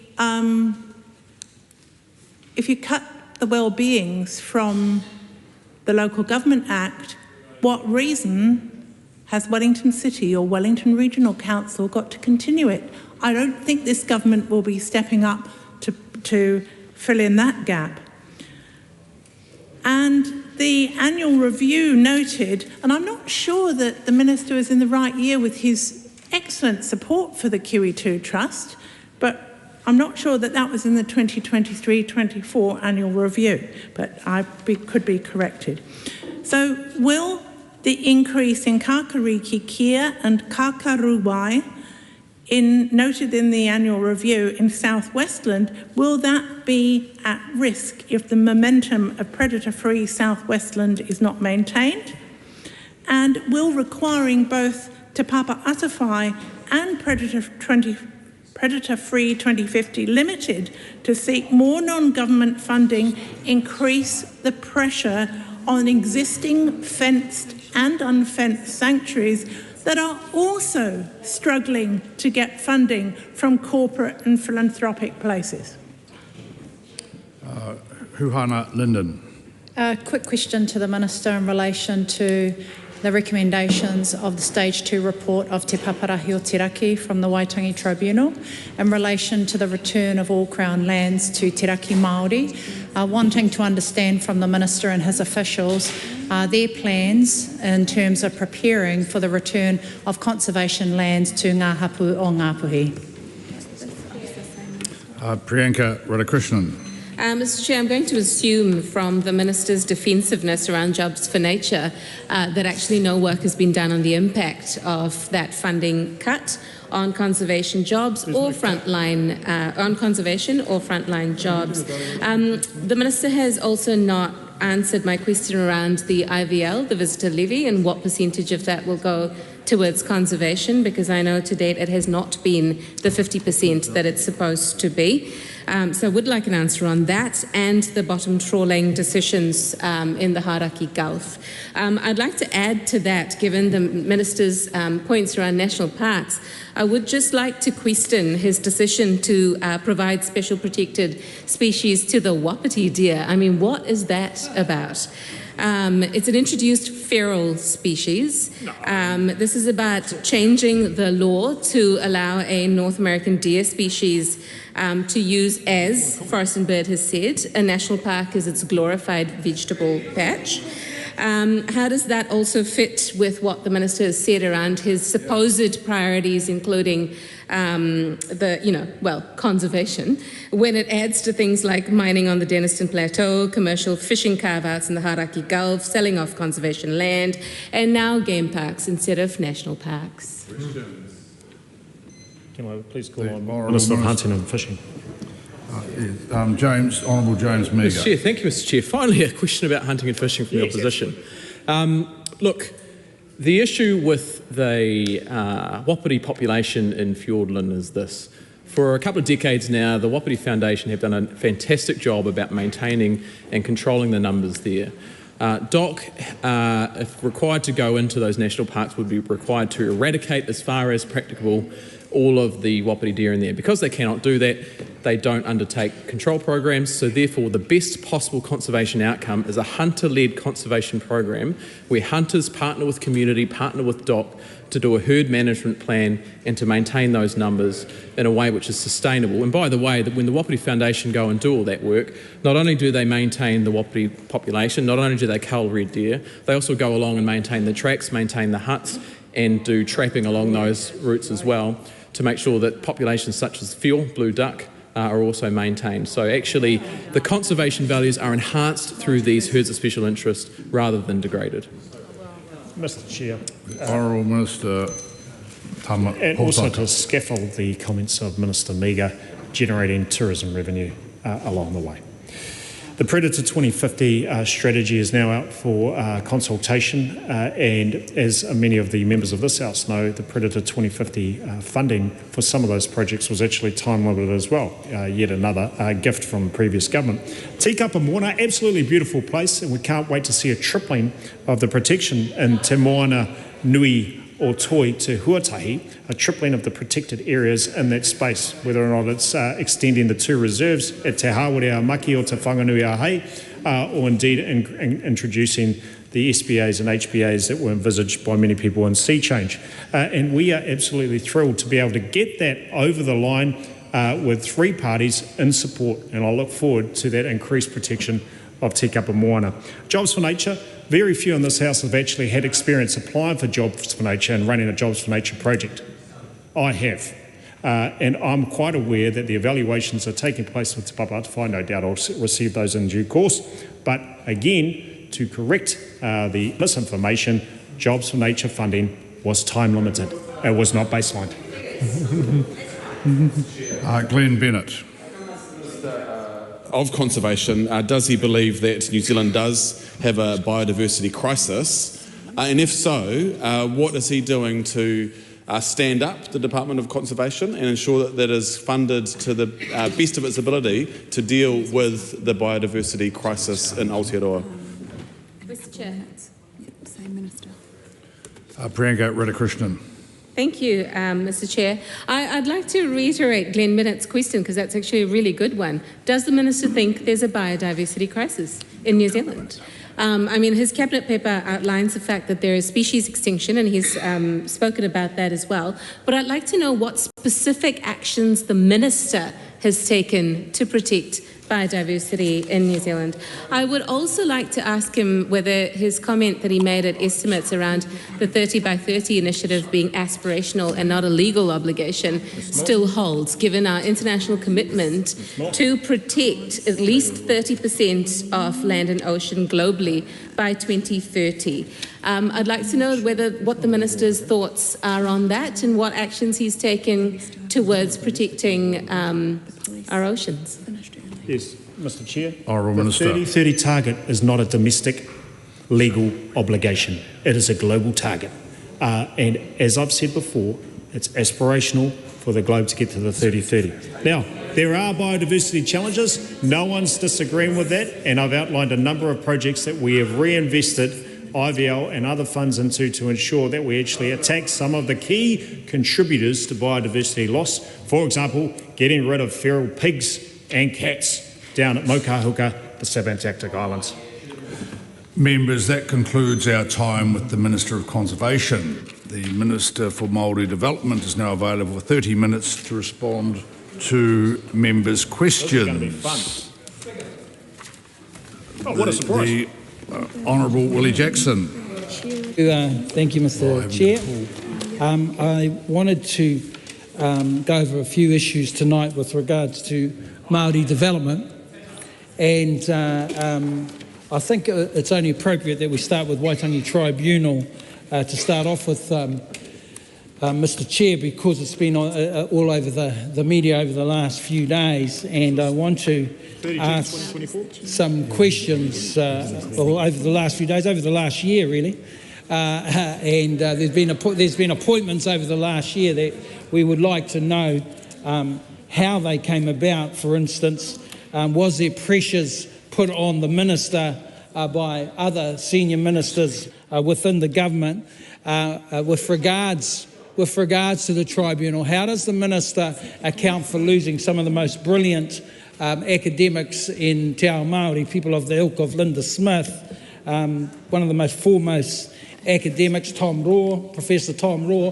and replaced by numbskulls, Mr. Chair. You know, we had an hack, Richard Prebble, who was put up, Mr. Chair, and it was an insult to not just Te Ao Māori, but to this country. So we'd like to know, Mr. Chair, how a person like Richard Prebble is appointed ahead of some of the most brilliant minds,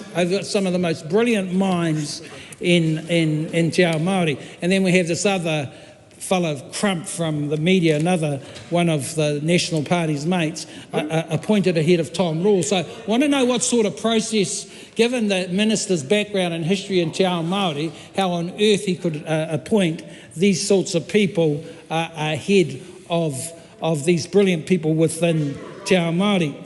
Any undue influence, and does he agree with his senior ministers Jones and Seymour, Mr. Seymour, who has said that he's going to put the tribunal in its place, and Mr. Jones, who said that he said something very similar, and it's time for the tribunal to change his stripes. How can he? The question is, Mr. Chair, how can he give any confidence to Te Ao Māori with this so-called independent review going on right now? How can Te Ao Māori feel confident with senior ministers rubbishing a tribunal that has been very dear to this country, that has been a watchdog in terms of this country, that has been responsible for where we are with Te Reo Māori today, where we are with Māori radio, where we are with Māori television? We owe so much to a tribunal that has only, Mr. Chair, got recommendation powers. So how can anyone feel comfortable when we have a predetermined strategy from this government? It's a bad faith strategy where basically it's tama, you get this, and tama pōtaka, you get this tribunal into shape, or else. So look, wouldn't mind a response on that, and why he appointed people of the ilk of Prebble and Crump. I want to come to Māori housing, Mr. Chair. Over the time we were in government, we put, with myself and former Minister Henare over here, we were talking about probably close to $1 billion over the 3 years when we were in government, and we were very proud of the partnerships that we set up, particularly with Toi Tū Tai Rāwhiti, with Willie Te Aho and them, Ka Kaurua Ora, and Taranaki with Jamie Tuta. And of course, in the north there, Te Pauahi o Te Tai Tukarau, that partnership very, very important. And also down in the Hawke's Bay. So I want to ask the Minister, with given that background that and that funding and pūtea we put in, where is the strategy? Because part of the kaupapa that we rolled out and I'll say, as I said, former Minister Henare and myself and Māori caucus, was that we wanted 1,000 new homes. 1,000 new homes by end of June 2025. So I want to ask the Minister, where are we with that? Where are we with that? Are we on course? Is the Maori strategy still in place? The Maori strategy just for the House? Of course, the other side wouldn't know because they wouldn't know a Maori strategy if they fell over one. But the Maori strategy was all about what we called whai kāinga whai oranga. And it was about putting our Maori kaupapa in with the mainstream. So that was Te Puni Kōkiri funding, which was Papakainga funding, in with HUD, which was our urban Māori development. And I thought it was one of the most innovative and creative strategies we thought that we had seen for many, many years, because it allowed our targeted funding to be combined with mainstream funding.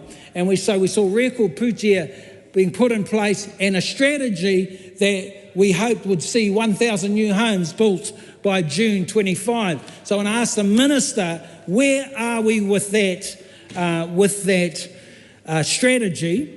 Is it still in place? I did hear some funding announcements a month ago, which we'll give credit to the Minister for. We don't have a problem. Thank you. We don't have a problem with doing that. We don't give him much praise, if any, but at least he got some. At least he got some pūtea out. So we'll take the crumbs, because Te Ao Māori's used to taking the crumbs, but he got some out. But was that it? And what is the strategy going forward in terms of Māori funding? I've got it's just really important, because it gives hope to our people at ground level, because we tell them, Mr. Chair, you must deal with tama pōtaka. You know, we wanted to be the minister, myself and Penny Hena, we wanted to be the minister, but he's the minister, so deal with him. So what is that strategy around that going forward, Mr. Chair? I want to come to, and so I want to come to a couple of other areas if I can, Mr. Chair. I want to come to a couple of other areas if I could continue. Thank you very much. Whānau Ora, Mr. Chair. Whānau Ora was an incredibly important kaupapa for us. Whānau Ora Minister over here. I myself, Mr. Chair, along with John Tamahere, negotiated the major Whānau Ora contract in 2014 with Te Pāti Māori boss Tariana Turia, who was the minister, and you could say we have had a conflict of interest, perhaps, Mr. Chair. I always say you're not a Maori if you don't have a conflict of interest. So, as the minister knows, so you know, well, it's too small, far too small, as the minister well knows. And so, in 2014, we negotiated the contract. I was very proud to negotiate. It was a $15 million contract at the time, I think. PNA, which was quite major in that time. And we built that through. I came to Parliament in 2017 as a minister. Of course, I wasn't the Whānau Ora minister. So due to Penny Henare, that funding increased, Mr. Chair, that funding increased to our last budget of $168 million. And baselined. So I want to know from the minister, yes, what was the plans around Whānau Ora? Because Whānau Ora was actually, and I have no problem conceding here, Mr. Chair, was a dream of Te Pāti Māori, our whaia, our queer Tariana Turia, bless her soul, and the National Party. You know, some of us in Labour didn't particularly like it because we wanted it to be our idea, but kei te whai, we give credit to Bill, and I give credit to Te Pāti Māori, I give credit to National and Bill English and them, who came together with that pūtea, Mr. No problem to give credit where credit's due. And Bill and them saw the pūtea. Tariana Turia wanted $1 billion a year. That was her dream. Tana moi moi a. $1 billion a year. And then she came up, it was humbly funded. Our last budget, $168 million. Where are we today, Minister? Where are we today? And can I ask, why was Pou Matakana cut? Because I think that was a question of Te Pāti Māori. Why was the funding cut? Was it cut because you didn't like John Tamahere? You can sort of talk to us today. I mean, I can understand that too. You know, we can understand it. But you can be upfront with us tonight. How does an entity that passes every KPI, that does the business everywhere, that is internationally recognised, lose a budget like Paumatakana, like John Tamahire's crew. So we'd like to know today, did politics play a part in this, Mr. Speaker, Mr. Chair? Did politics play a part? Because it made no sense. And so you can tell us tonight if it was Winston Peters and Shane Jones who told you to get rid of the funding because John Tamahire was heading that area. But maybe more importantly, with these new agencies that are in place, what's the plan? What's the strategy? Will the funding be increased in the whānau order area? Because our communities deserve it. Whānau order has been a lifesaver for our people. Our people have loved it. Penny Henare saw firsthand, and myself, and the Maori caucus, what it did for our people, taking all the politics outside of everything. Providers who are able to get in the homes of our people, particularly our people who have a lot of different problems, complex problems, and able to manage whānau, get those whānau right, is a wonderful kaupapa. And I'll support it. Penny Henare will support it, no matter which government rolls it out. So we just want to know, what is the strategy, what is the plan with regards to our whānau order kaupapa, given in the last budget 168 million.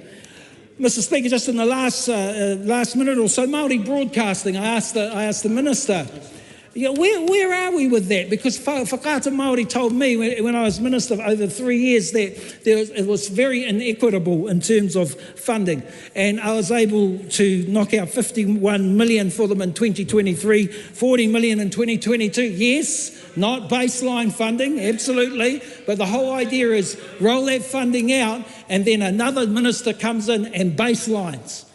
That's the reality for Māori funding. You can't baseline straight away. Is there I mean, that's what we've done with Matatini. You decided to baseline Matatini, well done. But is there a strategy around Māori broadcasting? Overall, as I come to the last few seconds, can we feel confident with this minister that we will see real funding, real resourcing and real support for Te Ao Māori? A few questions there, kia ora tātou. David McLeod. Thank you, Mr. Chair, and I'll be pleased to, as the chairman of the Select Committee, Māori Affairs Select Committee, to be able to talk to the 2023-24 annual review, perhaps a little bit slightly different to the previous person asking their questions. But if I can, among the various entities that we did review during for this particular year in question, I do want to concentrate on Te Puni Kōkiri, the primary agency with regards to Māori development.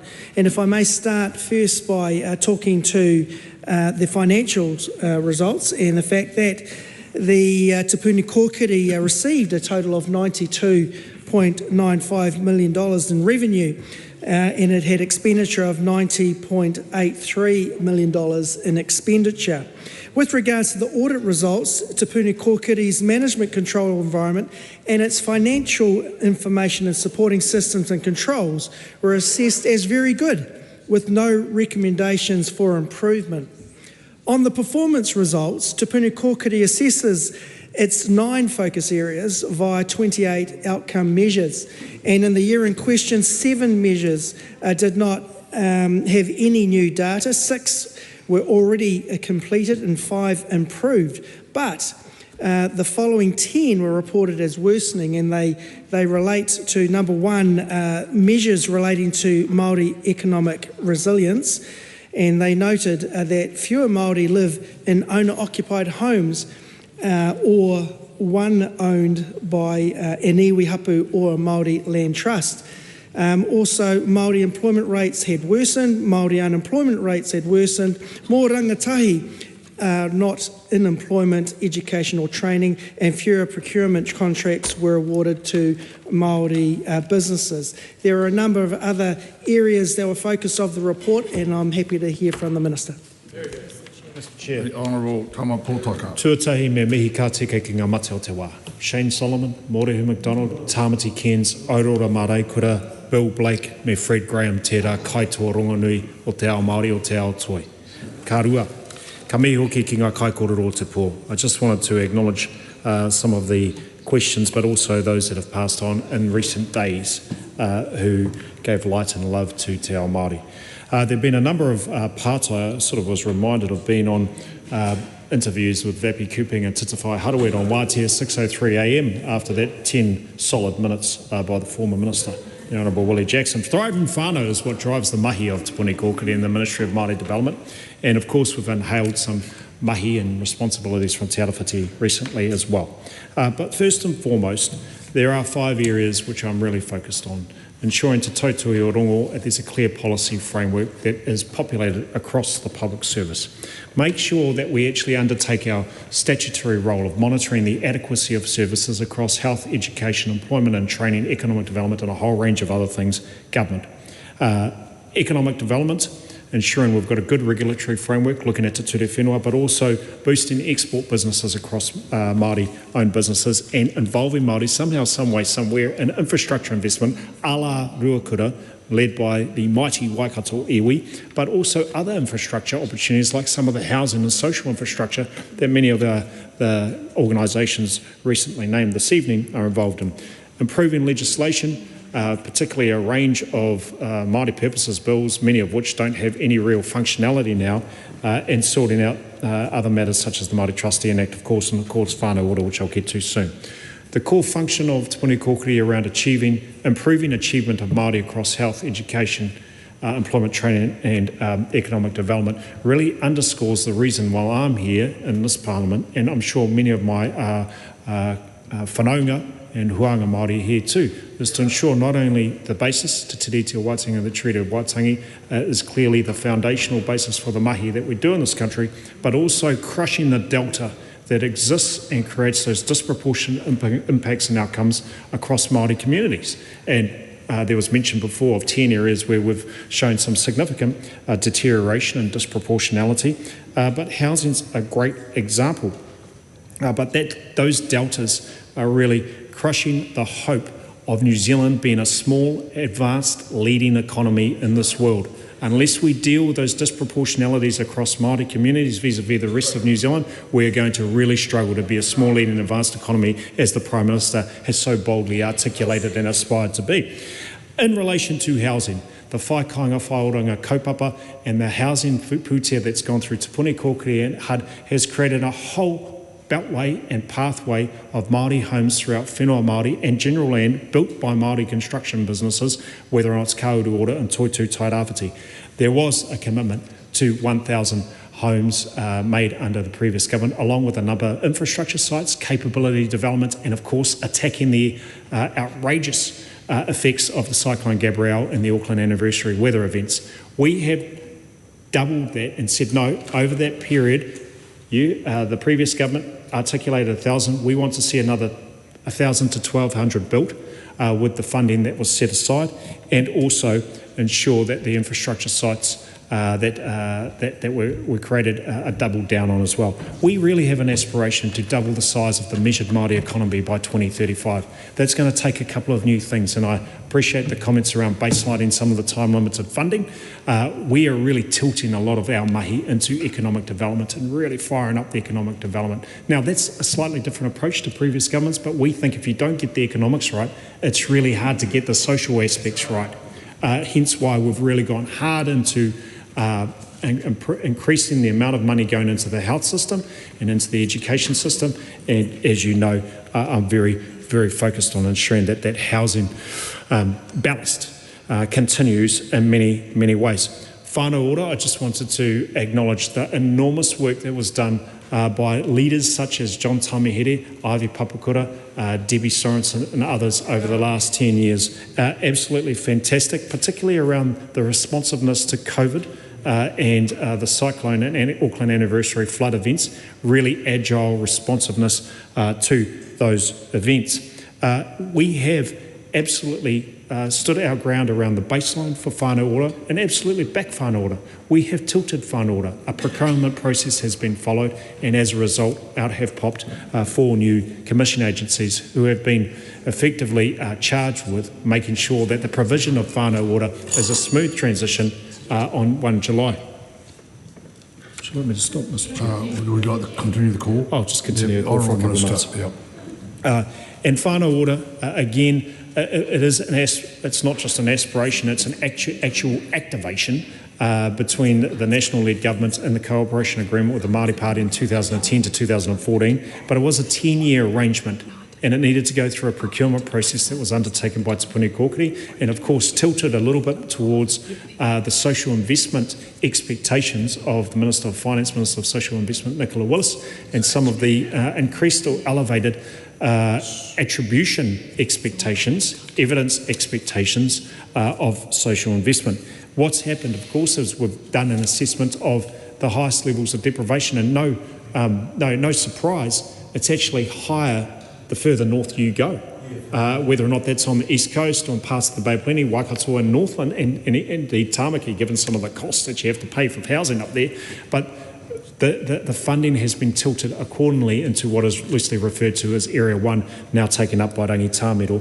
And it's wonderful to see also iwi putting up their hands to Runanga Ngāti Toa Rangatira in Area 2 and Te Tauraki in Area 3, and of course the Cause Collective. Now, there are many people that have expressed their concern about that, but the procurement process was undertaken, defensible, credible by Te Puni Kōkiri, and those choices have been made. But I want to mihi those commission agencies and also those many providers that have been involved, because that's where the action is at. It's at the navigator level with the whānau themselves, wrapped around with scaffolding by the commissioning agencies. There was a comment about the Waitangi Tribunal. This is a critical institution, and as the Minister in charge of the ministerial group that are progressing this matter and supporting the independent technical advisory group to look at the Waitangi Tribunal, I'm actually absolutely enthused by the mahi that will be undertaken by this group of experts, this group of people that have different interactions with not only Te Tiriti o Waitangi and the Treaty of Waitangi, but Māori development. Of course, one of the members of that group also was an ex-tribunal member. There were comments about the appointments and the change. There have been many reappointments of 6 tribunal members over the last year, including Tāpau Temara, Tutu Te Winiwini, Tutu Te Wanawana, Kim Ngārimu, several others, Kevin Prime, and the appointment of some very, very good new members. Vanessa Paraim, of course, Kingi Kirona, and most recently in the last 2 weeks, Gerard Albert, a notable sentinel leader within the Wanganui area. Again, no predetermination about outcomes. This is about structure, not the legacy of the tribunal. It's not about unearthing the settlements and turning them over, or the claims that have been reported on. Happy to take more questions. Hana Rafferty Clark.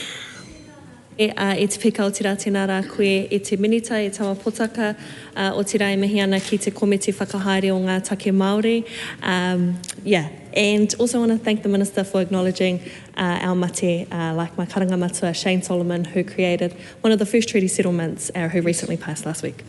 I'm touching on a few very quick questions tonight in terms of key areas relating to the annual review report and the durability of treaty settlements, the capability of the Crown and the equitable performance of public sector for Māori. Specifically, also want to mihi Te Puni Kōkiri. I know that you guys do everything and are very, very flexible, and your mahi, so tēnā rā rawa te koutou. Very quickly, can the Minister clarify how he will present how these prevent these settlements from being undermined, especially with the transfer of treaty settlement commitments functions from Te Arawhiti to Te Puni Kōkiri? For example, for iwi who are settled and post-settlement iwis compared to unsettled iwis, and how this will be detrimental at the fact that the iwis who haven't settled yet come with a lot of complexities. And I can speak to this in a very tangible way, because one side of my whakapapa is Waikato and Tainui, and they've been settled for 30 years, coming up next week. And then you've got my other side, Ngāpuhi, who haven't settled yet. And so what strategies are in place to make sure that Te Puni Kōkiri are able to deliver and support iwi and settle iwis who are wanting to settle, knowing that there's so much range of complexities and challenges with those iwis who are yet to settle? How is the Minister ensuring that Te Puni Kōkiri has the capability to manage these new functions transferred from Te Arawhiti? What is in the plan to ensure that all government and agencies understand their treaty settlement obligations? With treaty clauses being removed from legislation, the review of the Waitangi Tribunal, how will this, and the political landscape, how will this guarantee that treaty obligations are upheld? I also want to go back to comparing unsettled iwis, comparing unsettled iwis to settled iwis. I think just briefly touching on some of the Prime Minister's answers and question times today, saying that we are living in a post-settlement iwi day and age, that's actually opens up a big can of worms, and that's not the reality of Te iwi Māori. And actually, it's not about full and final post-settlement iwi I guess, realities. It's actually about an ongoing relationship, no matter if every single iwi in this country becomes settled. So I do want to touch on that.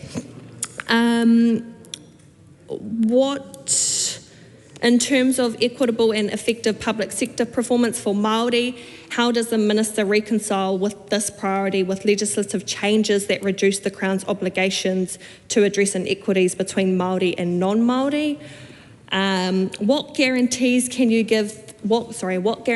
Minister give to Te Puni Kōkiri in not becoming a one-stop shop for all Māori issues and being the range of flexible challenges that they have to attend, such as Cyclone Gabrielle, such as COVID-19, and that being an issue in terms of getting performance reviews done in the brief, when we brief them in the Māori Affairs Select Committee, can be really hard and challenging. And then touching quickly on whānau ora, where whānau ora is delivered through iwi organisations, what assurances can the Minister give that their existing arrangements will not be disrupted? Also, what strategies are in place to make sure that these transfers and contracts from previous whānau ora, and would like to mihi to Matua Peni, Matua Willie and their mahi previously in whānau ora as well, and how will these transfers and functions be done without causing major disruption and harm within the contracts and the providers themselves? And I think just one last question, what long-term visions does the Minister have in making sure that whānau ora contracts aren't becoming a whole divide and conquer where Māori are always fighting over crumbs in funding, where actually we can have funding allocated to everyone rather than just iwis and others? The Honourable Minister. Mr Chair, thank you for those pātai. E te hoa. Enabling the adoption of whānau ora is a public service model for improving the delivery of public services throughout the sector. To those with distinct needs and deprivation is a key aspiration that I think many of us have. We see the success of whānau ora and how it can be both locally whānau-centred but also agile enough to respond to some of these quite provocative incursions, whether or not they're climate change or weather issues or biosecurity or biopandemic issues. We've seen and experienced and witnessed how whānau ora can work, not just for Māori, but actually for all New Zealanders. So part of our mojo, or my drive, is actually to ensure that we support whānau ora to be in a space, to be not about eligible, but hands up at that level of attribution evidence where the Minister of Social Investment and others say actually whānau ora is a really good method to devolve or decentralise the delivery of public services where suitable. And in my world, that's called, in some ways, mana motuhake, because we go off and do what we need to do to address the needs of Māori and other New Zealanders. So whānau ora and social investment can complement one another. In relation to the durability of treaty settlements and the actual implementation of our obligations and commitments set out in treaty settlements, there's a range of initiatives that we've undertaken to ensure that that gathers a bit more momentum. Acknowledge the report of the Auditor-General, his concerns around the ability of agencies to actually implement as set out in settlements. We are delivering on accords. Accords are one of the main tools that he used to deploy and deliver on treaty settlements. We have those accords with about 12, 15 iwi groups. But the annual reports of all the agencies that have treaty obligations have to now outline how many obligations they have completed, how many are on track, how many are yet to be triggered, and of course settlement issues. And some of those implementation issues have been dealt with in the last year. For example, the airport at Blenheim that was unable to be transferred back to the iwi went through a different process, and some compensation was paid for the iwi because of the contamination under the airport. The most recent example of our commitment to ensure that those obligations and commitments are known, understood and acted on was a letter that I think was sent today by me to my ministerial colleagues and of course Tō Tātou Premier Kiritupa Luxon, just to reiterate that those commitments and obligations are real. We need to get on with them and we need to be transparent and working together as government agencies in order to deliver on them. Te Puni Kōkiri has inhaled the team that works on the Korowai Whakamana Te Haata from Te Arawhiti. So that function has gone over to TPK, which incidentally monitors the adequacy of service provision by other agencies across iwi and Maori communities. So not only are doing that monitoring, but they're also making sure that treaty settlements are implemented in a material and durable manner. I like and appreciated the comments around the difference between those iwi that are post-settlement and those that are still going through the process. And what I'd reiterate also is that many iwi who have not gone through settlement yet are still major players and major contributors to their local communities and economies. And note the kōrero of Mane Tāhere a couple of weeks ago about his intention as the Ngāpuhi chairperson to actually do something about some of the incessant drug and other societal challenges in Kaikohe. Me mihi ka tika ki tērā whakaaro. But we have a number of iwi and other organisations, whether or not it's pan-tribal, pan-Māori, like the Māori Women's Welfare League and the Māori Wardens, whānau and corporations and trusts who are all trying to advance the health, wealth and well-being of our people. And that actually is running parallel and sometimes intersecting with the government aspirations. You know, our aspirations to get the economy back on track, to ensure that law and order is back on track and to deliver better public services. Well, guess what? That's what a lot of iwi corporations and trusts want to achieve for their owners or their members as well. So in that way, I think a lot of the aspirations of our larger groups, iwi and corporations, trusts and whānau, do actually have some parallels and match and hopefully intersections around efficiencies of who's best to do that. Of course, we believe at Te Puni Kōkiri and myself that many times locally led whānau-centred solutions are the way to go because they enable thriving whānau, and if you have strong families and strong communities, you've got an awesome nation, and that nation is Aotearoa, New Zealand. The time has come for me to report progress.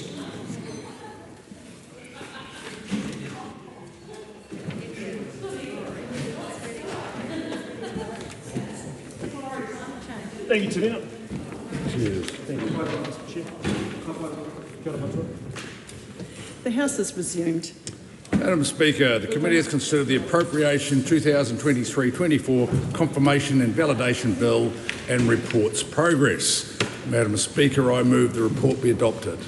The question is that report be adopted. Those of that opinion will please say aye. Aye. To the contrary, no. The ayes have it. This bill is set down for further consideration in committee next sitting day. The House stands adjourned until 2 p.m. tomorrow.